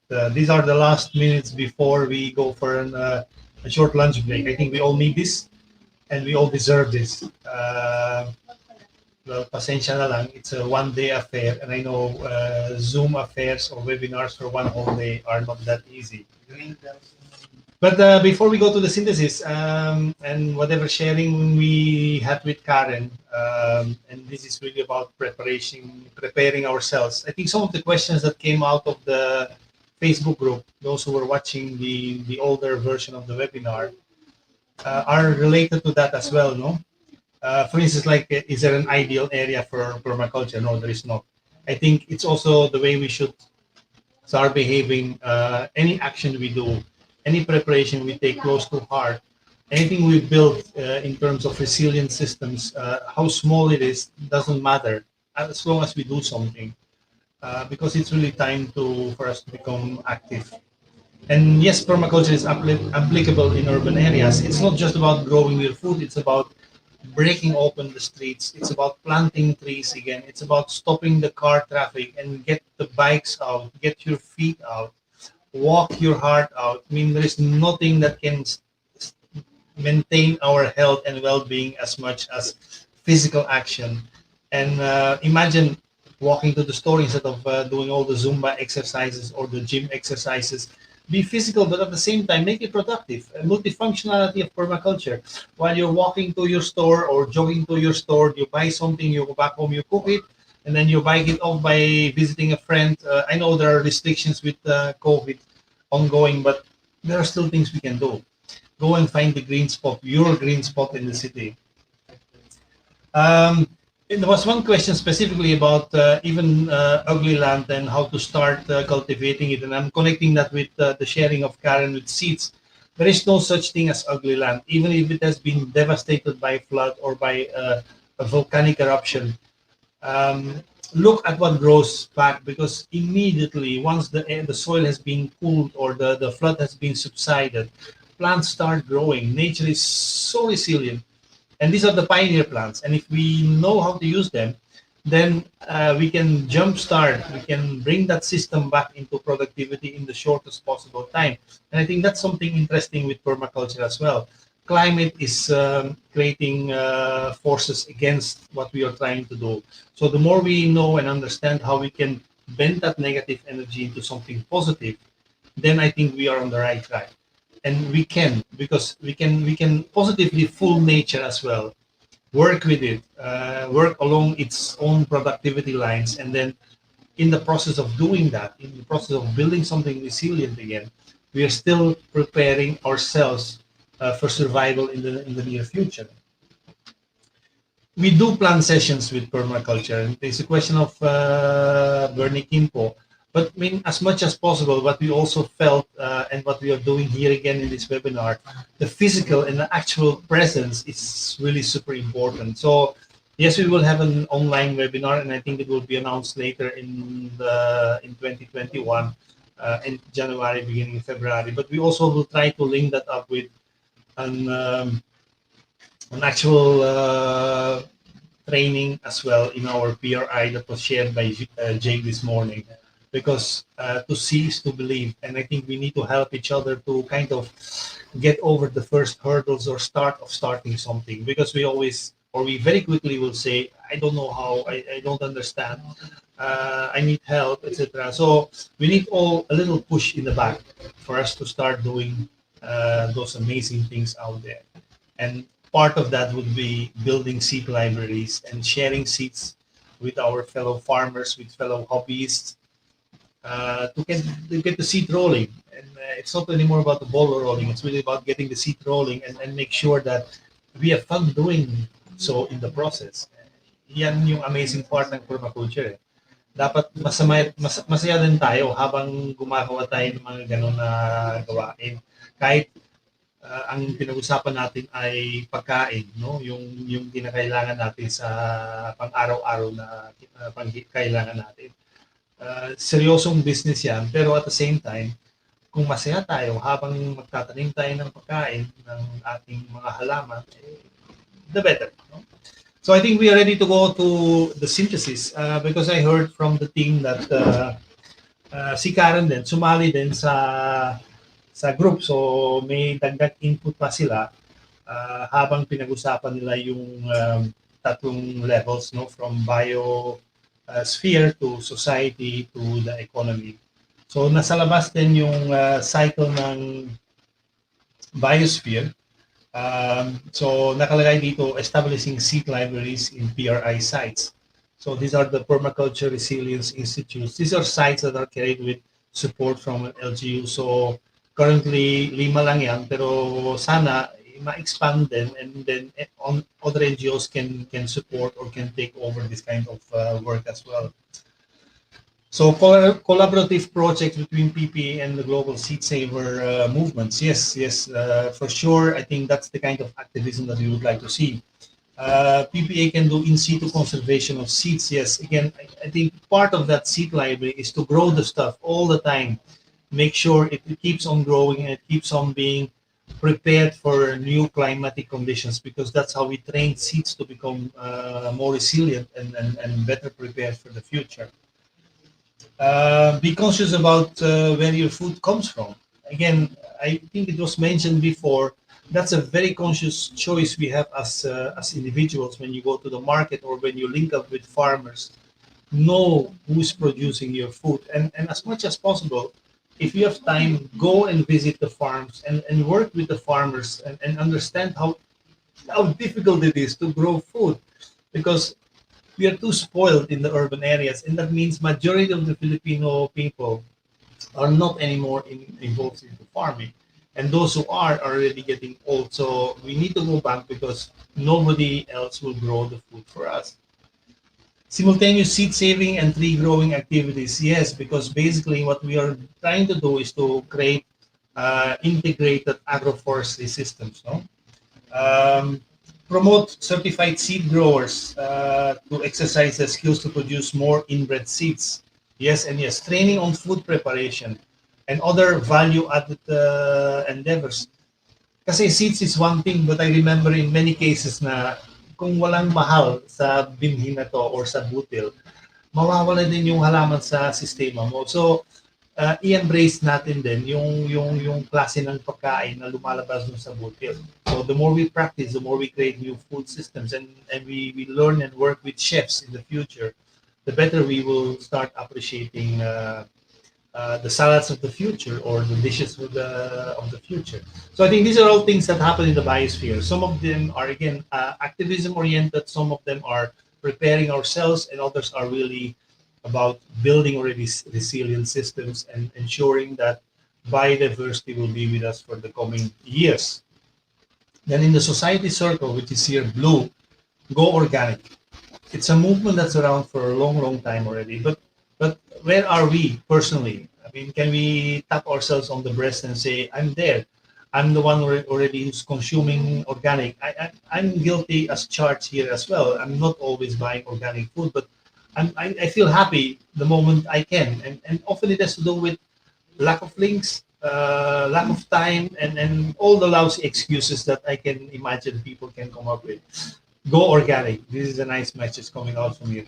Buy community, buy from community, support on agriculture. So communities that are doing the things already, communities that are toiling the soil, let's prioritize them and buy from them. Encourage seed swapping in communities. Yes, swapping is great, and it has been always part of the Filipino culture in the first place. Uh, Nationwide boycott of permaculture against agro chem companies. That's activism, but let's show that simply by what food you're buying, and also show that simply by what kind of farmers we are supporting. Some people are drawn into that money market and they have a hard time to get out. So let's also reach out to those farmers who want to step out of the petrochemical agricultural industry by helping them to retool and change into an organic farming system.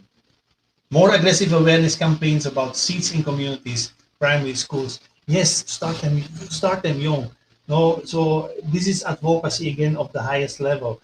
Go to the elementary school and not just about planting, but let kids hold the seed. Let them put the seed in their mouth, understand it, and with their saliva, then plant that seed, because that seed will begin better rooted for the future, and it will already interact with our genetic material as well, because it has tasted us and we have tasted the seed. It may sound very shallow, but somehow this kind of activities will also help children to get much more in tune with the beauty of seeds. And I think Karen has shared that a little bit with us. Seeds are one of the most amazing inventions of nature. The shapes, the varieties, the colors, the textures that you can find on seeds, it's just to get wild. Promote tree growing instead of tree planting in tree planting activities. Yes, exactly. It's a long-term activity, but also the way we deal with seeds over a very long period of time, we want them to be available for next generation. So in our societies, we should humble ourselves, and I think that's what came out in this group discussion. We should humble ourselves that we are just a part of nature, and there is already that amazing system around us with trees, plants, and seeds. And if we can only give them the space to grow and the space to be what they are, then I think we will be drawn into their powers, and we will soon benefit from that as well. Then in the core of the economic aspect, improve post-harvest facilities. Yes.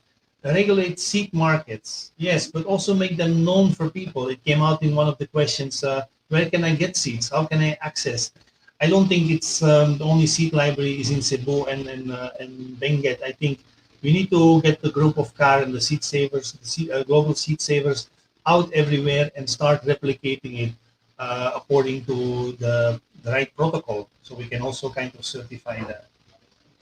Not to make it more complicated, just certifying it, because we know and we understand that these seeds are grown by people struggling honestly, and at the same time, these seeds are taken care of in the best possible way.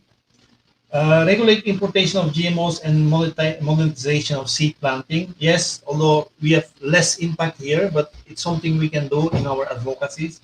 Elimination of middlemen by supporting CSAs. Community supported agriculture, yes.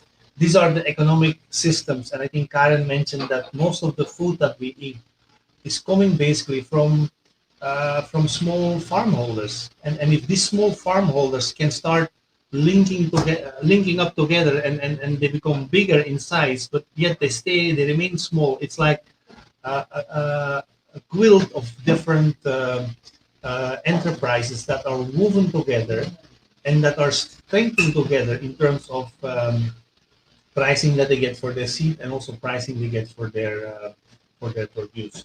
I think that's it for this breakout session and the synthesis.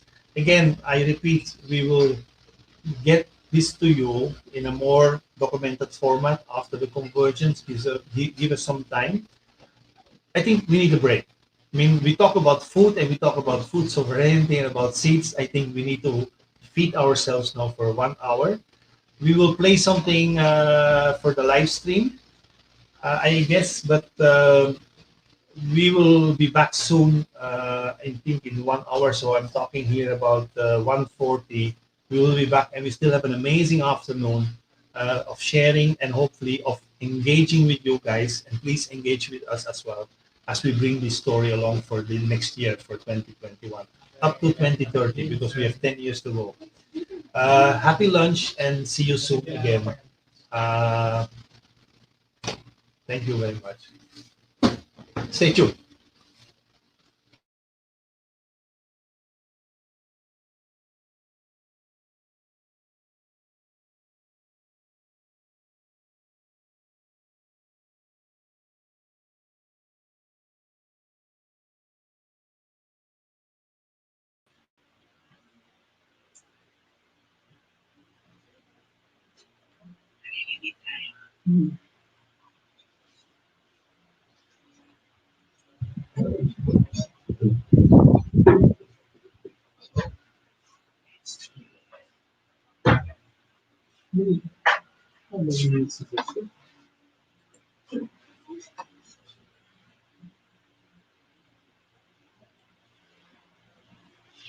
How will your local government guide you towards making the right design alterations to any building so to maximize the free energies out there?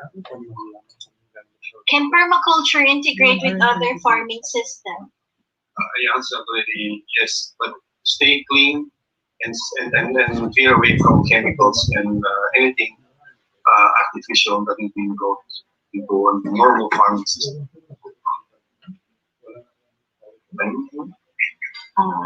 Last 1 minute.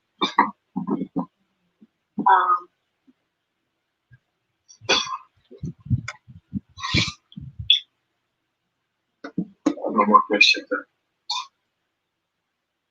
Permaculture is just an amazing system to blend in with most of the things we do.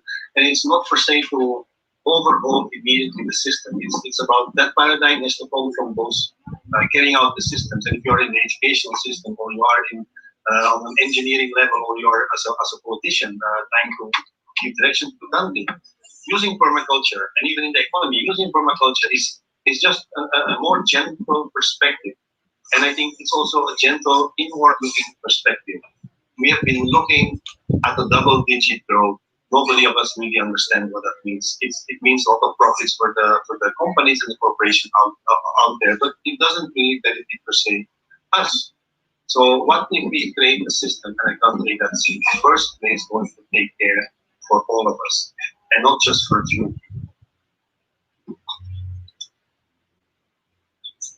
So let's slowly. I'm sure you have more questions, but let's slowly move to the next part of this slides show, this webinar. So I want to bring you into the application of permaculture, so we can better appreciate what it can do, and then from there on, you can also imagine better how this can be implemented. So the title of this will be Bridging Sustainable Development and the Environment. And I think permaculture is basically doing that. We are okay with development. We have seen the cartoon in the beginning. It's the word sustainable that I added here. And we are okay with the ecosystem. Nobody of us would be angry living on this planet. We only have one in the first place. So let's build a bridge again to our environment while we are still developing in a more sustainable way, with less growth and with more resilient approaches as well. So for all of us, it may mean that we need to move from an advocacy to a lifestyle and start implementing, applying permaculture on a personal level as well. Doing things differently personally is a great motivator for others to follow. So before we get there, let's scrutinize a little bit. What does it mean sustainable? Because it's easier said than done. And here you can see a landscape that we try to promote as being sustainable. But what is the real landscape that we are seeing nowadays in the Philippines? And then you come up with something like this. I took 3 pictures, and I just find I kind of like the story behind each of them. On the left side, you see a house built on the beach. Long time ago, there was a mangrove forest in front of it. But over time, and this is a real life situation in the Philippines, this is in Marinduque, the sea has been eating away the coast. the coastline. So all the mangroves are gone, and now the sea is reaching up to the foot of the house, and the house has been abandoned. There are many houses along that side, but the reality again speaks for itself.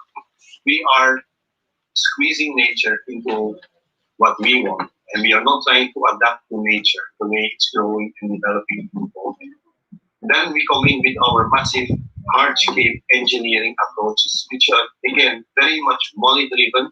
And in our political system, with so much graft and corruption, we know what that means. The more cement, the more materials, the more somebody is going to earn with it. Here you have a river system that has been completely concreted on both sides for no reason whatsoever. It could have been done with earth, could have been done with plants, could have been done with a beautiful riparian project where trees and bamboos are blooming, providing extra livelihood for the people to grow. What it shows was cement. And again, they use that in disguise of climate change, when nobody can guarantee you that this will be more preventing any disaster in the future than an earthen dike which has formerly been laid and which is still green, resilient, and producing food.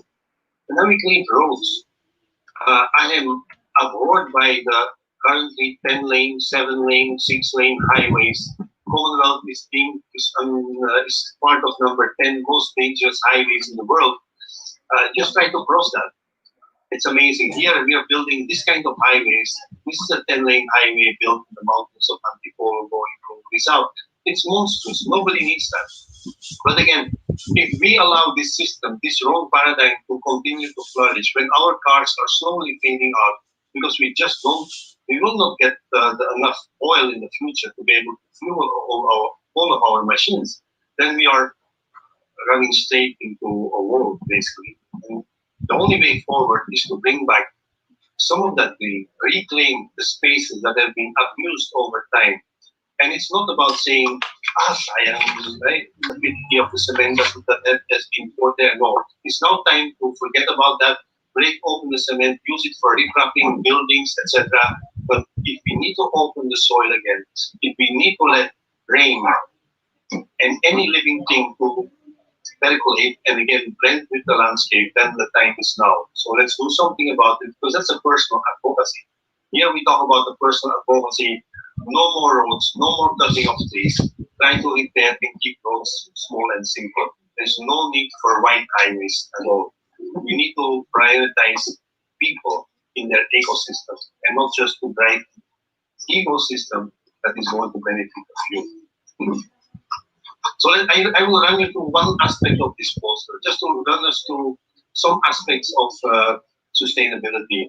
And here you have the first component is about mobility, encouraging physical exercise. It's such an important aspect that we have we neglecting that.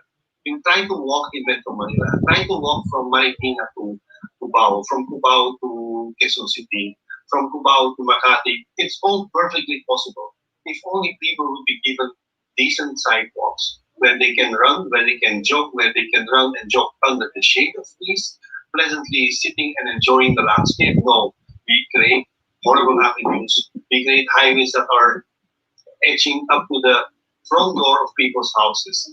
We are not looking at the city or an urban center where mobility of people biking and walking is being encouraged. Assessing wellness, being and sensing intrinsically. We all want to feel good. We all want to feel healthy. And I think in times of COVID, we are very sensitive about that. So we need to create another environment for us to be there, to sense that we are still safe even if we are in an urban area, and even if we are under lockdown right now. We should still sense that.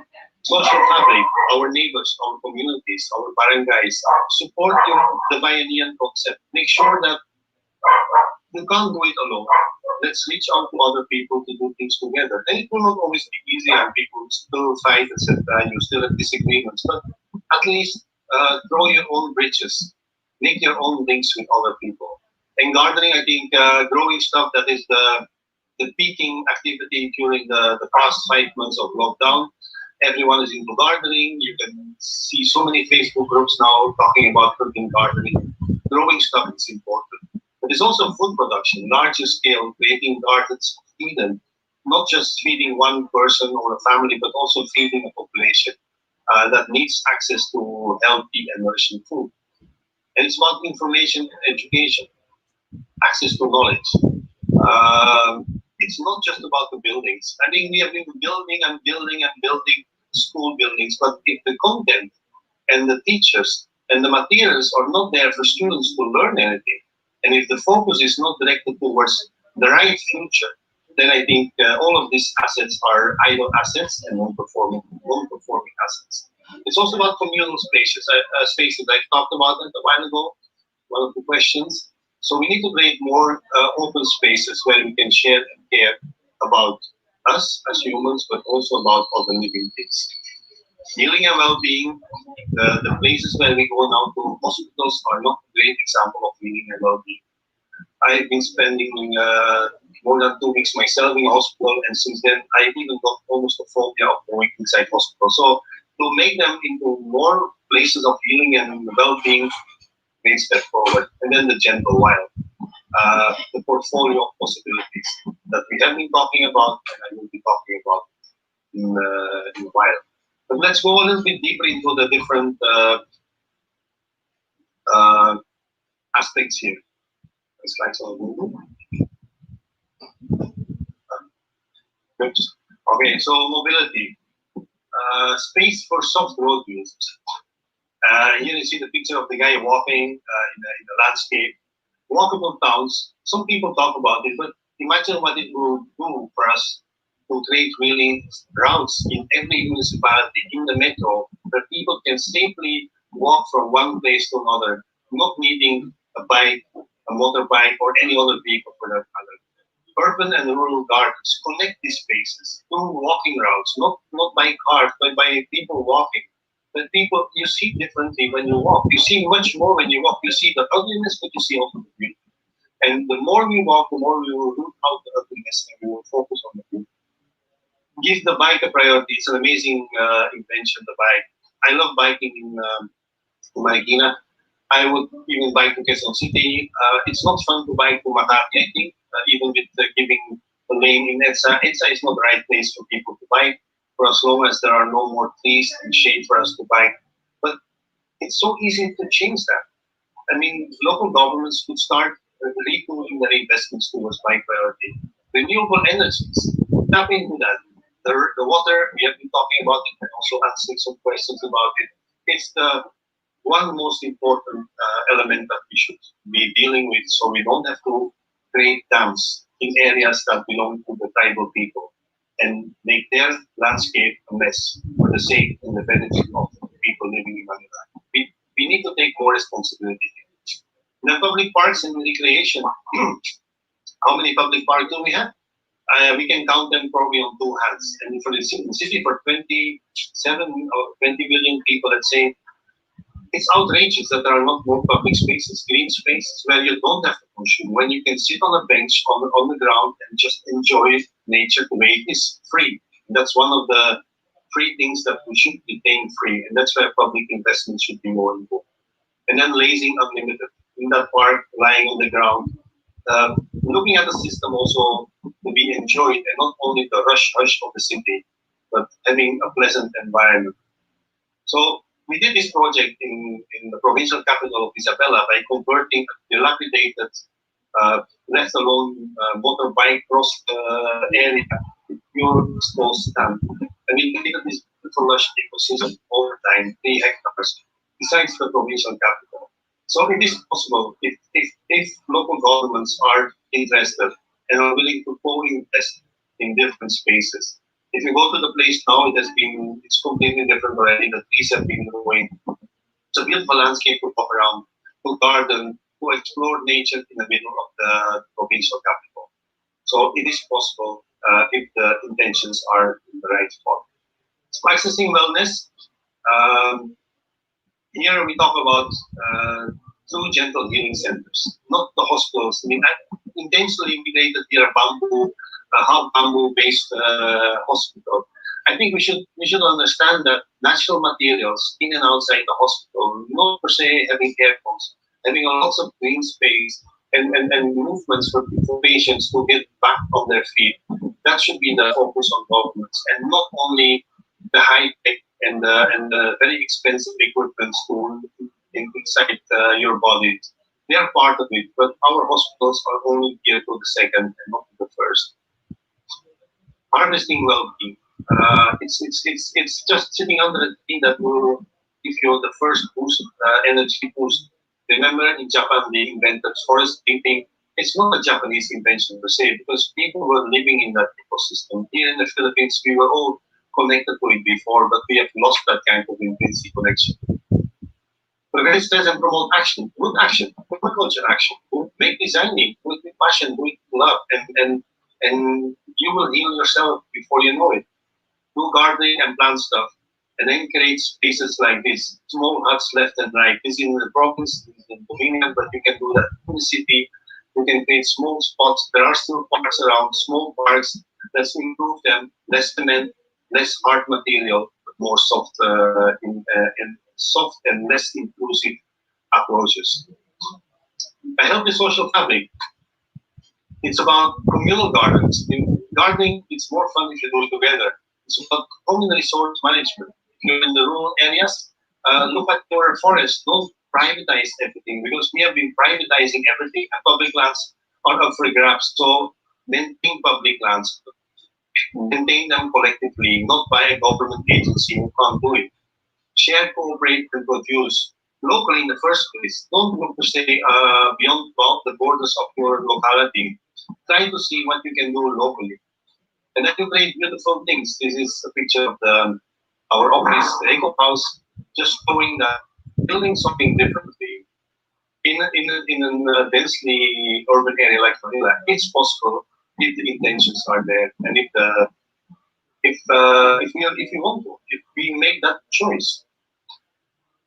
Grow your own small gardens, and it's about getting dirty and do gardening instead of gymming. We are going to the gym, wasting our energy on machines that are maybe making our bodies look more sexy. But what if you do 1 hour workout in the garden? You have wasted your energy, or you have converted your energy into something amazingly positive, because the plants will grow, the plants will love you, the soil is being taken care of, and so on, and you're still losing weight as well. Food is wholesome, and so are you. Try to take care of yourself. Don't abuse your energy. Don't exert too much effort. Again, riding public transport for 4 hours a day is the norm for many people just before the COVID happened. I think nobody should endure this predicament. We should change that kind of framework. We should change this kind of abuse on our own health and well-being. So do it simple. Prepare food, prepare seedlings, share the seedlings, cut it or cut branches of your trees, create things for yourself and the community. Supporting those growing your food. This is about farmers. So get dirty on the farm. Pay a premium for the food that is being consumed. Organic food may be a little bit more expensive, but also help the farmer to grow things better, and the farmer will respond to us as customers with the right produce. They are market driven by traders; they are not driven by consumers, and that's a problem. Good farms are ecological gems and offer great relaxation. Before you go to a hospital, please start working on a farm. I am sure that you will extend your lifespan. It's easier and more gentle and better to grow oats in a province, in a rural area, than in urban areas. These current urban areas we have right now. So, organic trading posts, the government has all these amazing programs and projects, but often they are not enough supported, they are not well guided. So, let's help guide government. Let's work with them as well to be able to tap into the resources that are out there for us in the first place. Accessible information. We should have a verbal center, understand the plants you're working with, but the real information should come from schools, school gardens, food and fruit forest, how to appreciate the forest. You have to go and climb mountains to see the last remaining forests in this country. Why can we not bring the forest more to the city? Why don't we have more access to the ecosystem where the people are? Then biodiversity. Create, at least understand the uniqueness of the Philippines. As migrants, we always tend to bring our own plants, the little knowledge we have of plants, and we bring it left and right wherever we go. But it's time for us to tap into what's locally amazing and what goes well locally and start using that as well. So here we are engaging into a school garden in town in Ditilahat, creating a pattern, a permaculture pattern for a school garden for young kids to learn and to experiment and to build it. Even building it was fun and was done with local materials all along. Communal spaces.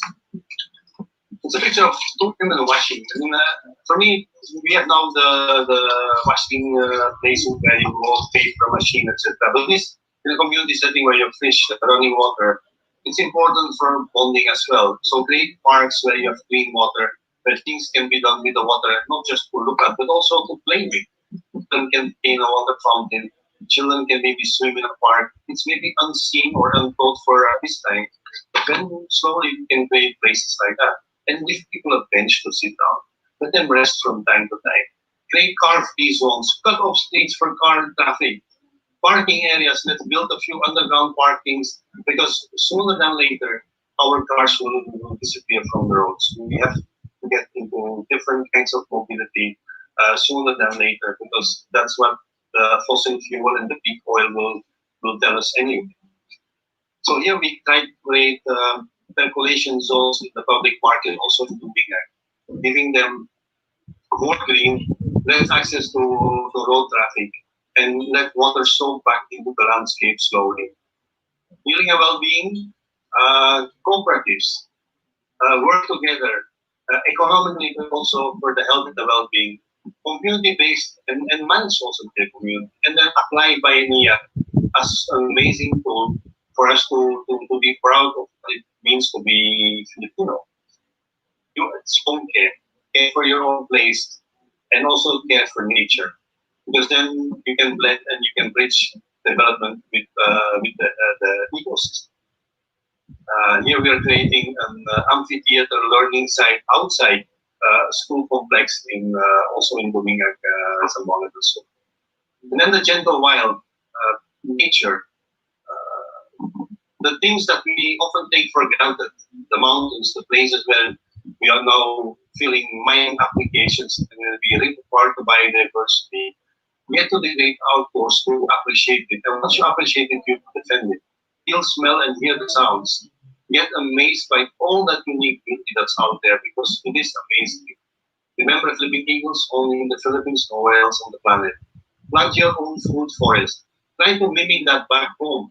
Wherever you are, whatever places you have, try to see what you can do in your own locality as well.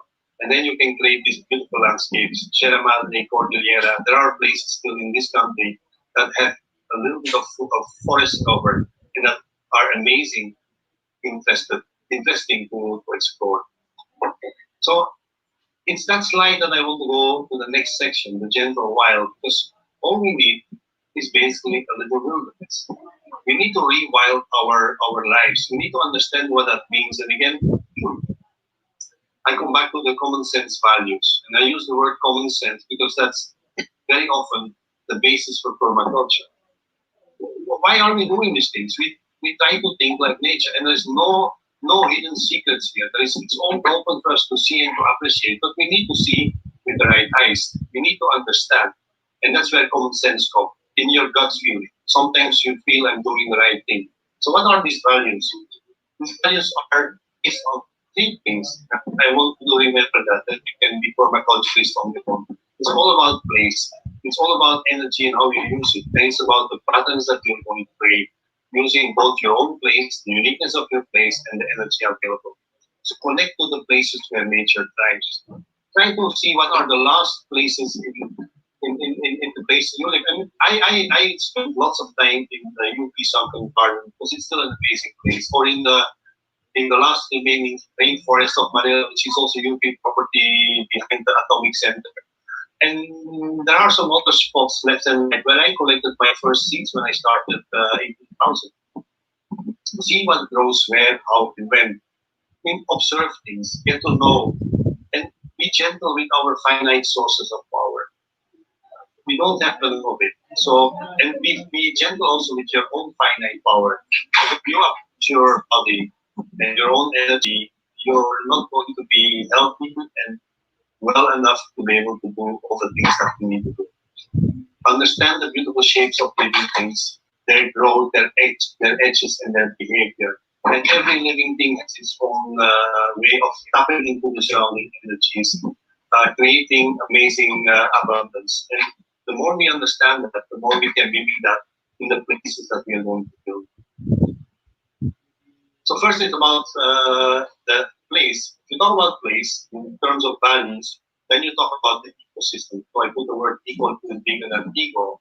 And being in the right place is basically knowing what thrives in your place. You know, in the place you're in, it's about what's native, endemic, indigenous, and local. And we use these words often, and it's in to say, endemic place, native place, indigenous place, etc., local people, indigenous people. It's all amazing. But try to understand and try to put yourself again with the place where you are, and then you will become an indigenous person as well. And then you can start understanding what goes best with you in your place. Become versatile and functioning in a habitat that's well understood. And that well understood flows back to yourself. Try to understand where you are and try to correct, if necessary, the things that have gone wrong. Connect to other life forms in small, efficient nodes, well-planned components, and then create wholesome support to your neighbors, create life-giving functions. So again, wholesome support. You can't do it alone. You're not an isolated cell. We are all centers, but we all connect. We all throw bridges. We have roads and elements that bring us together and that creates abundance on a larger scale. It's really about understanding the place you're in. And that value of fruiting yourself, it's very important for you to start to become a thriving permaculturist. Secondly, it's about energy.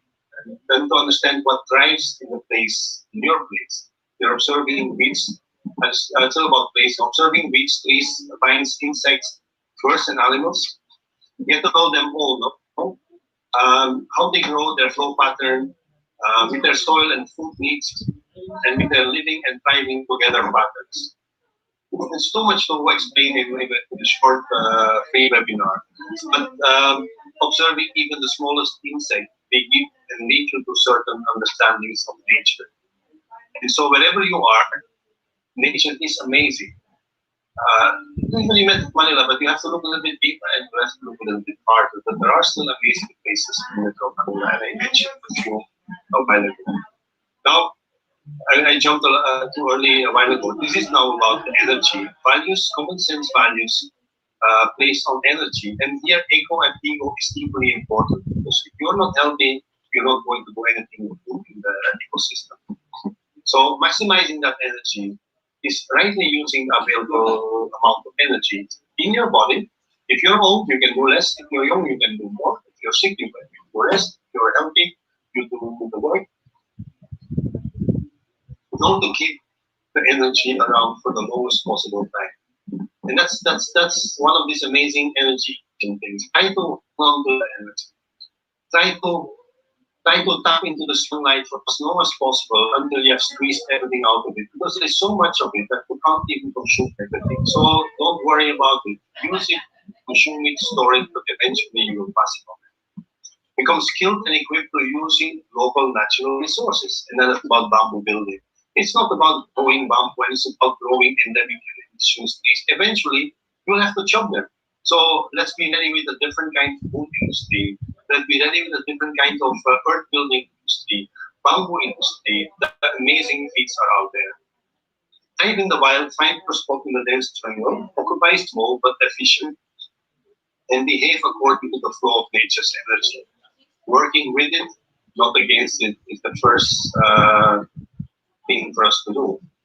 And then that energy, so what is your energy level? Store as much energy as possible in your place. This is a picture of an amazing farm in Camarines Norte. You can see and you can peek through the trees and you can see the rice field on the back. Here they converted the rice field into a dense agroforestry system. The energy that is being stored here is 10 times more amazing than the one that is in the atmosphere. So consider different kinds of energy: water, soil, plants, sun, etc. Take care of your own energy need. That's already said a few times. Achieve a healthy mind in a healthy body. It's also to be spiritually well and to make sense of all these things, because permaculture can be overwhelming in the beginning, since it's learning about nature, and nature has been developing and evolving over billions of years. So here we are catching up only 200,000 years in the making. So we have to do a lot of catching up. And when you start looking at nature, coming from an urban area, probably there are many things that you're going to be faced, many challenges. Create a cool place, whatever that means for you. Do it for yourself, because that's where the energy will be stabilized. If you love it and you like it, and somebody else may not like it fully, they will at least appreciate it, because they can feel that you love what you did. Be a smart gardener, a maker, a creator. Then consider more energy than you need, because that's where your system will become sustainable. You're going to add surplus energy, and you may not know why you went with and how you're going to use it. Never mind. You may share it with other people. It may be needed for your system to continue, or you later on it will be of use to you when you finally consider it. Lastly, it's about the pattern, because you're going to create things. And here, the ego is more important. Creating beautifully means creating all of edges, shapes, and depths. The perfect hideaway. This is actually looking at nature, because there is no straight line in nature. Everything is crooked, everything is bent, and that's so amazingly beautiful. There is no person that can say this is an ugly tree. Every tree is shaped differently, and we can mimic that into our ecosystem, into our ecosystem. Beautiful. Make the surroundings diverse, multicultural, and colorful. Blend well with the surrounding pattern. So don't jump out of your surroundings. Ensure that your neighbors, your whatever is your neighboring ecosystem, that you're connecting to that, because either you get energy from there or you pass on energy to there. And observing existing patterns in nature. How does nature do that? How does nature shares energy and make sure that everything moves on? Right.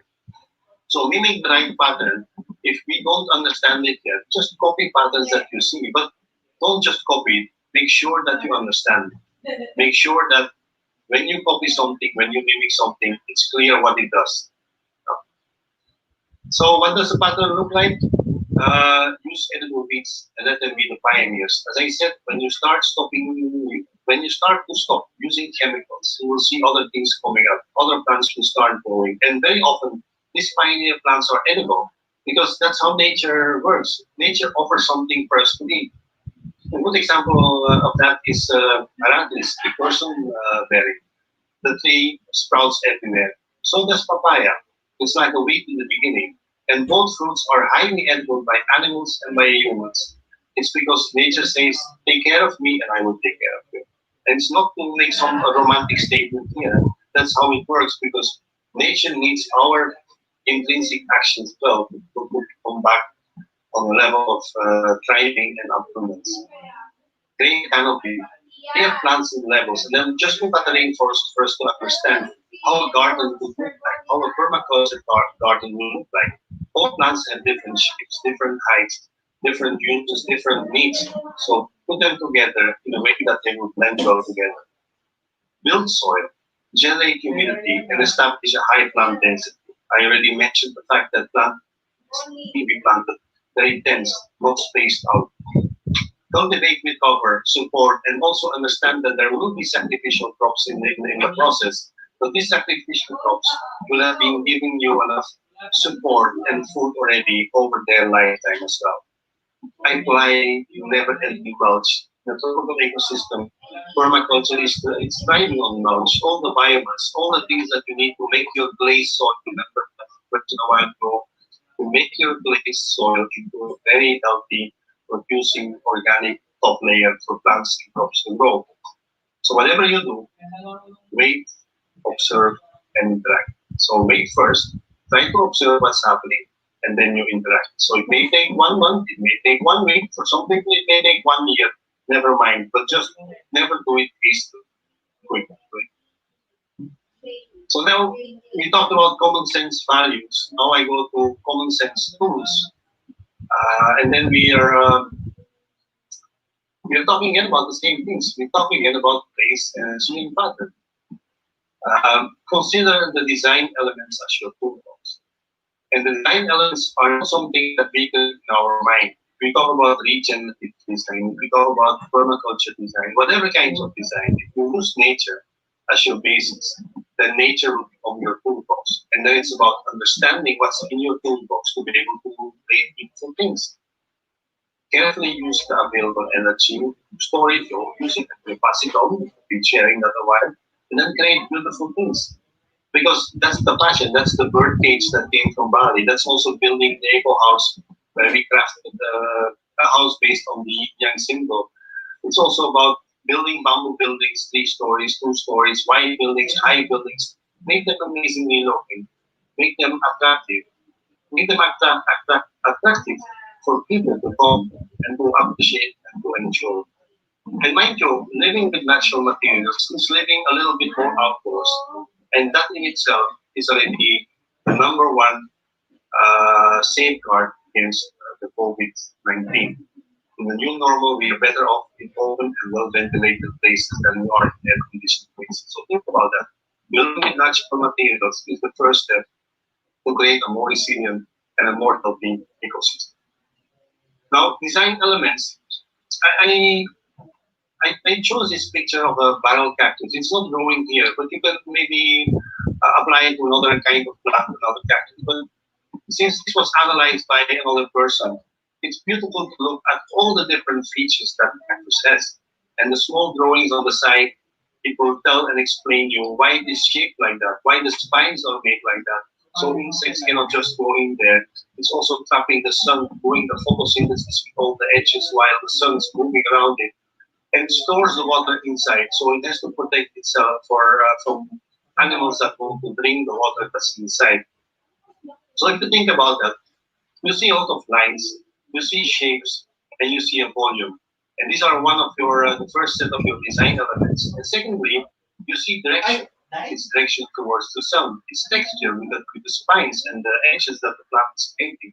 And it's also about color. It's about green, it's the flowers that will attract the pollinators at night or during the day that have different colors, etc.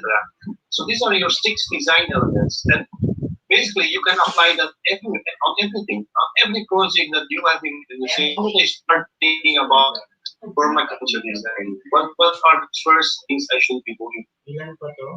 So then we created once upon a time, we created this little garden, and it's not more than 1 square meter in size. But it was a house in a province, in a remote island.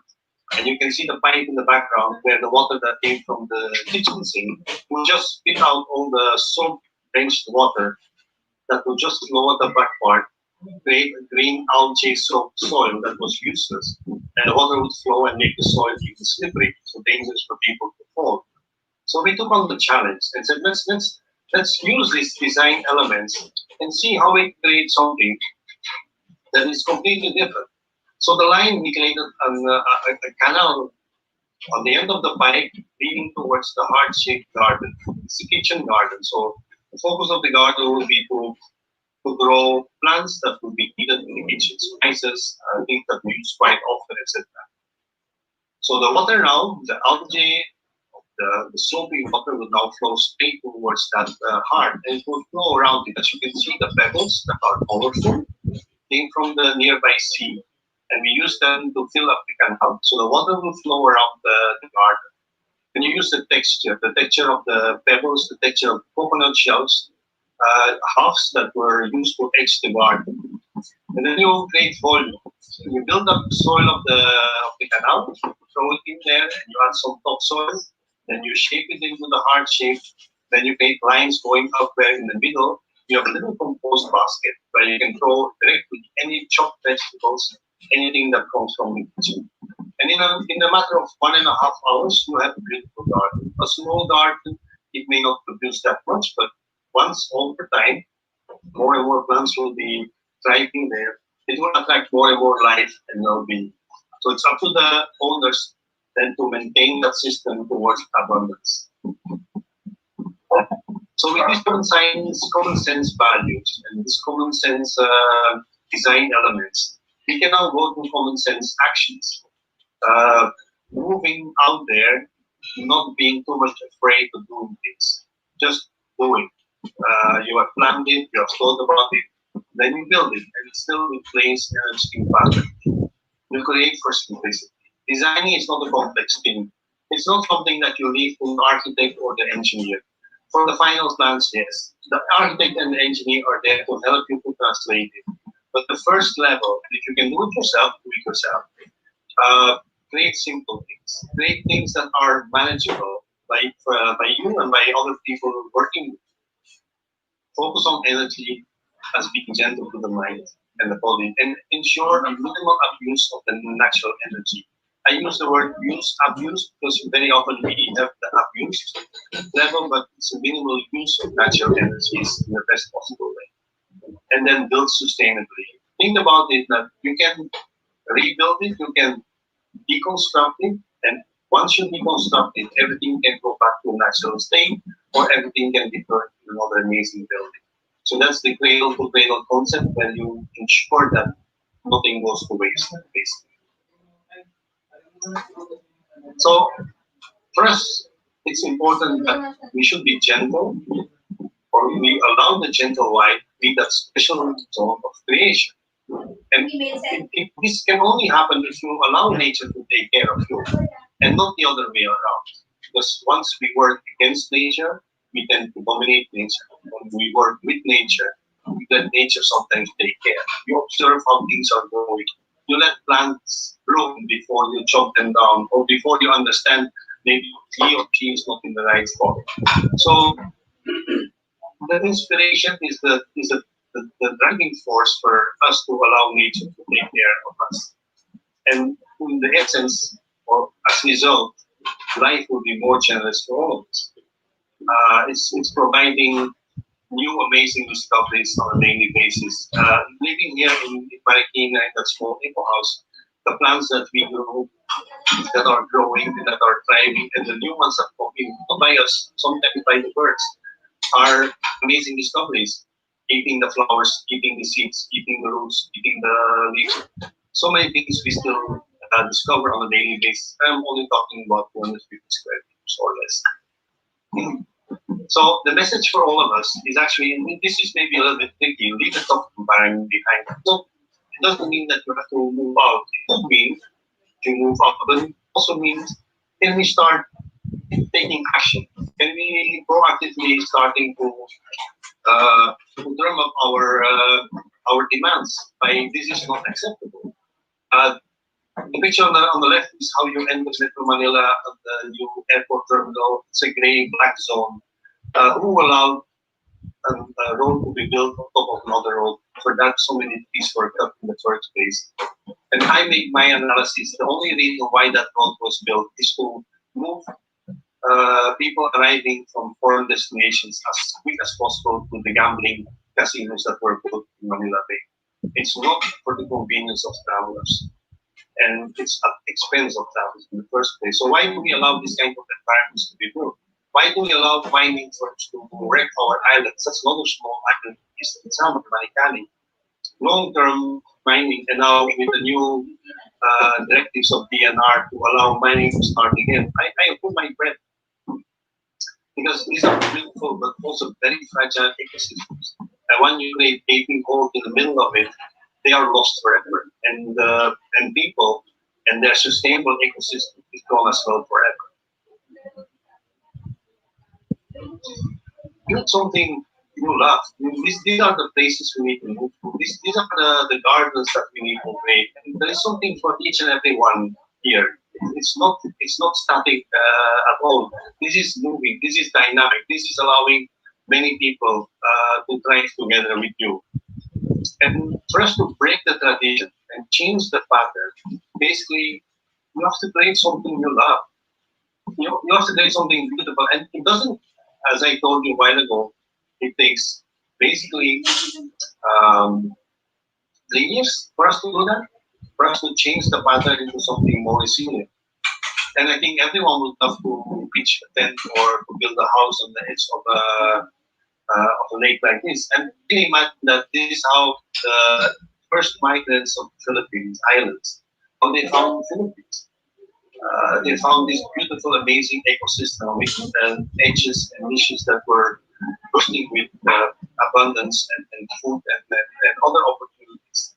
And I think that's the reason why we are so many right now in this country. But we have to understand and we have to never let go of this ecosystem, because otherwise we are geared towards disaster. And that's not what permaculture is all about. Tell a story about, I mentioned a few times Domingak, and I still want to tell the story because it really has to get out there. When we first started working with Domingak, this was the seal of the town. It was a seal that was representing what has been happening and what has been creating a disaster for the whole town. That was monoculture agriculture, logging and mining. So logging on the left, lower left, on the right is a mining tunnel. So you put that on your seal. You put that on your municipal seal. You kind of tell the people that this is what we are known for. This is what we are wanting to be known for. But how can you attract a different mindset? How can you even start changing the paradigm if that's what every employee of the LGU will see on a daily basis? This is what the residents will see if they go to the municipal office. So we encourage and we work together to kind of look for a different way of breaking that pattern, and then breaking the tradition and changing the pattern. And then they came up with this kind of seal. And if you look at the second seal, it's something like you would love to go there. You would want to see the place. It's about a beautiful ecosystem with waterfalls that they actually have, and clean water where you can swim. It's also about an ecosystem where there is still rice, but there is much more than that. And it's about the produce, their organic produce that is now being taken care of, not only by the residents, but also by the LGU. This LGU invests in its town. This LGU invests in the people and ensures that for everyone there is something to enjoy in the town. It's amazing. It's an amazing shift, but yet it's a very simple move. It takes one resolution in the municipal council. It takes the effort of one artist to be guided accordingly, and you change a paradigm, at least on paper, immediately. Now it's up to the town residents to follow suit and to thrive alongside their new seal of governance.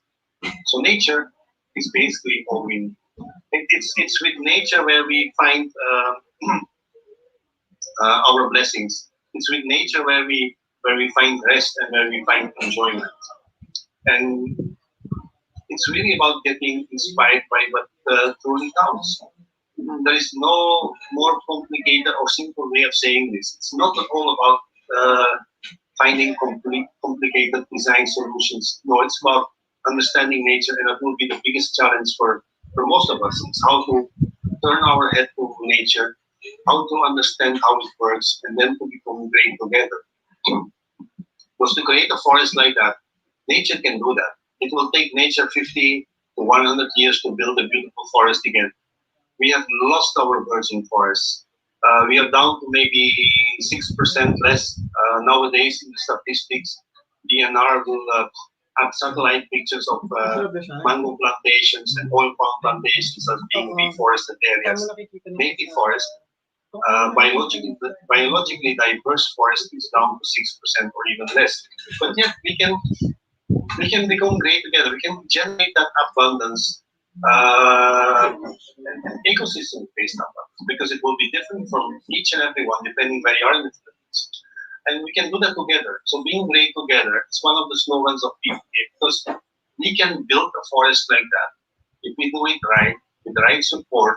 And I'm not talking about natural support. I'm also talking about using our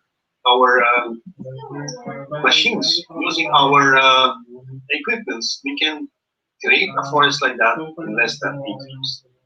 And that's amazing. If we pool our resources and put our energy in the right spot, we really can be great together.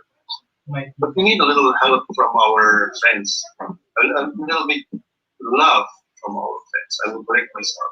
The help we have been talking about, but it's about the love as well. When you see and you take a look at the picture on the right side, it's a picture of Carabao food, and you just leave it in the field. You don't even bother about it. It's the nurturing startup factory for all new seeds to grow, and you can see already 5 different plants to grow in the middle of that pool. And that's how nature works. Again, yet it takes time for nature to do that. Nature works on a different time scale. And for us to hasten that process, that's where the amazing permaculture design approach comes in. We can hasten that process, not to the extent of overdoing it, but to the extent of repairing all the things that we have been damaging over such a long period of time. Look, on the left side, it's something I couldn't find a picture like that in the Philippines, so I had to go to Korea to take that picture because it's too amazing not to share the story here. This was a covered creek sewerage system that ran through the eastern part of Seoul towards the main river. It was covered up with cement. It was a road system on top. And finally, they decided to break open that system and to create a park out of it. Meaning to say, while we in the Philippines, if you go around in the metropole, cover all our creeks and river systems with cement and putting road systems over it, creating cesspools of disaster and bacterial and viral contaminants.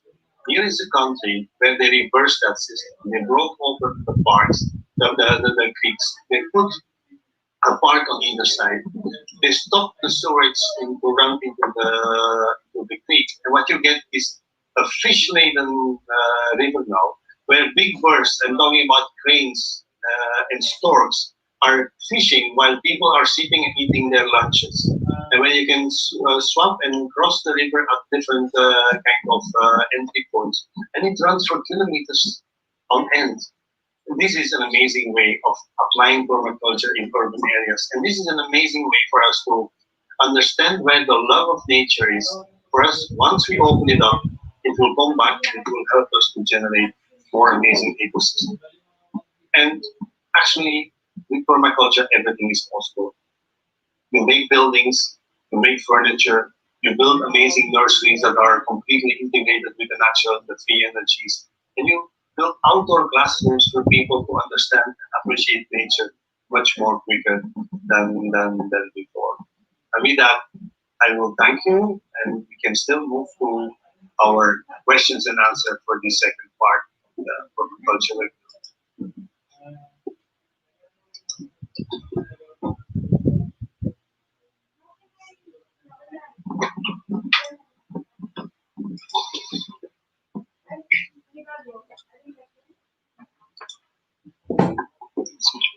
So I'm sure maybe now your minds are working and you're thinking, oh, can I do that? Is it going to work? That seems so difficult. But I try to explain to you that even if it's difficult initially, once you start applying by and these are old systems. People have been doing that for so. When you start to cooperate and when you start to do it small scale intensive, meaning to say, what is your energy capacity? If you can only do a few things, if you can only work 1 hour a day, then start doing small permaculture projects. Engage your local government. Engage the resources that are out there, because the Philippines is not a poor country. I think the resources are being put not directed to the right things to do. That's where the problem lies. But our politicians can correct that. And we can correct it by choosing the right politicians in the first place. So think of all the amazing things that we can all do in our own level and in our own level of expertise. Some of us are more into writing, some of us are more into doing, some of us are more into drawing, creating, building, making things. And it's about that social fabric that we have lost because we are the consumers that I mentioned in the beginning of this presentation. And by being consumers, we are passive. we are not actively engaged in building an economy that's going to be circular. And we are not actively engaged into building something that is not going to generate waste. We build plastic wrap things, we throw it away. And mind you, COVID-19 is not helping because we are throwing a lot of shitty things out there, trying to protect us from being infected. But we will be swamped by trash more than ever in these days. So try to think and come up with more resilient solutions. The sooner we can do that, the better. And that's up to each and every one of us. And connect to the network. Don't try to do it on your own. We are here. We have books. We have materials that can help you. I think it's very minimal if you invest a few pesos in acquiring some of our materials or in listening to the stories of other people to be able to make or to start your project in the best possible way without necessarily having to make mistakes that we made or other people have made over time. And permaculture is different in the Philippines, it's different in Australia, it's different in America, it's different in Europe. Meaning to say, every country has its own unique ecological niche. And you can't just write about that in one book, in one setting, as if it applies everywhere. There are the same principles, but they apply differently. They have different components. And that's where many people make mistakes and often costly mistakes. Don't waste your energy on that because otherwise you will come back to us and you will say permaculture is not working. And then we have to have a very long debate to correct that from the start. So let's do it right from the start. Let's do it slowly. Let's do it together. We are here to help, as I said. So let's walk this amazing landscape together as well. Because the map that you can see at my back, it is a beautiful country. The 7,000 islands, they are amazing. Many people are attracted to it. Many now underwater, but mind you, it should be beautiful from the ridge to the reef. And the climate challenges are underwater, are on the reef, on the ridge, everywhere. So we need to take action at different levels as well. And just like some of us may be more inclined to work on the water or underwater, others may be more interested into the mountains or into the lowlands. Wherever you are, the time to act is now, and the time to be brave is now as well. So let's work together. And I'm ready to receive some of your questions if you still have, so we can still answer a few. Are visitors allowed to visit the farm from Marikina that you mentioned before? This is not a farm. It's a 250 square meter urban eco house. It has a garden of maybe 100 or an open area of 150 square meter. Yes, you're allowed to see it. We do arrange that, and we ask a small fee, but you get food and you get a drink and you get explanations about it and you get some information for it. So we don't take time out. Since it's a working office, we also need to squeeze it in to be able to make it feasible on our end. Permaculture offers everyone the chance to be part of the transition to a more eco-friendly, ethical, and sustainable future. Do you consider partnership with the Department of Agriculture under Agricultural Training Institute and the Technical Education and Skills Development Authority so that the national government will give emphasis and priority in this endeavor? We do. We have been reaching out to these agencies for the past 15 years. We have always made it a point, if we work in a locality, we will work with the local governments and we will work with people. So both are important. And how do I say it? The responsiveness, that's where sometimes we are spending a lot of energy. And I repeated here, we moved from an advocacy to a lifestyle. So advocating is not sufficient anymore for us. We have to go where the doors are open because our energy is also limited. And if in certain areas, in certain provinces and regions, the agencies of governance are more open, probably we'll go with them. But yes, I think Tesla should put it on there. We have been talking to Tesla about bamboo building, before in Central Luzon. Wait for Also about permaculture, API as well, and DA. Yes, we have, but it's there are two streams in that agency. They are still talking about organic as one option only. And I think eventually, and from a permaculture mindset, we don't talk about two options. We just go for the one that works with nature. And then you have to drop mainstream monoculture agriculture, because that was not invented by Filipinos. That was just brought in by the colonizers before, and that may work in different ecosystems, but it is not working on a sustainable level in the Philippines. What resources can you recommend for someone who's getting started on developing a farm? Whatever you have. You have a shovel, you have land, you have plants, you have crops, you have things growing, and look at what grows in your neighboring areas, in the canals, in the irrigation canals, with your neighbors. Ask, swap, barter things, because that's also how the Filipino culture is woven. You visit your families, you bring a flower, you bring a gumamela plant, and then when you go back home, you bring some seeds of other things. So work along those lines and make it small and condense. Start where you are. If you have a farm, start building your gardens where your attention is, where your presence is, meaning a house, a shed, a bench. Don't start planting scattered all over the place, because then you will lose most of your energy. You will be wasted in the first place. I saw that permaculture can produce 4 times more than actual agriculture. Not sure of the number. Do you agree? I do agree, but it's a tricky question. There are people who will debate this very strongly. There is only so much energy on this planet than there is. We can't generate more. We can concentrate more energy in the ecosystems that we are building. That's for sure. So with the permaculture system, you can generate more abundance, but it's also about how to use it.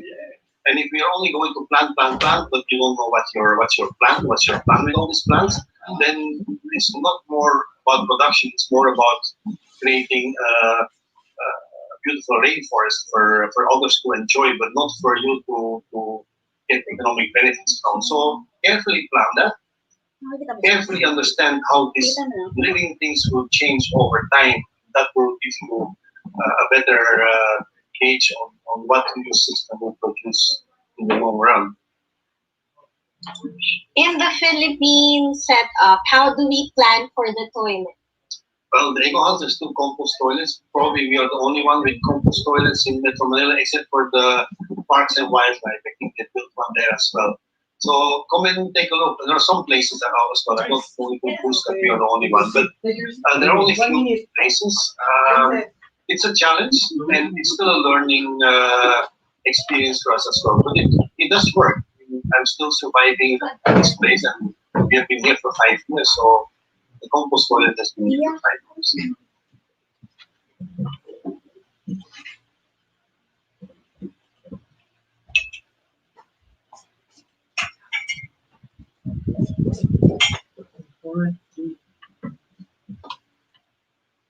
Good afternoon. Good afternoon, everyone.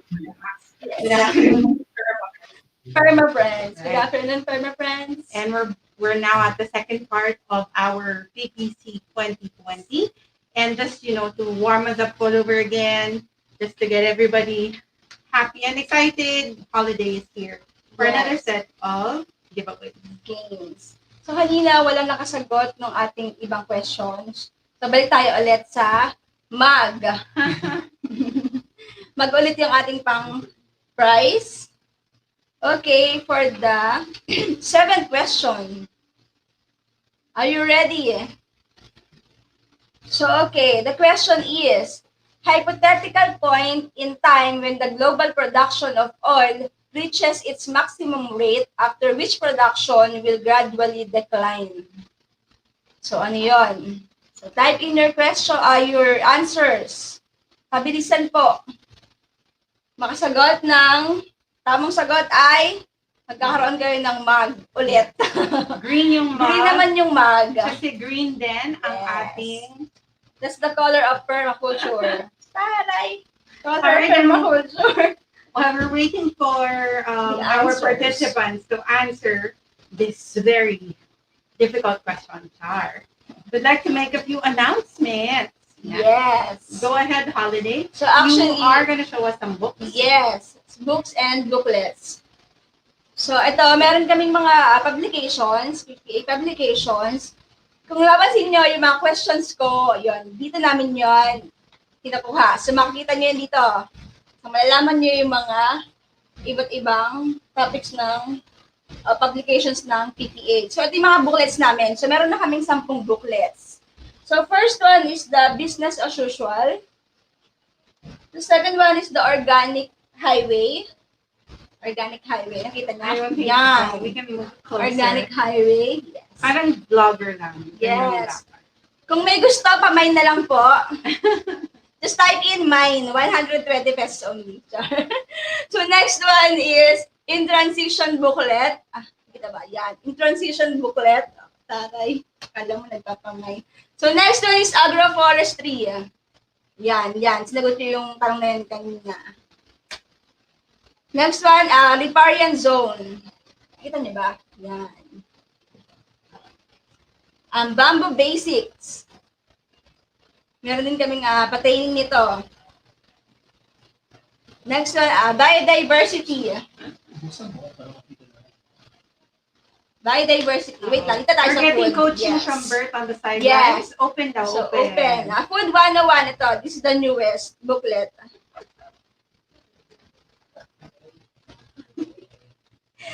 Food 101. Yan. Ito yung higit niya. Alright. So if you are interested, nakakasilaw ang ilaw. I'm so sorry. Nakakasilaw.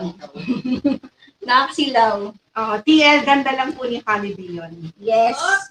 Anyway, so if you are interested in any of the booklets that we have right here, please message PPA and Holiday will be more than happy to help you Yes. para po makapurchase kayo ng ating mga booklets and the books.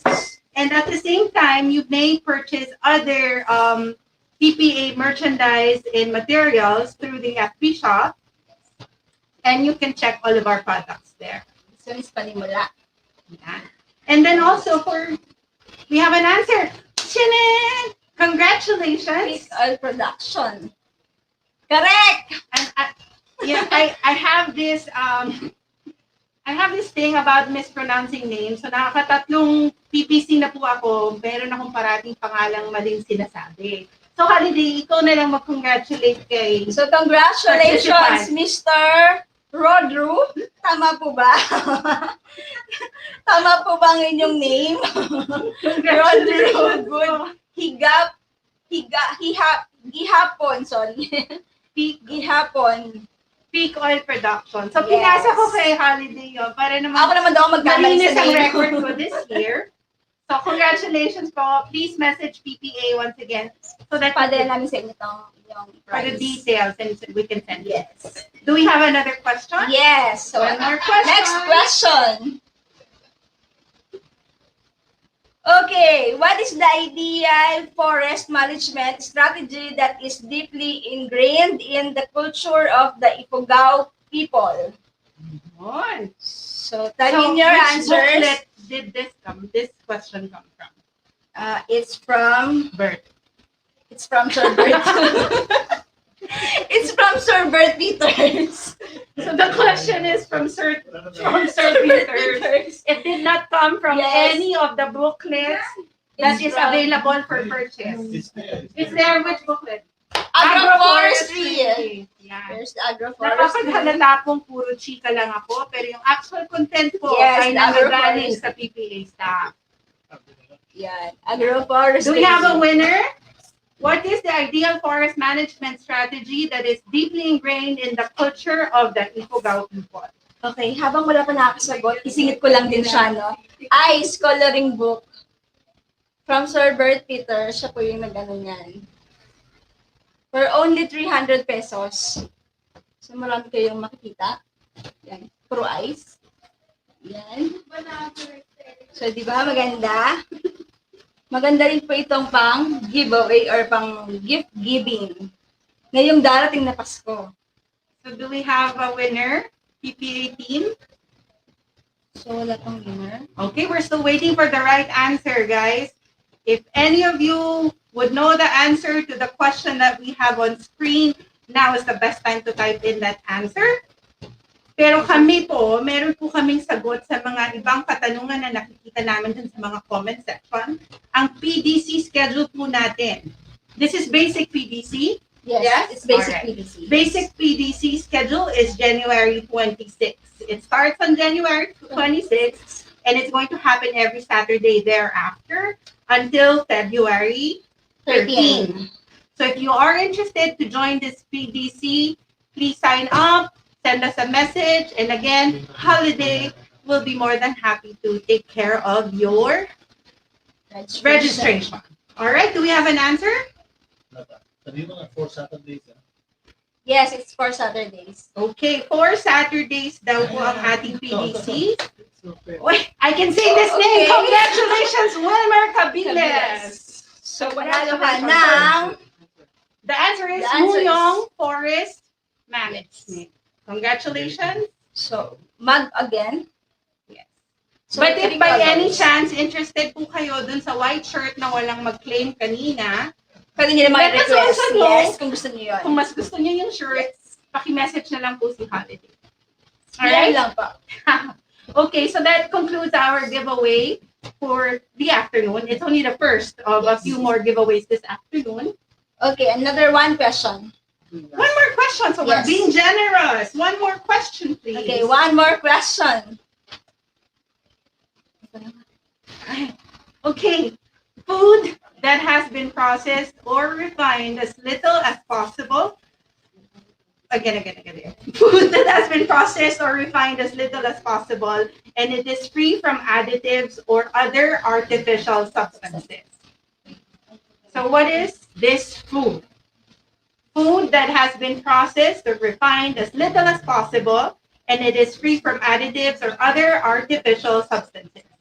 I'm seeing a few answers online, so we just have to wait for our PPA staff to validate. And while we do that, again, a reminder to anyone who may be interested to join the basic PDC schedule that we have. It's going to start on January 26th, and it's going to have 23. Again, January 23, and it's every Saturday thereafter. So January 23 to Feb 13. Please message PPA and Holiday will take care of your registration. All right. So we are also proceeding to the grand prize. Okay, I think we have a Later. winner. And we have a Yes. winner.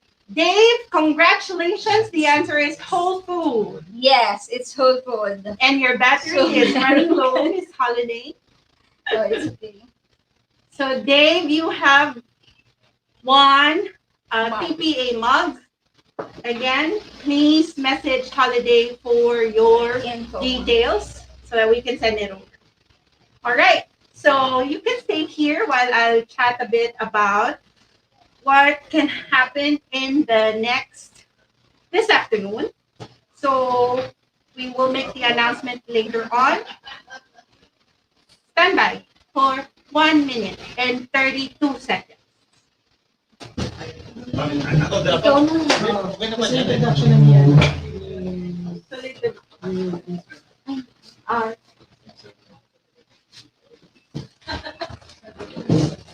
Papagos ka na. Yes, because there's no aircon in the studio.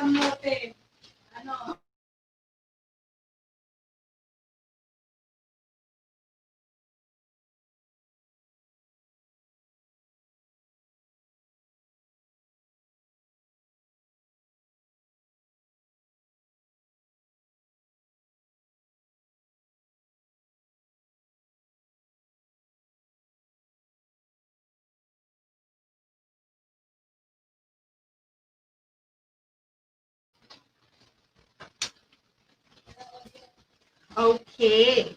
So as promised, we're back and we still have the rest of the afternoon for the second part of our convergence. So this morning we had our two speakers. So first was Miss Bo and she was able to share with us her advocacy on breaking free from plastics. So that was a good discussion as well. There was a lot of information that was shared. And if that wasn't enough to encourage you to break free from plastic, honestly, I really wouldn't know what else could make you change your mind. But then after Miss Bo, we also had that talk from Miss Karen of Seed Savers. And that was a very engaging talk It, as well.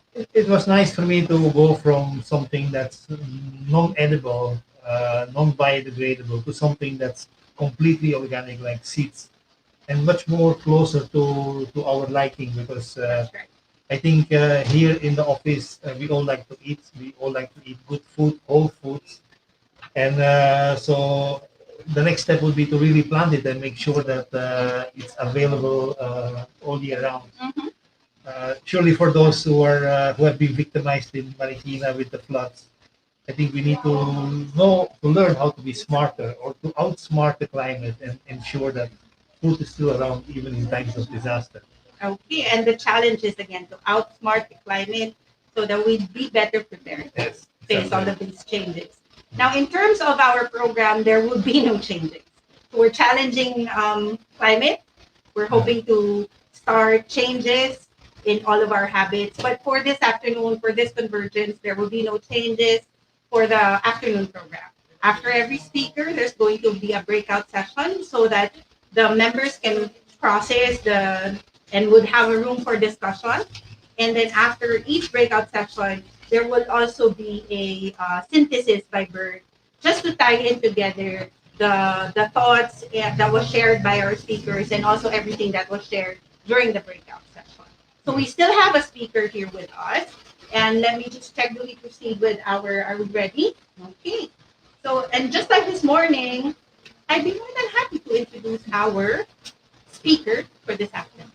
So we went this morning. We went from Bukidnon Yes. to Baguio, and now we are going back to Camarines Norte. So we did a little trip of the Philippines by selecting speakers that are present in their own spaces and places and are doing the amazing work they're doing.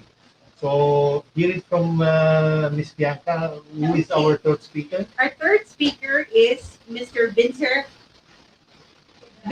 Quebran. All right. So our next speaker is a nature lover indeed. He is the founder of Glorious Land Eco Farm, a climate reality leader at Climate Reality Philippines.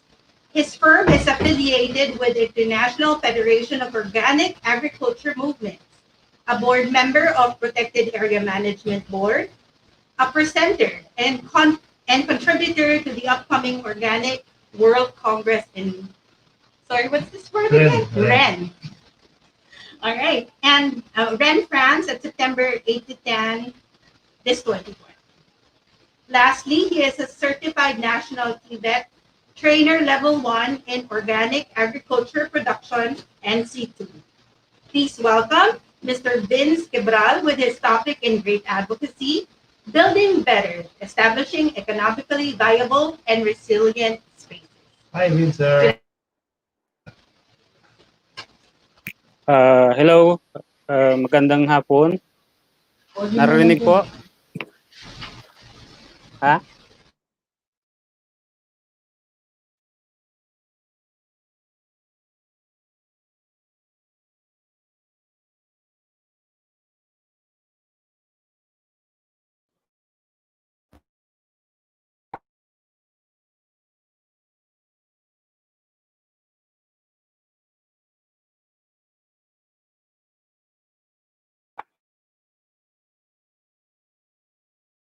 Magandang parang nag-freeze.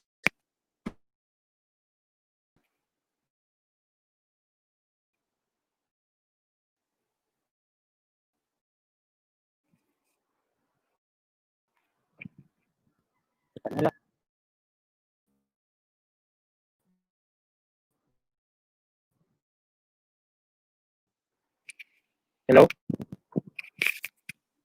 Wala.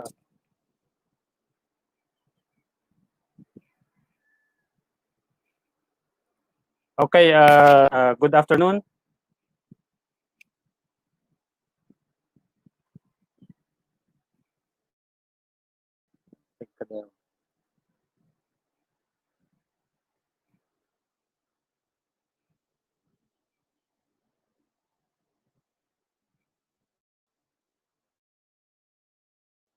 Uh,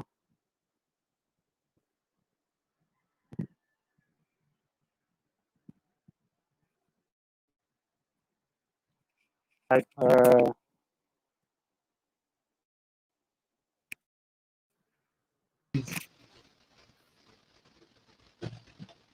That's right. So we're just giving the team a chance to take care of some technical difficulties.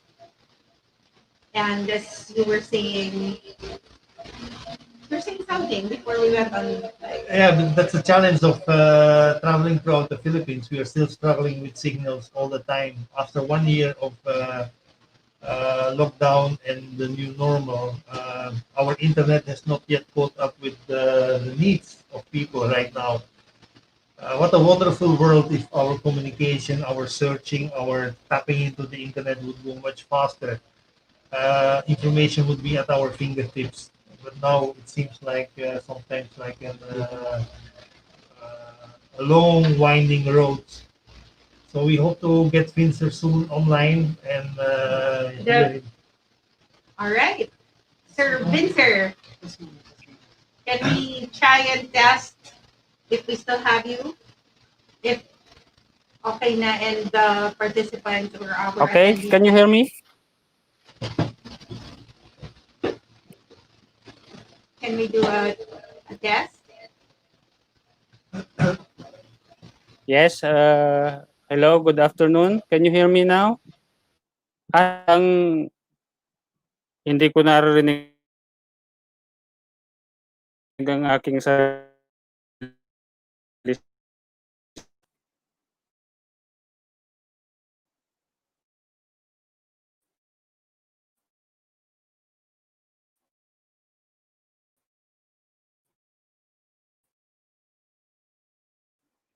Okay na po.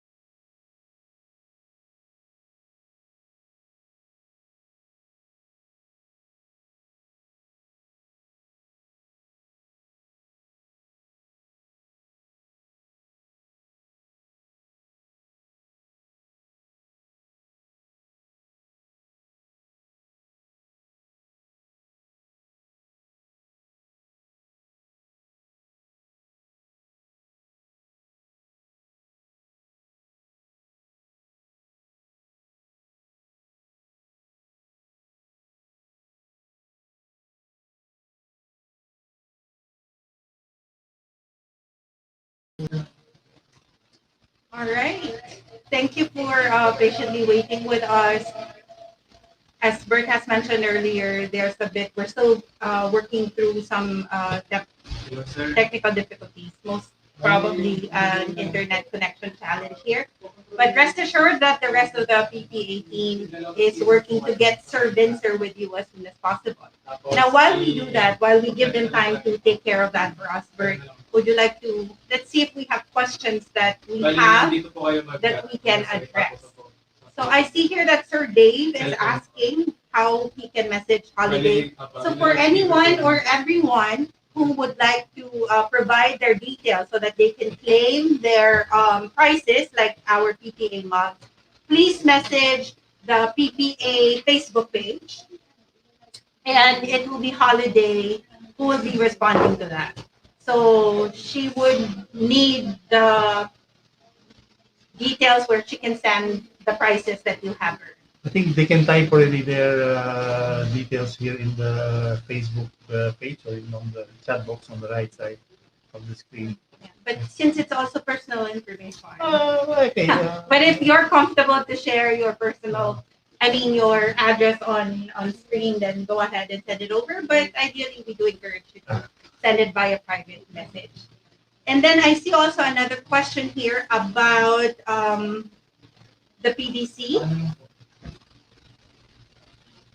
that will start January 23. So this is also going to be online. Is that correct, Bert? Yeah, we will do it online. Although we are contemplating also of doing an advanced training on site because we are building the PRI in the site in Cabiao. It would be really nice for people to understand how do you construct a natural That's swimming pool, how do you build with bamboo, how do you make all kinds of practical tools and systems while we are there on site. It's also I find it amazing because I just recently came from there, and then even with the typhoon Ulysses, that did a lot of damage also in Central Luzon. Not just the flooding in Marikina, but the strong winds were more in Central Luzon, less rain. But then you see all these trees that fell, the trees that have been planted over the years, over the past 10 years. And then you realize how resilient permaculture systems can be. And somehow it would be nice to share that for people to feel and to see with their own eyes and how quick a permaculture system can stand up again. And you know you can only do that on physically by being there physically. And you know sometimes if we are there and we can stay there in the farm for 1 week, I don't think COVID is a big problem. Basta be healthy, you come there healthy, and then you live healthy, and you bring back home the learnings. And it may be a little bit more difficult for people coming from far-flung places, but at least there are 27 million people in and around Metro Manila who need training, who are urgently in need of retooling themselves because we can't do it all with the brain. Right? It would be nice to change the world just thinking about it, but to some extent, we need to start using our hands, and that's where the talk of Windsor would be interesting somehow. That's true. That's why I'm also very excited. So please hang in there. There's much to hear from Sir Winter, and I strongly agree with you that there is really a need to have the advanced, at least the Physically. advanced PDC training Although what we try face to to do, face. There's so much value in that. what we try to do with the basic online by using 4 Saturdays, it's shorter than the normal training, but you have the weeks in between that you're going to work on your own project. So even if it's a garden or you have your farm somewhere, and then you can use that. It's nice to also bring back to us your ideas as you progress in your thoughts on permaculture and how it may work best for your site, and how you start using the principles. Because I mean, we can all read about it. I mean, you don't have to attend. You can buy a book. You can buy our book. You can buy books online. There are lots of permaculture materials online available.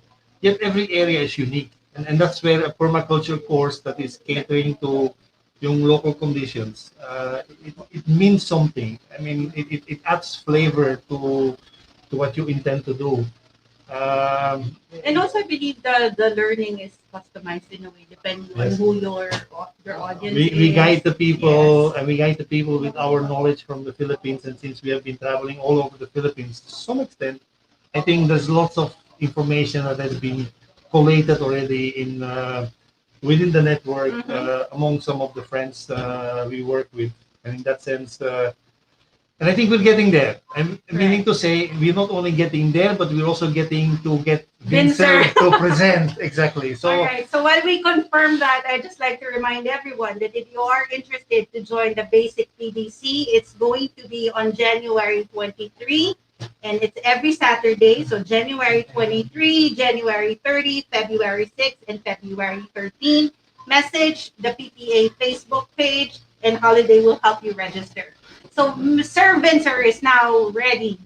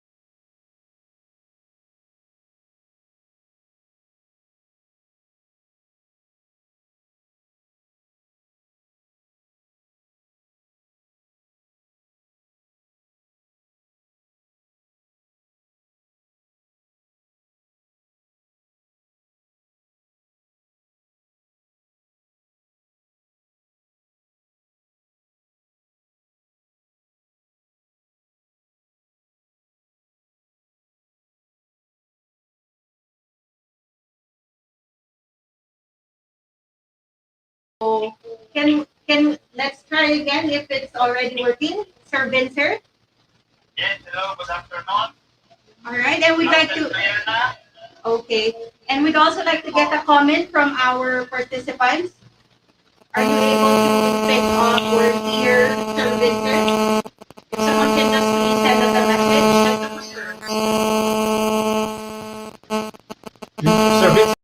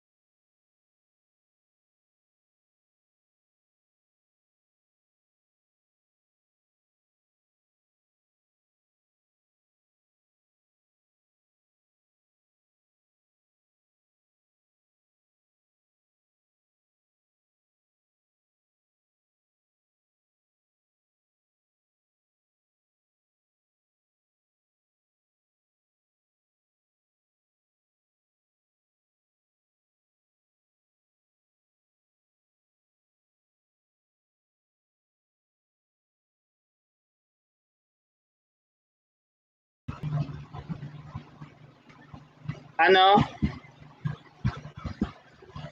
Okay na, narinig niyo ako? Naiko sa akin. Paano yung ano, yung presentation ko dito ko pagagawin?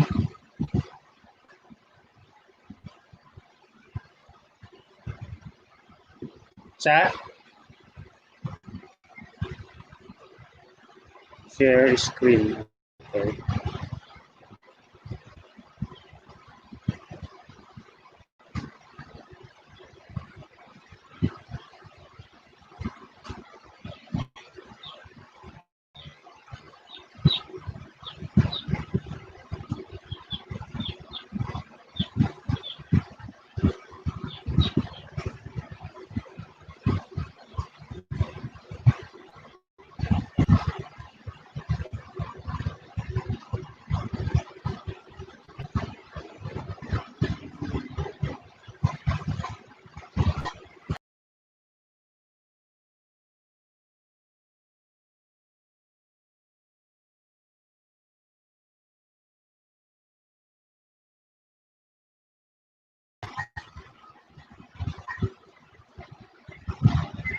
Yes, hello.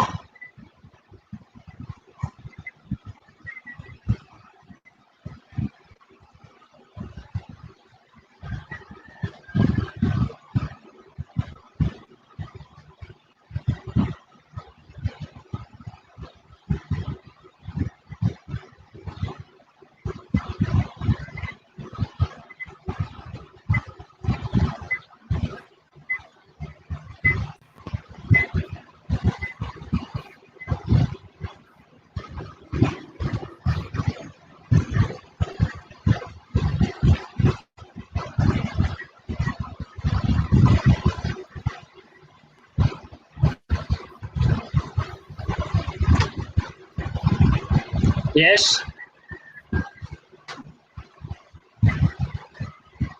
Hello, good afternoon.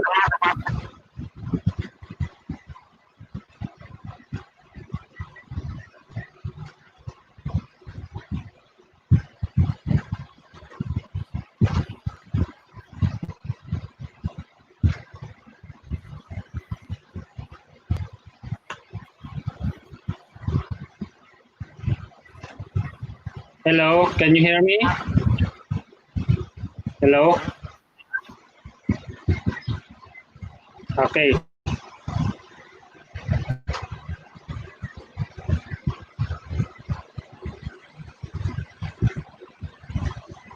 Hello, good afternoon.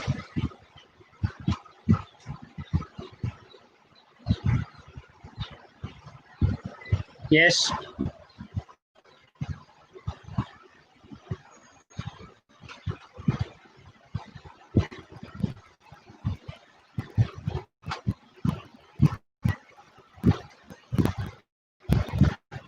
Okay, so once again, good afternoon and thank you very much for this opportunity. So, I hope magtuloy-tuloy na yung ating connection. So my presentation today revolves around the challenges we have encountered in establishing a habitat for us and the wildlife around us. So prior to my permaculture training, since 2005, our primary focus in our farm is nature and enriching biodiversity in it. What we were missing for a long time are our lack of connection with our environment to appreciate the bounty it naturally provides. So our farm developments were some kind of hit and miss, and a lot of features were mislocated. So I'm very grateful to permaculture that it widens my perspective and made our approach much simpler. There are so much untapped resources around and just waiting for us to utilize.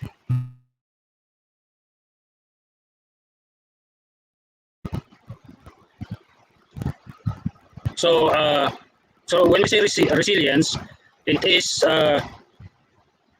so against adversities, it is the capacity to be protected, and this way, the impact of harsh events are minimized, such as strengthening of our natural windbreakers and soil erosion prevention system. This year, due to COVID-19, many realized the importance of food presence in the home. And second, is the capacity to respond.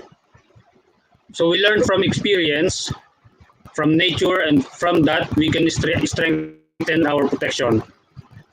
We can plant better trees on proper zones and encourage each household to produce their own food. And lastly, we have the capacity to recover quickly. So the presence of resources increases our survival capacity, and with proper design, we become more resilient.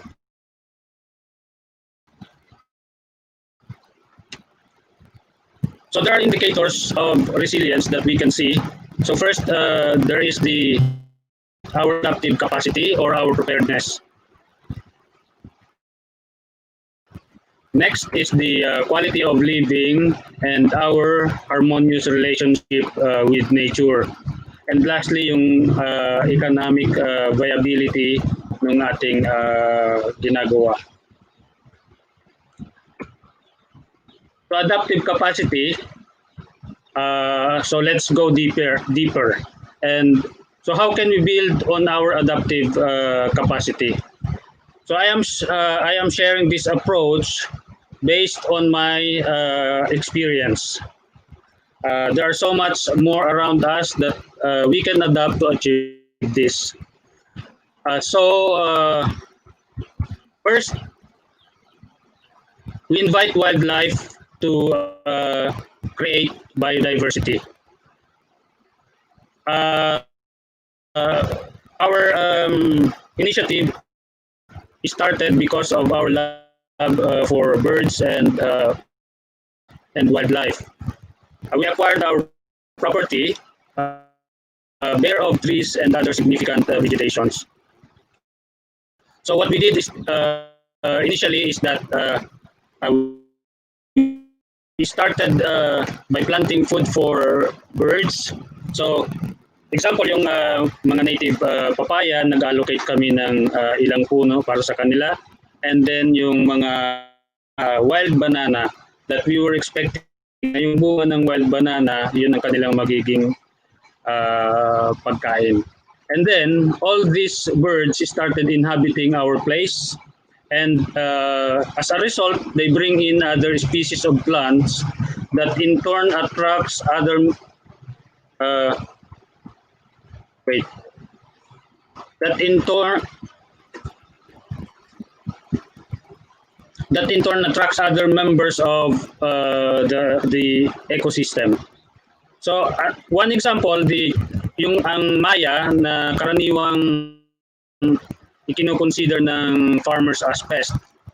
Somehow they found habitat in our space, and according to our rice farmer neighbor, hindi na nila pinoproblema ngayon itong maya. So yung ibon na dating peste, parang mas preferred nila kung ano yung ibang nakukuhang pagkain dito sa forest environment. So next, so that we can adapt better is to establish systems. Many households worry about their water supply, yet there's ample of rainwater we do not utilize. In our case, we built a pond in our house as cooling system. So way back around 2005 and 2006. So we didn't have any background on permaculture that time. Water supply initially came from our deep well, but then we realized that there were so much water coming from the roof that were just flowing out into the yard. So our pond evolved from mere aesthetic into a rainwater collector that serves as emergency water source, a cooling system, our food source, and soon we will adopt aquaponics to create a circular system in which we will grow food for the fishes using the same water from the pond. So this fish pond is situated in our living room, and this is the regular harvest in the picture from our pond. So this is from a few days ago. We have to regularly harvest kasi sobrang dumadami yung mga isda sa loob, and we use catfish to control the population of the tilapia.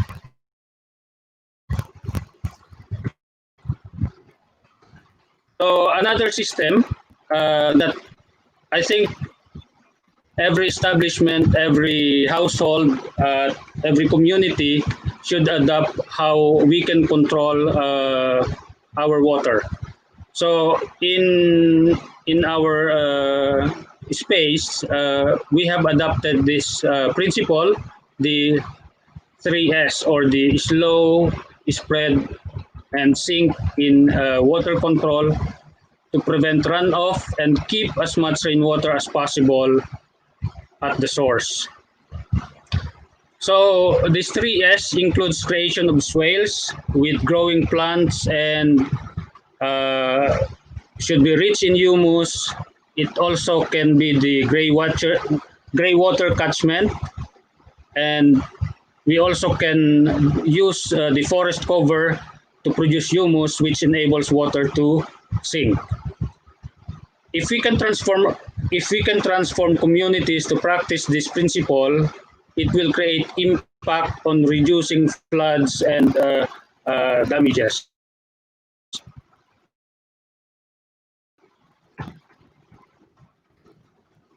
Moreover, we can also adapt natural, circular, and nature-assisted farming. So we call our farming system nature-assisted kasi right now what we do is what is available from nature, dun kami nag-a-adjust. So hindi namin masyadong ina-adjust ang nature, kundi kami kung ano yung nakikita namin sa palibot, yun yung aming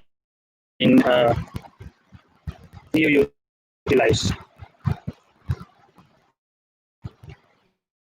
So it's important that as farmers, we start caring for the environment, put ecology on top of our mind. If we adopt systems that no longer depend on external inputs, just imagine effects.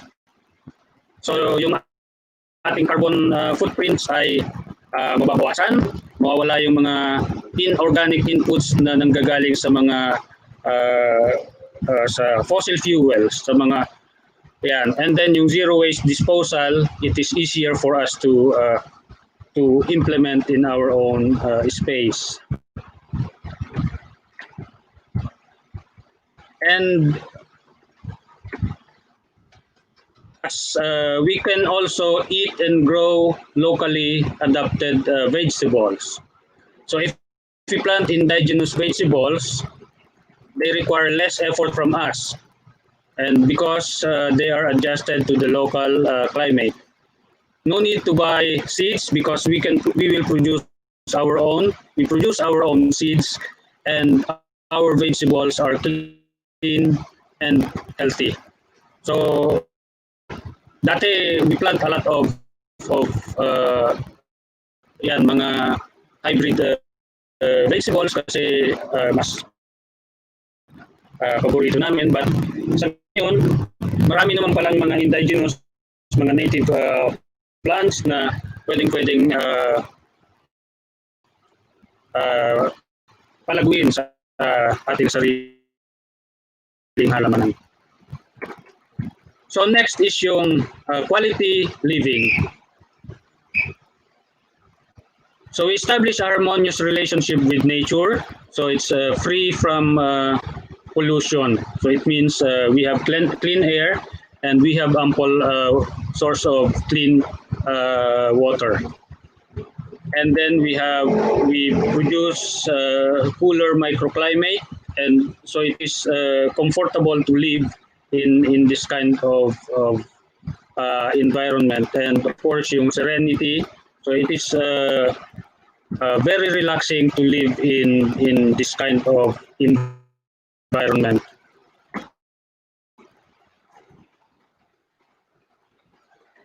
So, and there are so many untapped fruits and vegetables around us. So what we see here in the presentation is, this is the microcos triflora. It is almost neglected by locals, underappreciated plant. But this one, medyo ano to sa akin, memorable kasi it's one of my favorite fruit as a kid. So hindi siya masyadong kilala and easy to grow. Napakarami nilang mabuhay, and birds and other wildlife just bring them everywhere. So ang ginagawa namin dito is yan, hina-harvest namin yung kanyang bunga, and we make our own juice. So ito yung naka-store sa aming refrigerator.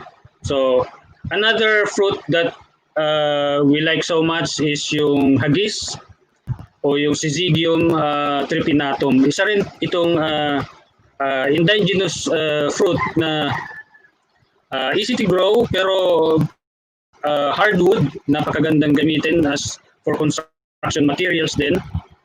At hindi rin siya masyadong nabibigyang pansin sa ngayon, pero they are readily available in our locality in Camarines Norte. Sa ibang lugar, every community, every space, habitat, there will be something that resembles this. There must be local fruits na hindi na lang nabibigyang pansin dahil sa ating modernization, nababago yung mga gusto nating kainin. So yung mga nakikita natin naturally, medyo nakakalimutan na. So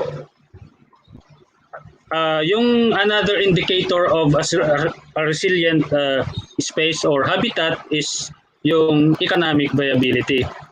So it is very important kasi dito nagdidepende yung ating edukasyon at yung iba pang pangangailangan natin outside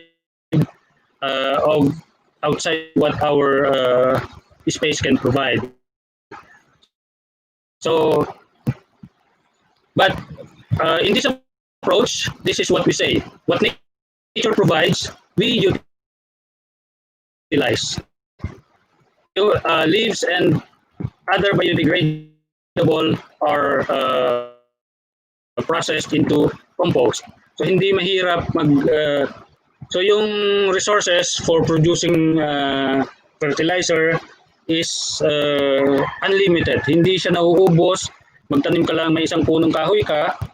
In fact, what I am showing here in the presentation is the leaves that are picked up from our top roof that we collect, and then that's what we make as fertilizer for our urban garden. And right now I have about 2 drums of collected compost from these leaves. So by utilizing what readily available materials there are, overhead expenses drastically goes down. Basic necessities are provided by the resilient space. So basic necessities, yung ating food, fuel, and yung housing, including water and clean air. So if we can provide our household with food from our own farm, then our extra income can be allocated for something else, such as education and recreation and other things we like to have. So if you truly appreciate the power of nature, food supply for poultry and livestock will grow naturally, and we just need to discover them. And the same principle, the kitchen scraps can be made into fertilizer.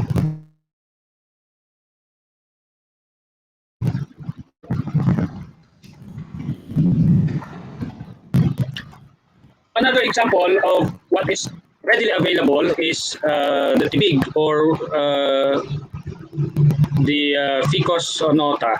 It is known as the water tree. May kasabihan, where there is tibig, there is tubig. So if we see tibig, then we can dig our well near the tree, and then we can have unlimited supply of water for ourselves, for the household, and for whatever venture we have for the farm. And this tree has a huge potential due to its palatability to animals. So gustong-gusto talaga siya ng mga ibon, mga hayop, and even chickens. They really jump on the tree to pick on the fruits.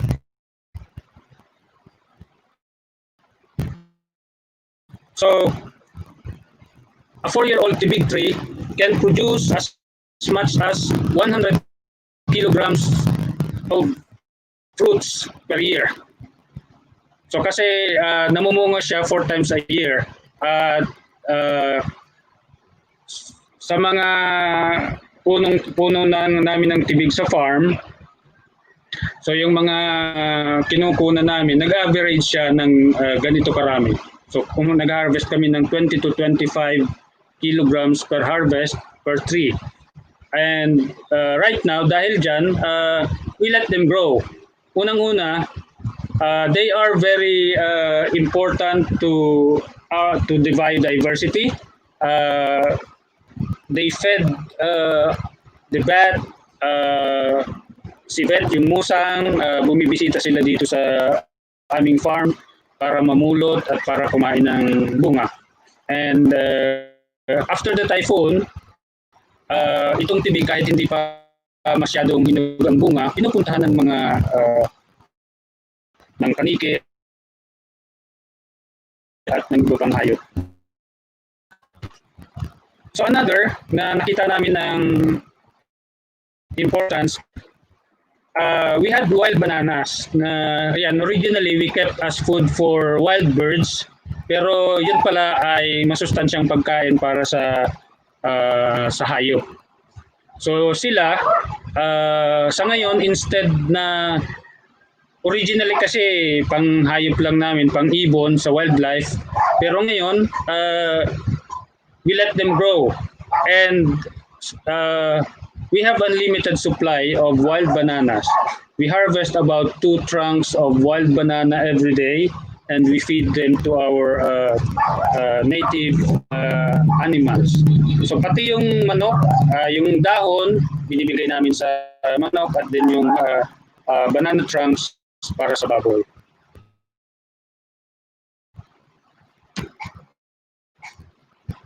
And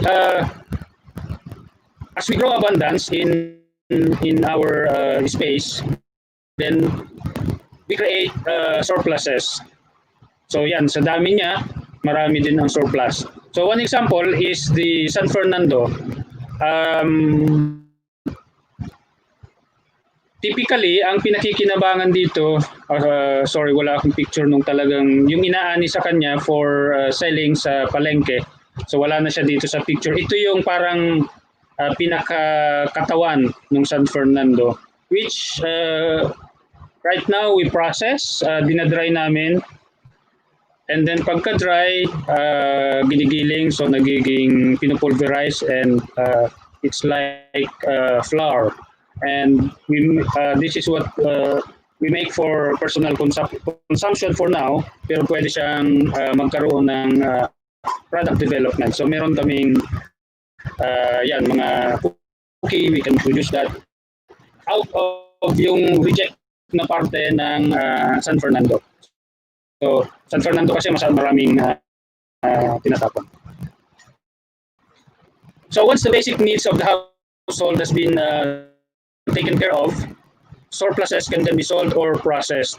So dati, itong San Fernando na to, itong katawan, ang pinaka main use niya talaga is binibigay namin sa livestock. And now, nakikita namin yung kanyang potential na pwede siyang i-process into flour, pwedeng gumawa ng San Fernando cake and so on.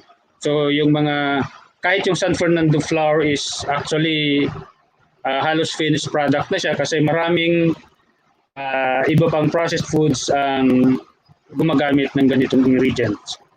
So, a farmer does not need to look far to find income opportunities. So, just look up, down, sideways. All those opportunities are there and just waiting for us. Another one is the cocoa pulp, which is one of the ingredients of our animal feeds. So yung cocoa pulp, pag kinukuha namin yung cocoa pulp, so nagkakaroon kami ng byproduct which is the virgin coconut oil, which at this time with COVID, very in demand. Kahit siguro, actually, so yung aming production, hindi kami sumusobra sa kung ano yung pwedeng i-produce ng farm. Kasi medyo, baka mawala kami sa focus kapag ginawa naming maging main venture na mag-i-import agad ng mga inputs galing sa labas. Right now, kung ano yung kayang i-provide ng farm as raw materials, doon lang muna kami nakatutok. So yung aming VCO, we cannot supply pa sa ngayon kasi nga napaka laki ng demand, pero at least yung nagagawa namin within the farm, napakabilis niyang maubos. So hindi na namin masyado na i-advertise. So this is our products that we produce based on that principle, based on the principle of surplus. So the moringa powder, the moringa is one of the basic ingredients of animal feeds. So kaya lang yan, may mga sumosobra and then napaprocess namin at yan, pwede naming extra income. And so VCO and then yung chili garlic oil because we love sili, kaya may mga sili kami and then may hindi namin nauubos i-consume, nagiging ingredient ng chili garlic oil. So ayan. And then so ganun din pagdating sa aming manok. We have chickens, kaya lang hindi namin siya kayang ubusin. So we have surpluses that we sell to limited people for now. But the potential is there, and if we really want to venture on something like this, there is no problem with the economic viability of all this.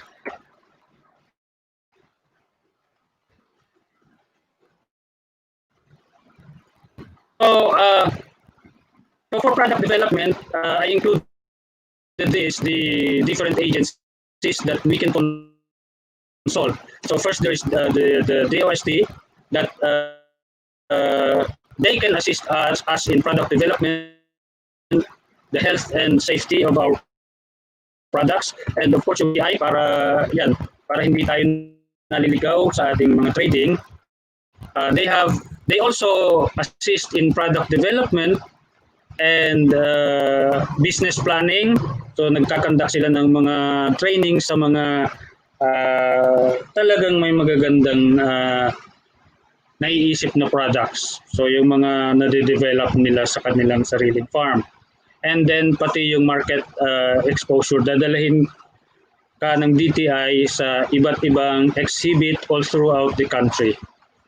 So nandyan din ang DA AMAD o ang agribusiness and so yung agribusiness part ng Department of Agriculture. Sorry, nakalimutan ko yung ibig sabihin ng AMAD. So they help farmers to have entrepreneurial skills. Sila rin yung sinasama nila yung mga may produktong farmers na ma-expose sa iba't ibang lugar sa Pilipinas kapag may mga activity ang DA. So, nakakapag-exhibit ang mga may product dyan. And then, yung DA ATI is the training arm of DA. So, if we have a farm that something to show that we want other people to learn, we can go to the DA ATI and apply as a learning site. So ganun din if we have some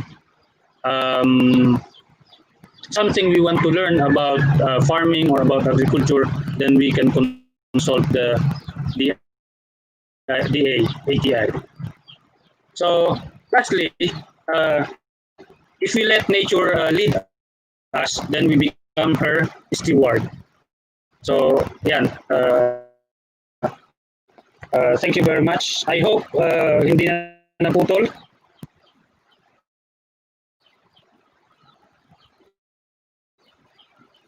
Ay, nawala. Thank you. Can you hear us? Can you hear us?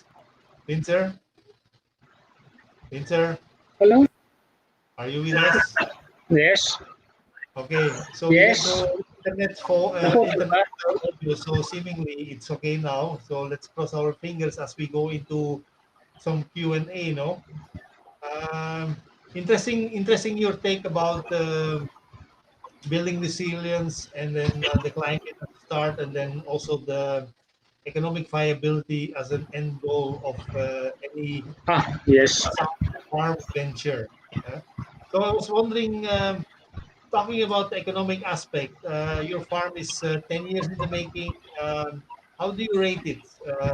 Is your economy capable of supplying the needs of X number of people? Are you kind of independent? Do you think you need more years to be able to get to that level where you say this is the moment? Can you enlighten us a little bit on that?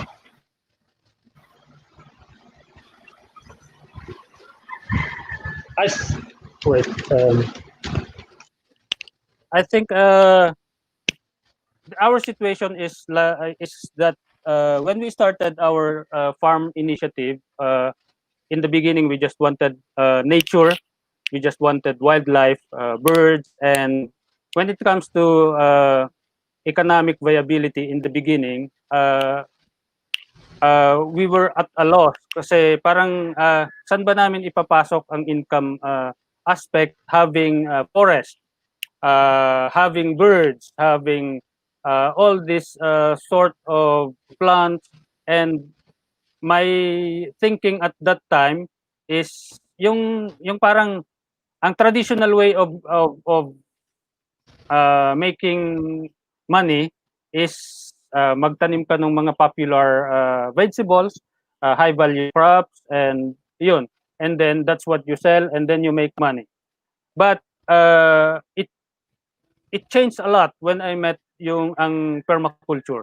Kasi when I learned about the potential that we have to look at our environment dun sa palibot natin, ano ang meron, ano ang resources, and right now napakaraming pwedeng gawin.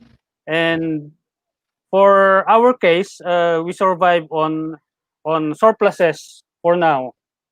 At we are focusing on livestock, on native pigs kasi ang focus namin is forest, agroforestry, reforestation, and we don't want to sacrifice yung tulad ng tibig na binanggit ko kanina. We don't want to sacrifice them. Na typically sa isang farm, farmers will cut them all down, and without realizing that the tree is one of the most important tree in the forest. They promote biodiversity. The golden Yes. goose. The goose with the golden eggs. It's like chopping the yeah. neck of the goose with the golden eggs. But you know, Yeah, when you're talking about this, it's like you went into this kind of building resilience very very relaxed. You were talking Yes. about you were mentioning the word passion. It was your passion together with your partner to build something amazing. You want to have a place like a little paradise for yourself. But that evolved over time also into a productive system.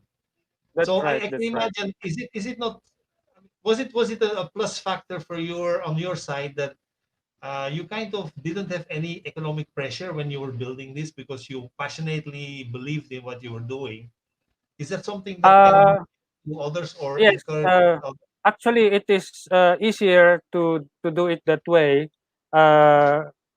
In fact, because you have been to our place, the spot where we have the house is at the beginning we decided that everything we keep the forest within that vicinity. So that's why there are so much trees in near the house, because we want it as some kind of our escape, where we can it is serene and where we can relax, and without realizing that all the economic potential are just around uh, around the zone 1, all this that we can explore. And of course, I had some economic pressure at some point, kasi yes, we have a farm and we didn't know how to utilize them. And medyo yung ni-utilize naming bahagi is malayo dun sa aming bahay, which is medyo mas mahirap i-manage kumpara sa situation namin ngayon. So yung aming mindset, malaki ang nabago ng dahil dun sa guide na nakita ko sa permaculture training. Although for example, yung paggawa ng windbreaker, nasa idea na namin siya before, pero hindi namin ini-expect na kapag may windbreaker kang ginawa, marami pang potential na pwede mo siyang mapakinabangan pala, maliban dun sa original purpose niya na yan, for protection. Vincer, I can imagine sharing this story. People think about how Yes. did it replicate with your neighbors because you have been there for so many years, and I can imagine some of the neighbors I remember or recall when I was there in your place are still doing the monoculture farming type. So how does it Yes, resonate? yes. Are there other people that have picked up some of your ideas and built on that? The problem is that most of our neighbors are tenants of their properties, so they don't have much say of what to do with their farm. But what I appreciate with our neighbors, when we moved in, they used to have a lot of traps for birds, especially dun sa Maya kasi nga peste sa kanila. So when we started have planting trees or growing trees, kasi most of our trees are nature planted. When we started that, medyo nagagalit yung aming karatig kasi ang sinasabi nila is we are creating habitat for the pest like Maya at saka yung daga. And surprisingly, itong kanilang mga farm, unti-unting nawala yung kanilang mga bird traps. And just recently, nagtatanong-tanong ako sa kanila, bakit nawala ang mga bird traps nila? And itong Maya, na napakarami dun sa aming malapit sa bahay, nagpupugad pa siya, katabi lang ng bahay, hindi na pala nila problema sa ngayon. So, yun, isang unexpected outcome na itong mga nagiging pesteng hayop ay hindi naman pala talaga peste kung meron silang lugar na mapupuntahan at mayroon silang makakain. Sir Finzer, naniniwala ka pa rin na may mga pesteng hayop sa ngayon after 15 years of building your... The term pest come from the third party. So yun yung kanilang paniniwala na itong mga ibon ay peste, and in our parts hindi sila peste. They are part of the environment, and I'd like to share because of that principle that there are no pests, just they are part of us, and I'd like to share our experience with the African snail. So ito yung snail na galit ang gardeners. Kasi kapag lumusob sila, isang plat mo ng pechay, ubos. But so we resolved that situation, and today we don't have a problem with those snails, and sometimes I'm even wondering nasaan sila, and gladly kapag naglilinis kami doon sa bandang baba, nakikita namin sila at napakarami pa rin. Pero they are not attacking our plant. So they are not bothering us anymore.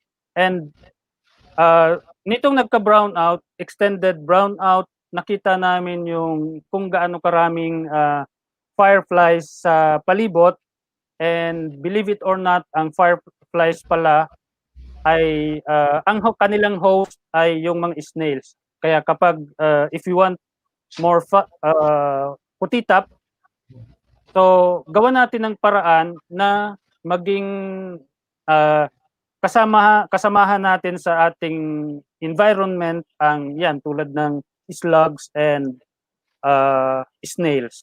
Kahit medyo negative ako before sa African snails kasi nga introduced and medyo aggressive, invasive. Kaya lang sa observation namin ngayon, naturally nakokontrol din. So iwan ko lang, hopefully magkaroon na, we are hoping to have some kind of deeper study dyan na kung may academe na makakapag prove na yun bang sinasabi kong yung observation ko ba talaga ay totoo sa iba't ibang situation. Hopefully merong something na lumabas na mas conclusive.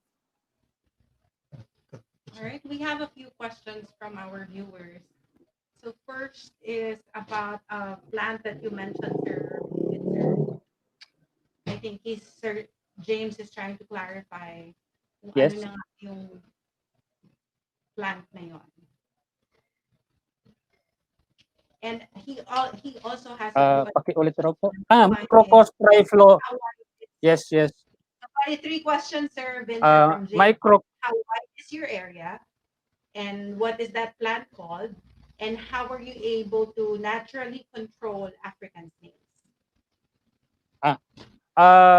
the plant is called, the scientific name is Microcos triflora.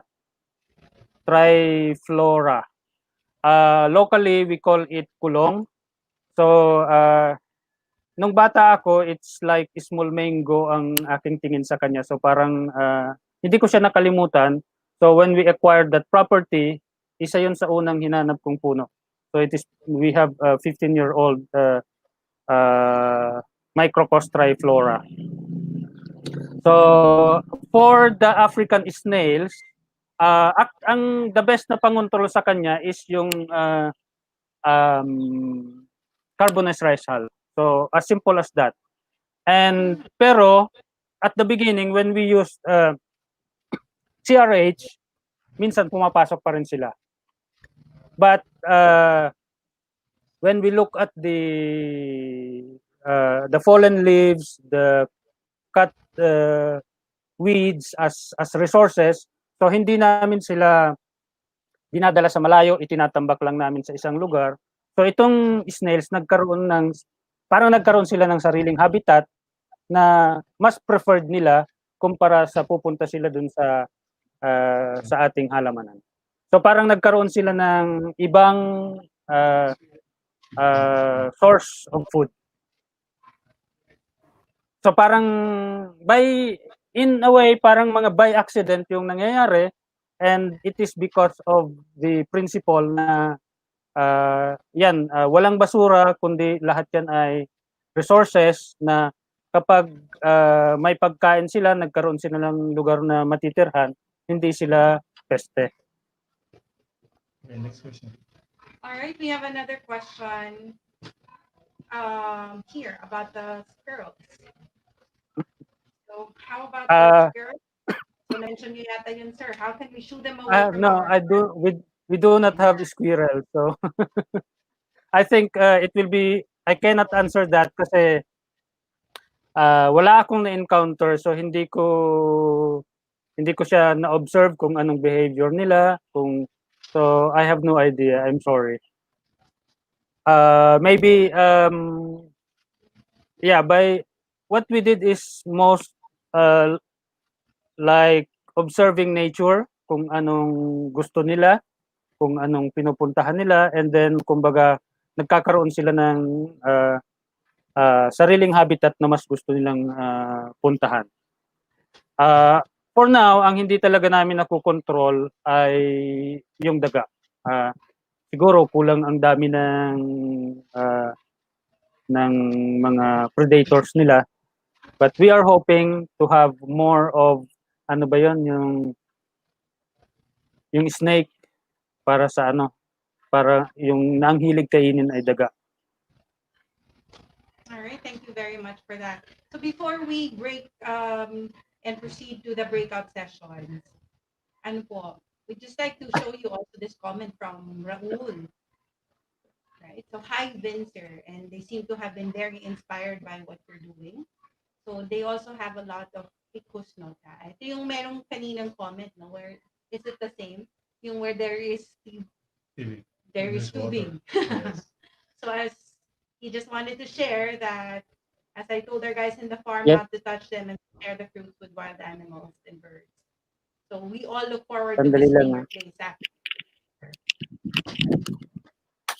All right. So Sir Vincer, so right now Tinanggal ko lang yung background. Or yes, Sir Vincer. Pinatay ko lang yung electric fan, nakakamaingay yata. Si Sir Raul, I think Raul just agreed with what you have shared here, and most of our participants are very much inspired by your experience. Thank you. They look yes. forward to visiting your farm.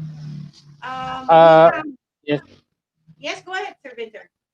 I think there was a question that I have forgotten to answer about the location. Our farm is located in Labo, Camarines Norte, in Bicol. If you want to visit us, kaya lang mahigpit pa ang ang lockdown. Hindi pa basta nakakapasok ang mga bisita sa province. So hopefully by next year, early next year, makapag-accept na ng mga visitors. So, yun. Okay po. So maraming excited kasama na ako dyan. Sana po masama ako ni Bert. Mahabang road trip yan, ha? Oo, ang dami ng sana po eh. But we will get further details with from Sir Vincer. Yun pong detalye ng kanyang farm para po kapag open na tayo to travel, we can contact him. And so we will just share that with everyone because we're seeing comments here na nagtatanong po address, what city, contact number, mga ganyan. So we will get in touch with offline. We will talk to Sir Vincer to get all of this information and we will share it all with you, our viewers, para who knows, magkikita-kita tayo doon when travel is safe. Right? So now I think it is time for us to do our breakout sessions. There's going to be more time to process the things that have been shared by Sir Vincer. So we will give our members the time to do that. And everyone here, our Facebook viewers, we will go back to our webinar with Bert. No webinar hosted by Bert. Right? So we will see you all again later. Stand by for more giveaways and more sharing that's going to happen here in PPC 2020. Yes, and we also synthesize again what comes out of the breakout session. So don't worry for those who can't join that. It's a process, and we're all in this together. So stay tuned and participate or enjoy the viewing through Facebook. All right. See you later. Thank you, Vincer. Yes, thank you.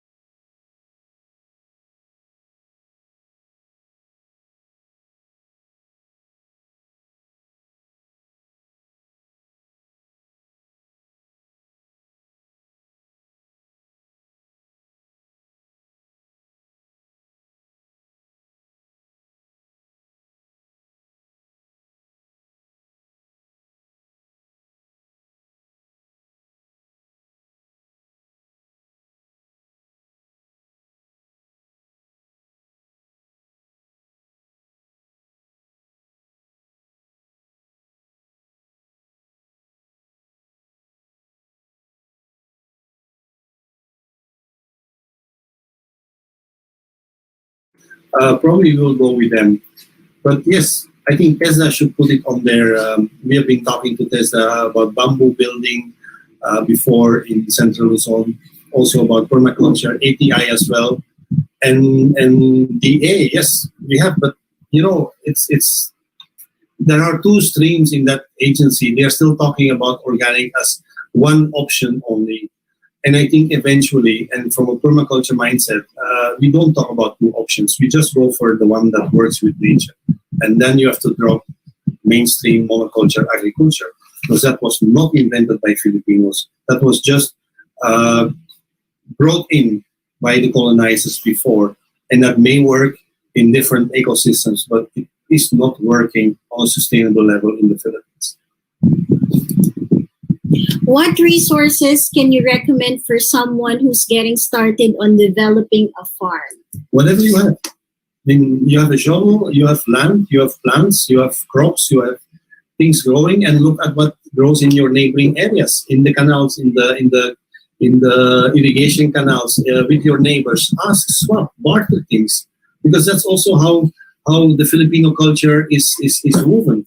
You visit your families, you bring a flower, you bring a gumamela plant, and then when you go back home, you bring some seeds of other things. So work along those lines and make it small and condensed. Start where you are. If you have a farm, start building your gardens where your attention is, where your presence is, meaning a house, a shed, a bench.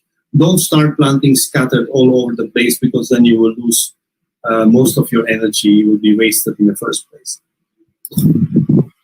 I saw that permaculture can produce 4 times more than actual agriculture. Not sure of the number. Do you agree? I do agree, but it's a tricky question. There are people who will debate this very strongly. There is only so much energy on this planet than there is. We can't generate more. We can concentrate more energy in the ecosystems that we are building. That's for sure. So with the permaculture system, you can generate more abundance, but it's also about how to use it. And if we are only going to plant, but you don't know what's your plan with all these plants, then it's not more about production. It's more about creating a beautiful rainforest for others to enjoy, but not for you to get economic benefits from. So carefully plan that. Carefully understand how these living things will change over time, and that will give you a better gauge on what your system will produce in the long run. In the Philippine setup, how do we plan for the toilet? Well, the Eco House, there's 2 compost toilets. Probably we are the only one with compost toilets in Metro Manila, except for the Parks and Wildlife. I think they built one there as well. So come and take a look. There are some places that are as well. I'm not going to boast that we are the only one, but there are only few places. It's a challenge, and it's still a learning experience for us as well. But it does work. I mean, I'm still surviving in this place, and we have been here for 5 years. So the compost toilet has been here for 5 years. Is government supporting permaculture? I think there is more and more an inkling towards this, and I think some senators, congressmen are working on bills that will integrate permaculture in schools, in the economy, etc. It's slowly catching up, and I hope, and we hope, as PPA, that we can help them to put it in the best possible way. And I do believe there is a future for permaculturists in this country. So the sooner we are all on board, the better we can ensure success also with this story. Are we able to start our own project after the basic course you provide? Yes, I mean, even after this free webinar, you can. What we do in the course is we guide you much better. We go into details. We have much more time to talk about all the amazing types of knowledge that are out there, and you can ask questions. If you are already an experienced farmer and you know how to take a look at your ecosystem, probably you can start your own project now. It's just to flip the lens with how we look at nature, and then you can do it. I'm not going to stop you. I think the open source knowledge that's coming from nature is, for me, has always been woven into permaculture as something that should be and should remain open source. So we shouldn't privatize that. Not at all. So go ahead, do it. What's the go-to pattern for a steep slope mountainside? Depends how steep it is. If it's really steep, I would say leave it wild as much as possible. Open up small areas. Majority should stay wild and amazingly biodiverse. The more you cultivate, the more you rip open the soil, the more chance for landslides. Don't forget that. So the stronger the root system, the better you drain the water, the more chances that you can still produce things in a natural way. What trees are suitable to be planted in the riverbank? Purposes to prevent soil erosion in government projects like dike. I mean, government took this take on riparian. We have been doing a lot of riparian work on paper. I have sadly to admit that. We have done only one riparian project in a coastal town in Isabela, but all the others were on paper because there's too much hesitance of people and too much weakness on the side of government to implement it. Although legally, riparian zones, the sides and the edges of rivers and lakes are owned by the public. It's the public domain. You can plant anything. The government has been focusing again only on bamboo. They think a riparian should only contain bamboo, but there is no natural system everywhere in the world where you can see one monocrop etched on any river or water system. So plant trees. There are different trees that are sprouting or growing along water. So observe first then plant these, plant bamboos, plant forest trees, tall trees, short trees, fruit trees, anything that will add to your liking or to the liking of the community, and that will also aid in the maintenance of that ecosystem over time, and that's going to be the most important thing. Okay. So, since we have been talking in English, pwede naman sa Tagalog. So kung may mga tanong pa na mas kailangan na Tagalog, subukan natin. Sasagutin ko na rin sa Tagalog. Kung mga tanong ay Filipino, I have to correct myself. It's not just Tagalog. So we are in a nation of many languages. So Filipino. How can Philippine Permaculture Association help us start a project? Are you providing continuous help, follow-up on projects? We can only work and do this in the best of our capacities. We do need to survive as well as a team to be able to write books, to come up with material. So we do charge small things for that, depending on your needs and depending on how much time we need to spend to help you. But after courses, most of the time, people are equipped to go along. Sometimes they ask questions to Facebook. We are there to answer. If it's simple, if it's doable, if it's feasible, why not? It's not that we are charging for each and every little thing that we share with the network. It's just time. We are time bound as well in our own goals and what we set out to achieve as organization. And we are a small team, and we hope to expand that team with people like you out there. We're going to do permaculture as well. So we have a team of people living and working and adapting the framework in their own lives.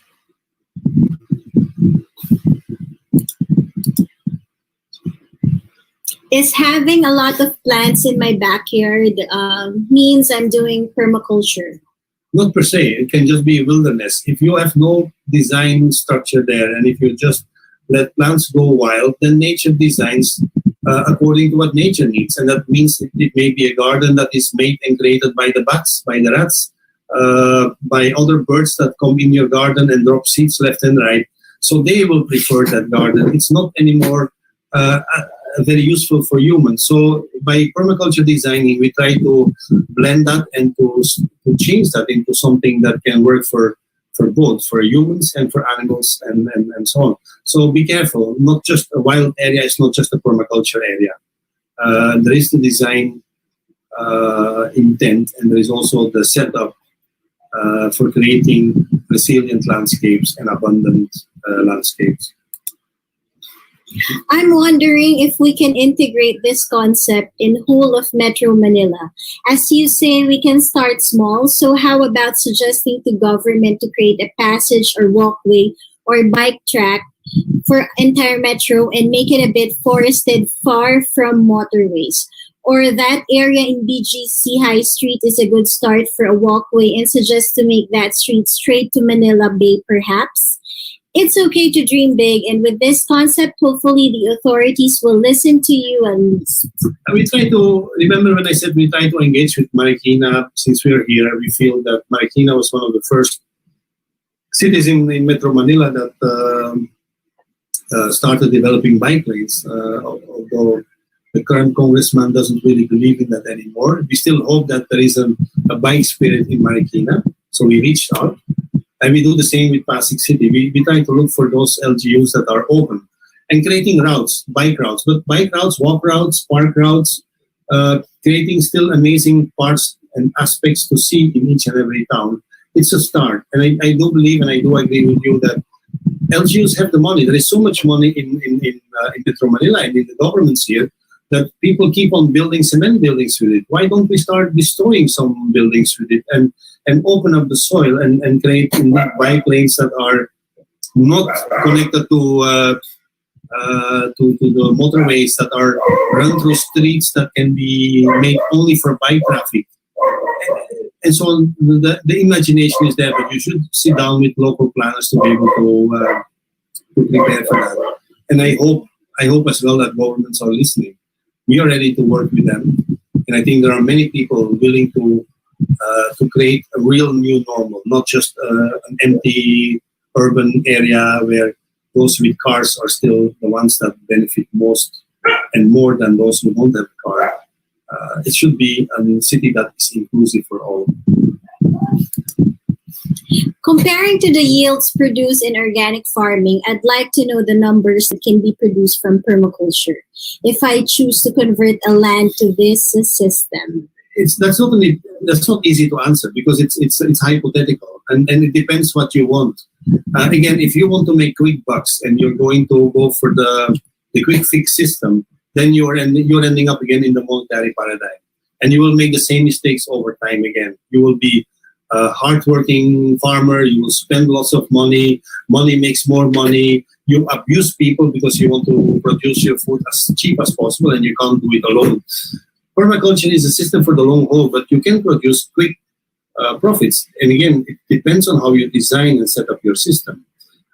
If it's about growing food, I said that in the first section as well, it's about taking care of yourself and those who are directly involved in that system that you're going to create. Create something that they all love, that they can all benefit from, and then you move to a higher level, producing more than you need, producing extras that you can then pour in again in yourself, in the area as profits, etc. So I would say it can produce more, but that's with my design thinking already at work, and it has to work and it has to function for you as well, and that's something individual that you have to answer first yourself. How easy is it to source plants and materials to construct an eco-friendly house? The soil is in the ground. It's everywhere available. There's a lot of clay soil, so you get it out of the rice field. So while you're digging a pond, you're building the walls of your house. The paint is stucco-based. It's apok. It's the lime that you get from the abundant lime resources in the Philippines, because these are islands that are pushed up from the sea level. So there's lots of lime that we can turn into paint and building material as well. And the wood and the bamboos, if we start building and growing forests again and bamboo forests, we have all the building materials available. The most rare and endangered resource is the skills. There are very few skills available for people building with bamboo. And I'm talking building intrinsically with bamboo, using bamboo pegs, tying bamboo together, not per se the nails and all the modern materials. And that's something that we should enhance first. That's why it's important to bring in TESDA and permaculture, bring it into school level, in the school system, so we can start changing that. Vetiver or lemongrass or citronella for sloping land? Any recommendations for multi-commodity distillation equipment? They all have uses. But mind you, for distilling oil from these plants, you need a lot of volume, big volume. So again, that's a community effort. And you have one distilling plant maybe for thousands of hectares of land, where you're not going to plant neither vetiver nor citronella or lemongrass into monoculture plantations. You're going to integrate it in your gardens. You're going to integrate it in your ecosystem, and then that means you plant more of the stuff over a larger area, not just a lot into a very small area. Think about that first before you're going to distill. Volume is important here. Is there any legal basis for permaculture, sir? I do not understand the question. Legal basis for what? Permaculture is a term that's coined. It's not a technology. It's a design system that's derived from nature. It's everything I tell you, I explain to you. It's not my knowledge. It's knowledge that I translated for you, and I bring it back to you for you to use it and to do something with it. It's surely not illegal because it's nature. If we declare nature illegal, then permaculture will be illegal. But the legal basis for permaculture is it's there. We have established the Permaculture Association, and we are here to stay. So we continue the work that we have been doing, and we hope to gain many more people to work and to help doing this with us. You have cited a while ago that there are schools offering permaculture to the senior high school students. Do you have any pro forma curriculum for this? Correction. We worked on the curriculum, and we worked with a local school in Zamboanga del Sur in Dominga to create that curriculum. Then we submitted it to the regional offices of the DepEd. We went to the national office of the DepEd to ask them how to do this and to help us to fast track the process. But here we bump into the reality of a very slow-moving bureaucracy, and that was before COVID. So we are still waiting for a feedback from the regional office. It may probably have to go to the national office. We are ready, but government has a different speed, so we can't force that system if there is no authority from higher up requesting government to speed up that process. We can only hope for that. Is there a permaculture association in Iloilo or Guimaras? I don't know association, but probably there are permaculturists there. There are people inclined to use and work with permaculture. I wouldn't know outright. I think finding each other to start meeting and getting together, share the resources. Share their stories as well. What worked with them, what didn't work, what are they making, what are they growing, what are they producing. And then from there on, we hope to hear from them. We hope to hear from those how we can help each other to work with governments and anywhere else based on the experiences that we have gained over time. And that's going to be the hopefully the beauty of the story in the long run.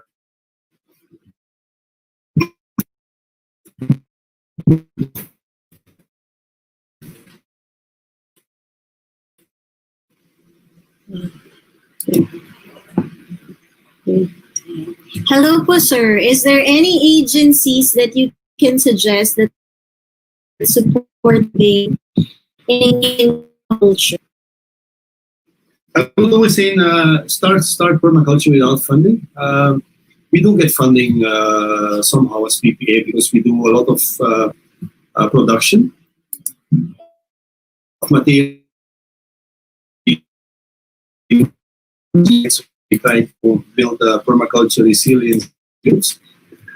But to do it without funds is giving you a more humble perspective of what's out there, what you can do, and how permaculture can also be amazingly abundant without much resources. When we started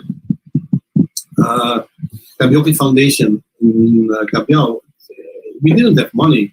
We just had the resources, so we started getting plants left and right, asking cuttings from farmers. And so we converted a monoculture rice field over time into an abundant forest agro ecosystem. And that was done without money. Later on, more people came in, and then funds came in, and also we got some budget. But in the beginning, it's not necessary. And it's for me, what's more important in permaculture is to use the money in the best possible way. If you have access to equipment, if you have access to resources, try to get those things that are really not available or that may help you to convert your landscape much quicker. These things can help and assure you that the 3 years may be even shorter to a 2-year time frame.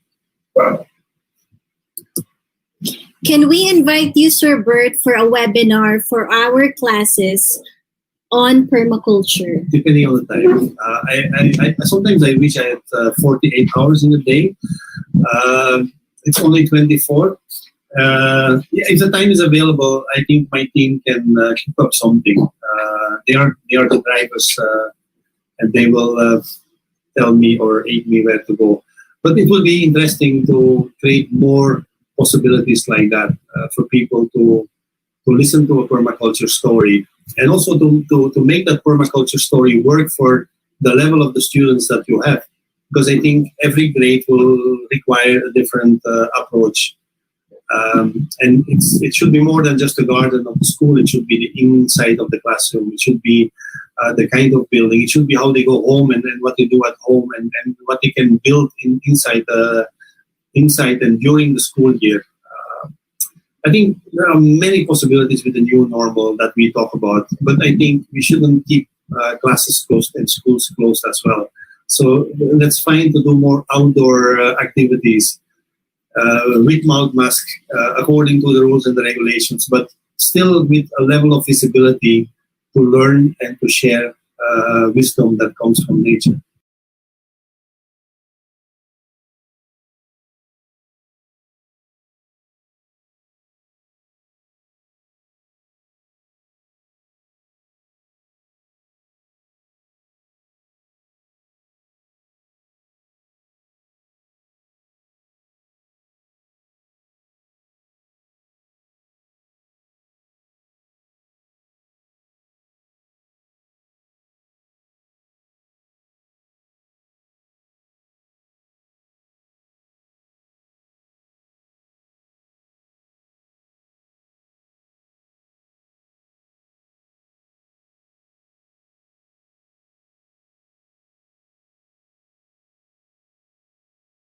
We have lost the Bahay Kubo concept totally. We dream about it. We put a ready-made kubo in our farm, which very often is faked by cocoa lumber inside and bamboo cladding on the outside.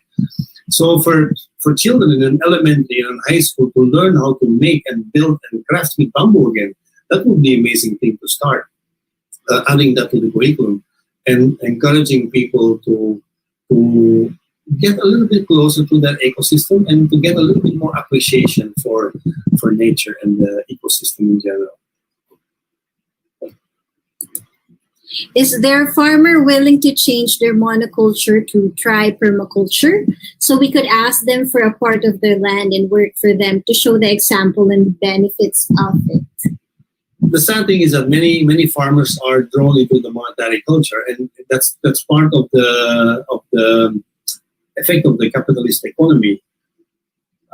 People want to sell their lands. They convert their lands into subdivisions, and you can see it happening everywhere because the corporations, and I will not name names, are the first ones to do this.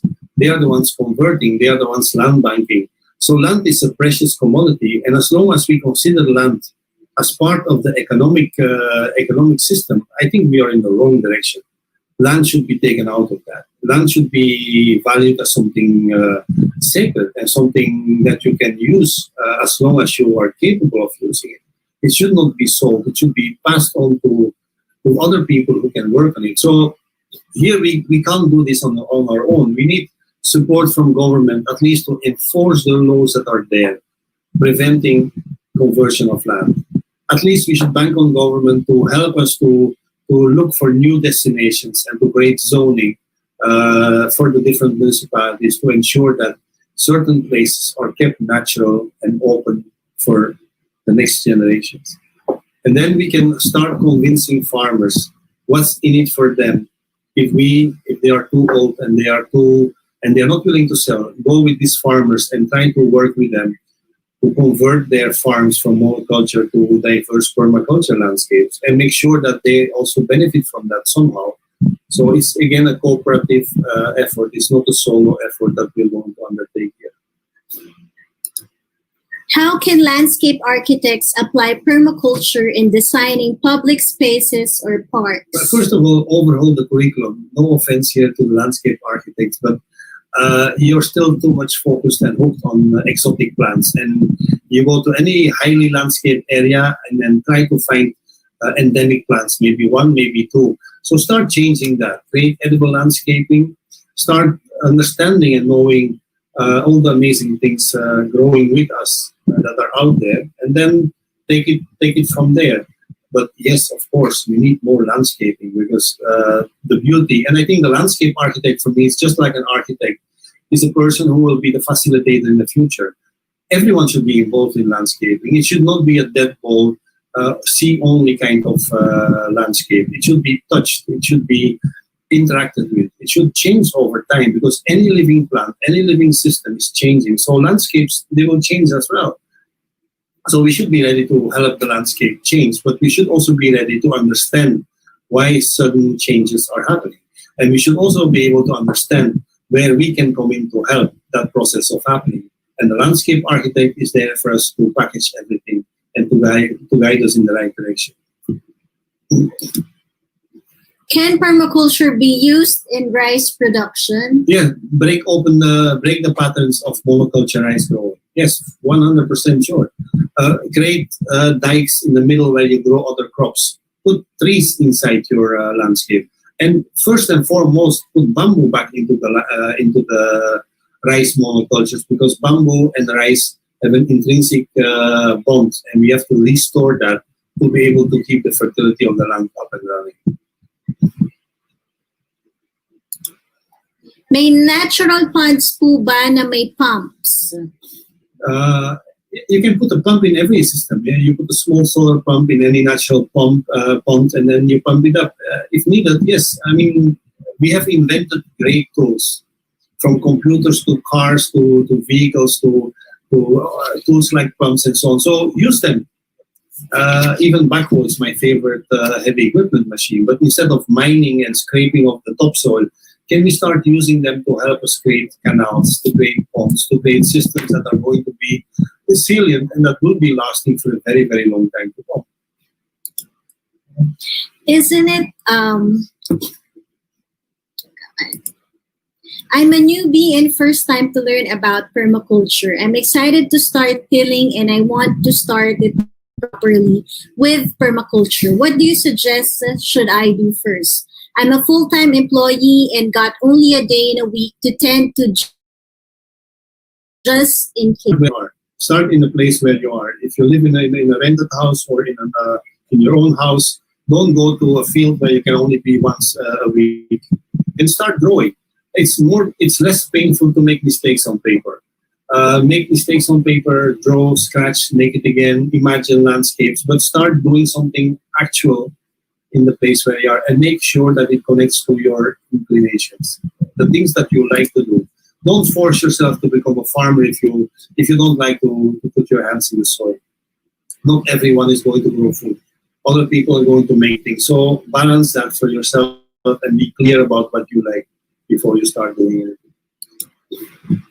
Isn't it more expensive to build and maintain a bamboo house than a more permanent wood and a little concrete basement, especially in a country like the Philippines, which is visited by more than 26 storms a year? In fact, most of the projects of architect Bobby Manyosa bamboo houses are now slowly collapsing. I don't take credit for Bobby Manyosa's houses. I don't know how they were built. Our houses, after 25 years, as I said, that's the end of the life cycle for bamboo. So if your house is built simple and easy to deconstruct from cradle to cradle, eventually all these materials will end up in your garden. They will become bio-waste, so bio-resource, and they will be consumed by the growing things in your garden. And then you can build new bamboos. It's about looking at the cyclical movement. Building with bamboo can be modern materials like cement, if you like, earth building. So it doesn't have to be pure bamboo. And it's up to you, to what you like. But the challenge with permaculture is that you're going to build with change. You're going to design with change over time, because nothing will remain the same. And that's a challenge. Every day will be another challenge. There is no time for us to relax. And no.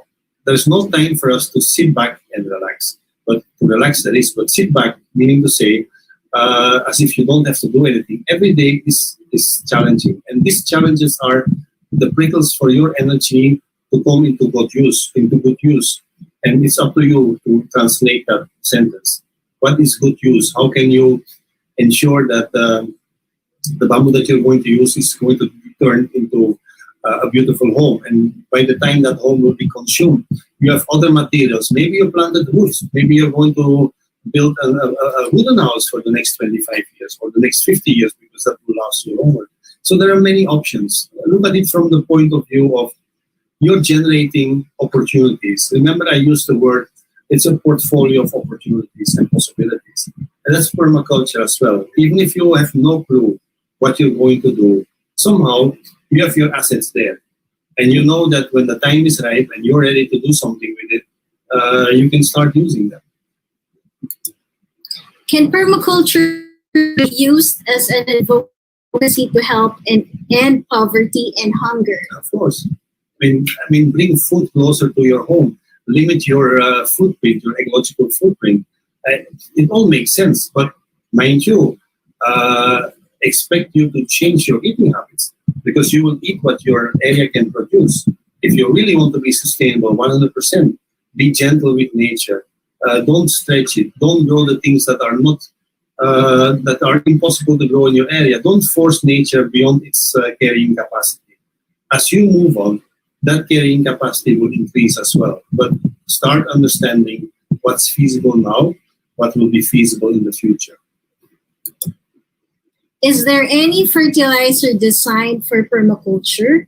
Or can I possibly use some organic concoctions and organic fertilizers? It's wrong when you start adding external inputs because you should be able to make your system thrive with whatever local energy there is. Otherwise, you're unsustainable.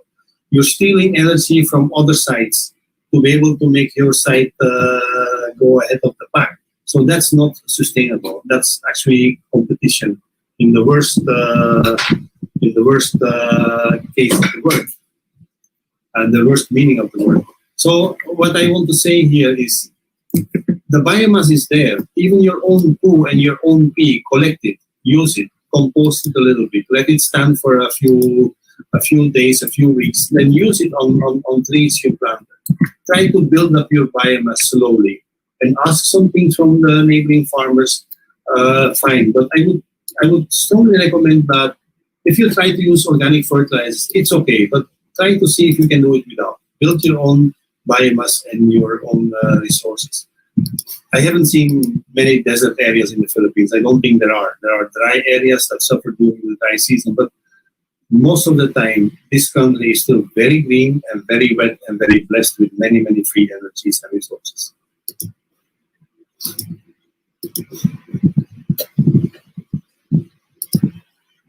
What can we expect in the online permaculture course on August 15 onwards? Very more amazing discussions like this. And I think you can ask questions which are much more geared towards specific concerns.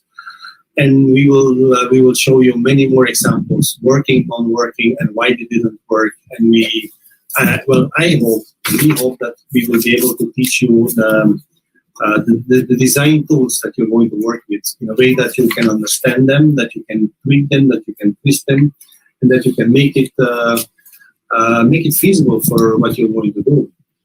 And I'm sorry that we have to cut short these questions because this was the last question. Of course, it's also tiring for me, my energy consumption. I've been talking for the past 3 hours, so I have to also take care of my own well-being. But I hope to see or hear you in the future, or at least we as a team. We hope we can continue this connection. You're all welcome to enroll in the online course. There is a limit as well, but we will hopefully do other online courses as well in the future. And soon I would love to be standing again in the field with those who do the online course or anyone else. The next course, I'm okay virtual, but I think it's much, much more fun if we're standing out there in nature and with our feet in the mud or on the ground in the water.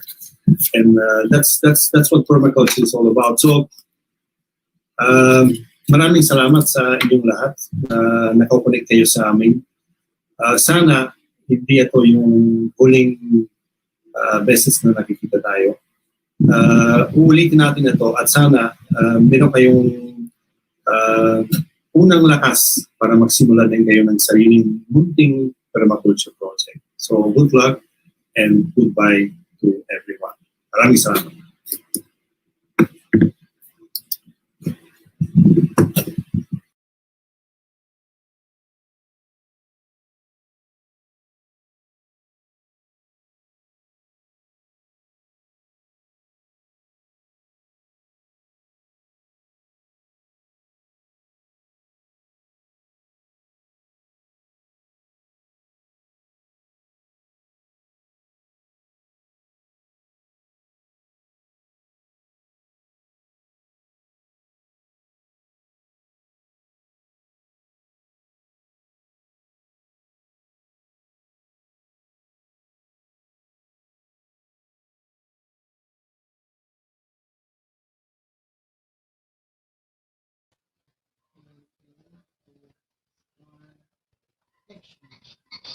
Good afternoon, everyone. So let's take care of that feedback first. All right. Good afternoon. Good afternoon, So everyone. that was the end of the permaculture webinar with Bert, but it's not yet the end of PPC 20. Yes. Because again, if holiday is Nagbabalik. here, there Ang would inyong be lingkod. giveaways. Nagbabalik ang inyong lingkod. Michelle Holiday. Sorry. So, meron po ako last question. Ito last question na lang. So, ang premyo natin dito is lahat ng variety ng booklets. So, yun yung magiging price ninyo. So, 10 booklets po lahat ng ito. So, pag nasagot ninyo yung aking question, sa inyo na lahat ito.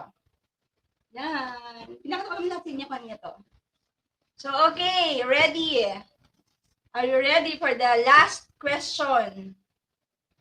So, okay. For the grand prize. Okay. Here's the question. The relationship between the individuals of different species in which one or both benefit from the presence of the other. So, I repeat, the relationship between the individuals of the different species in which one or both benefit from the presence of the other. So, ano po ang inyong kasagutan? Just type in your answer. Mabilisan. So, ito po yung mga premyo. Ayan, meron agad tayo. Yes, meron ka agad. Let's just wait for the PPA Yes. to validate. Yes. Naku, dalawa. Kung sinong nauna, siya po ang mananalo ng 10 booklets. Kung sinong nauna with the right answer, Yes, with the will right win answer. all 10 booklets. Can you Yes. imagine that? All 10 10 booklets, all yours for the taking. We have a booklet on agroforestry, permaculture 101, essential biodiversity,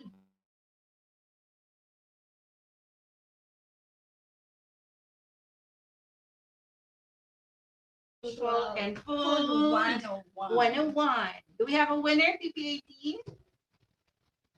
Do we have a winner? Who's checking? Who's checking? Do we have a winner? Just type in your answer. Apparently, it's none of the answers that we have here so far. So So the answers that we see, symbiosis, ecosystem, mutualism, syempre, kailangan ko ng antipara, synergy. So it may be those words, but it's not. Yes. Ulit. Okay, I'll give you 5 seconds. 5. Because this is the major prize. 4. Ito na ba yung major prize? Yes. This is our major giveaway. 3, 2, 1. Okay, wala nang nakasagot. Okay, sige, pagbibigyan kayo dahil masyadong generous ang PPA, bibigyan ko kayo ulit ng another question. I'm sure masasagot nyo na yon. Time Yes. out, parang meron pa. I see new comment. See? Sige, baka may humabol pa ng tamang sagot. Wala pa din daw. Okay, wala pa rin. So, Okay, okay, next move on question. to the next question. By the way, the answer is syntropy. Okay, move on to the next question. So, okay. Next question. According to Bagobo Tales, it is a legendary bird as big as an island that can swallow the sun, explaining the occurrence of Philippine eclipses. So, what is the answer? Just type in. Ang inyong premyo ay 10 booklets. 10 booklets. Not once, but 10. Not once, but 10. Yes. Gusto ko yung napa-out of character ako dahil sa comment mo, di ba? Mas holiday. Not once daw, but 10. Right. Somebody, okay, do I we heard- have a correct answer? I heard a very excited voice. Yes. Malapit na. Malapit na. Sino yung malapit na yung sagot? Si Raudo. We can see the Okay, comment. malapit na. Malapit na. Meron na? Meron na? Okay. We can't see the comment. Oh, we have the winner. Arnel Rastelis. The answer is Minokawa. and Yan.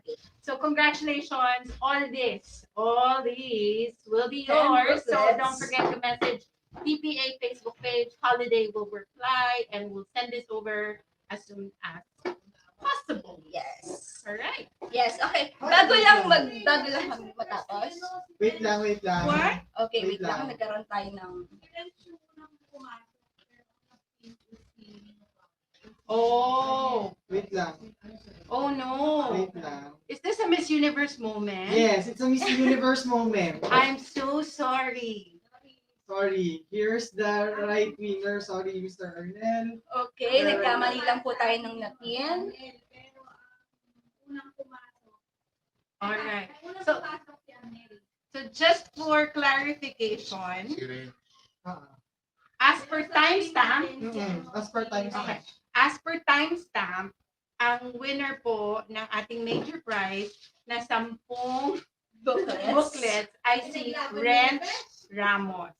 Yes. Rench Ramos, ikaw ang tunay. Congratulations! Nasa iyo ang May-ari mo na ang corona.